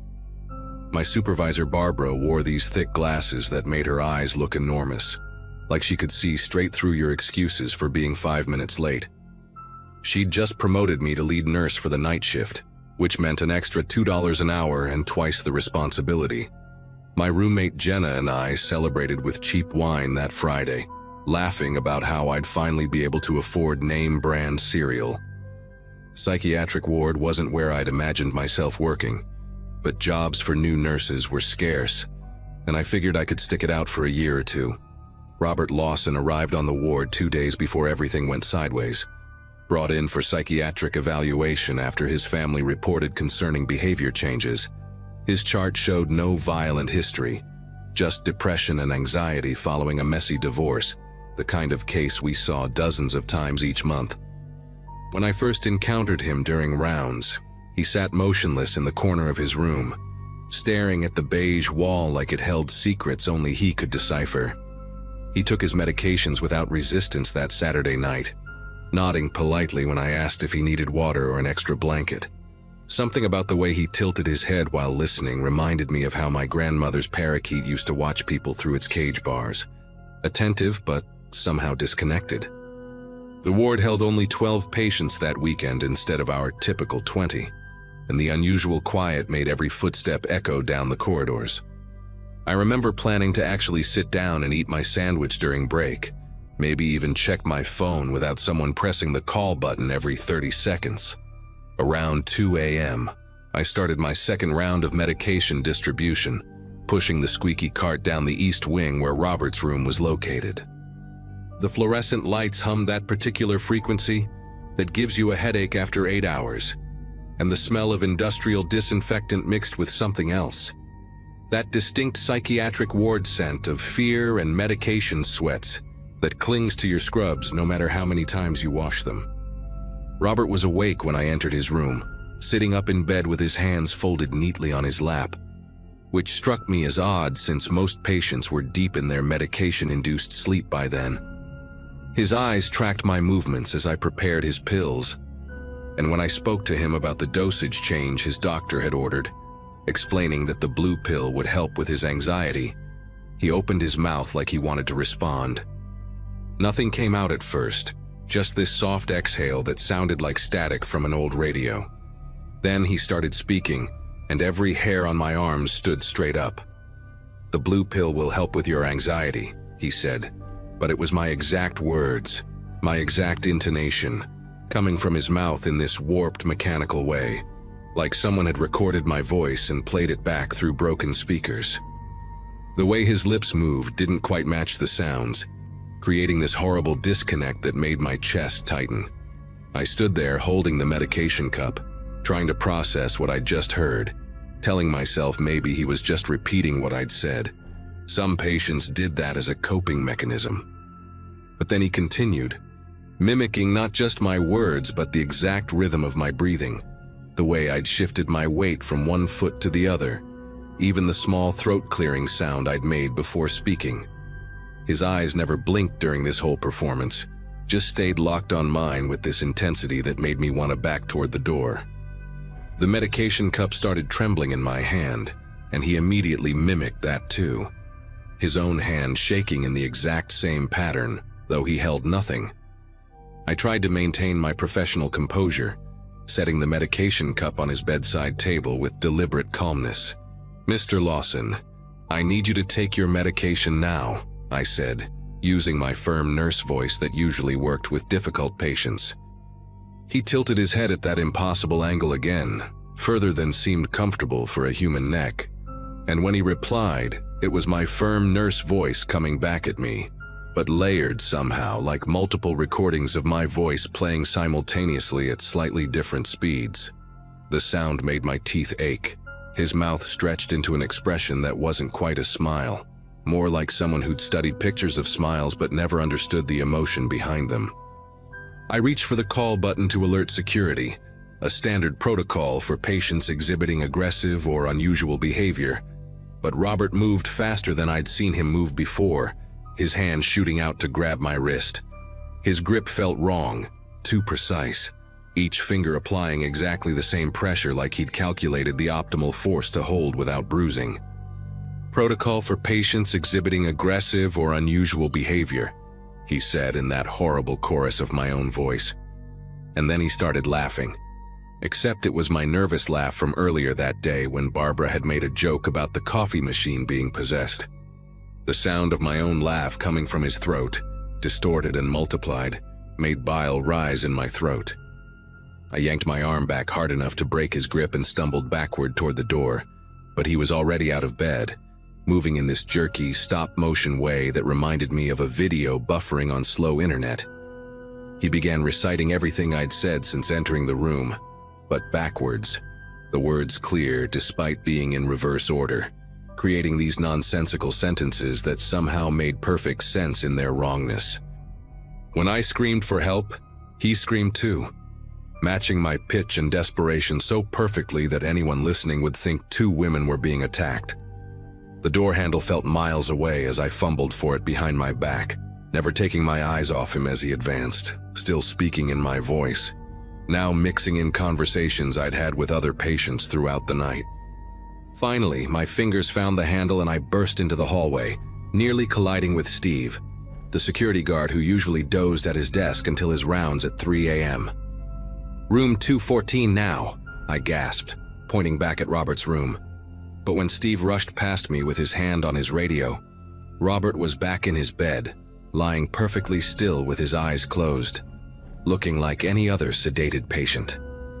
Steve turned to me with that expression I knew too well, the one that said he thought I was overreacting to a difficult patient.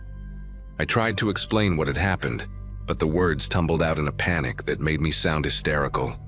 Steve checked Robert's vitals, which were completely normal, and found him unresponsive to verbal commands, apparently deep asleep. "The security footage would show everything," I insisted, dragging Steve to the monitor station where we kept recordings of all patient rooms. But when we pulled up the feed from Robert's room, the timestamp showed 2:47 a.m., the exact time I'd been in there. Yet the video showed me standing alone in the room, talking to a patient who appeared to be sleeping the entire time, never moving, never speaking, never grabbing my wrist. My incident report took 2 hours to write because I kept starting over, trying to find words that would make someone believe what I'd experienced. Barbara arrived early that morning after Steve called her owl eyes scrutinizing me as I sat in her office, still wearing my scrubs that smelled like fear sweat. She read my report 3 times, occasionally glancing up at me with an expression I couldn't decipher. "These night shifts can be stressful," she finally said, sliding a different form across her desk, a request for voluntary psychological evaluation. When I refused to sign it, insisting we check other cameras or interview other patients who might have heard something, her face hardened. She pulled out her tablet and showed me an email she'd already drafted to HR about my concerning behavior and potential danger to patient welfare. The choice was clear: sign the evaluation request and take a mental health break, or face an official investigation that would likely end my nursing career before it had really begun. I signed the paper with a hand that wouldn't stop trembling, watching my carefully built professional reputation crumble over something I couldn't prove. 2 weeks into my mandatory leave, I couldn't stop thinking about that night, replaying every detail while sitting in my apartment in my pajamas at 3 p.m., surrounded by unopened emails from concerned coworkers. Jenna tried to be supportive, but I could see the doubt in her eyes when I told her the story. The way she'd change the subject or suggest maybe I really did need the rest. I started researching Robert Lawson obsessively, finding his social media profiles, his ex-wife's blog about their divorce, anything that might explain what had happened. Then I discovered something that made me slam my laptop shut. A post from his ex-wife dated 3 months before his admission, describing how he'd started mimicking her voice during arguments, repeating her words in what she called that demon voice, until she'd locked herself in the bathroom terrified. She'd tried to get a restraining order, but the judge dismissed it as marital disputes, especially since Robert's lawyer provided recordings that proved it was just her voice on the audio, no evidence of him speaking at all. She wrote about how the police thought she was having a breakdown, how her own family suggested she seek help for stress-related delusions. I drove to Clearwater against Barbara's explicit orders to stay away during my leave, parking across the street at 2 a.m., watching the windows of the psychiatric ward from my car. Robert had been discharged a week after the incident, his evaluation determining he was stable and posed no threat to himself or others. But I knew he'd be back. They always came back. 3 nights I sat there, drinking cold coffee and fighting sleep, until I saw him walking through the main entrance, not as a patient this time, but wearing civilian clothes, carrying a clipboard like he belonged there. My phone battery was at 12% when I started recording, zooming in as much as the camera would allow. He walked through the security doors using an ID badge, not forcing entry, not sneaking, just badging in like any employee. Through the windows, I could see him moving down the hallway toward the psychiatric ward, that same jerky, stuttering walk I remembered. I called 911, told them there was an intruder at Clearwater Medical Center, possibly dangerous. But when they transferred me to Clearwater's security, Steve answered, his tired voice assuring me that no unauthorized persons were in the building, that all staff members were accounted for, that perhaps I should rest and take care of myself. The video I'd recorded on my phone showed nothing but empty windows and dark hallways when I reviewed it later, though I knew what I'd seen. I sent it to Jenna anyway, desperate for someone to see something, anything that would prove I wasn't losing my mind. She called me back immediately, but not about the video. She'd just gotten off her shift at the restaurant and had run into Stephanie, another nurse from Clearwater's psychiatric ward. Stephanie had quit 3 days ago, no notice, just cleared out her locker and left. When Jenna asked why, Stephanie had gone pale and changed the subject, but mentioned something about patients not being who they seem, and how the administration was covering things up. I tried calling Stephanie 17 times that night, left voicemails that probably sounded unhinged, begging her to call me back, to tell me what she knew. She never responded, and when I drove to her apartment the next morning, her roommate said she'd moved back to Michigan to live with her parents. Had seemed scared of something but wouldn't say what. The roommate looked at me standing there in my unwashed hair and wrinkled clothes, probably seeing exactly what everyone else saw, a burnt-out healthcare worker having a breakdown. I never went back to Clearwater, never formally resigned, just stopped answering their calls until the letters started arriving, first requesting my return, then warning about job abandonment, finally confirming my termination. I work at a veterinary clinic now, cleaning kennels and feeding animals that don't speak, don't mimic, don't make me question reality. Sometimes I still check the news for stories about Clearwater Medical Center, searching for reports of attacks or strange incidents, but there's never anything. Robert Lawson has no digital footprint anymore. His social media deleted, his ex-wife's blog gone, like he never existed except in my memories and nightmares. I found one thing, though, buried in a medical journal archive from 1987, a brief mention of a study at Clearwater about patients exhibiting elaborate mimicry behaviors that was shut down after ethical concerns, with all records sealed. The head researcher was a Dr. Morrison who died in 2001, but his assistant was listed as B. Crawford. Barbara's maiden name was Crawford. I stopped searching after that, stopped trying to make sense of it. Some doors, once opened, are better left alone, and some truths are too heavy to carry. But I know what happened that night was real as the scar on my wrist where Robert grabbed me. A scar that appeared 3 days after the incident, shaped like fingerprints. Though the video showed no one ever touched me at all,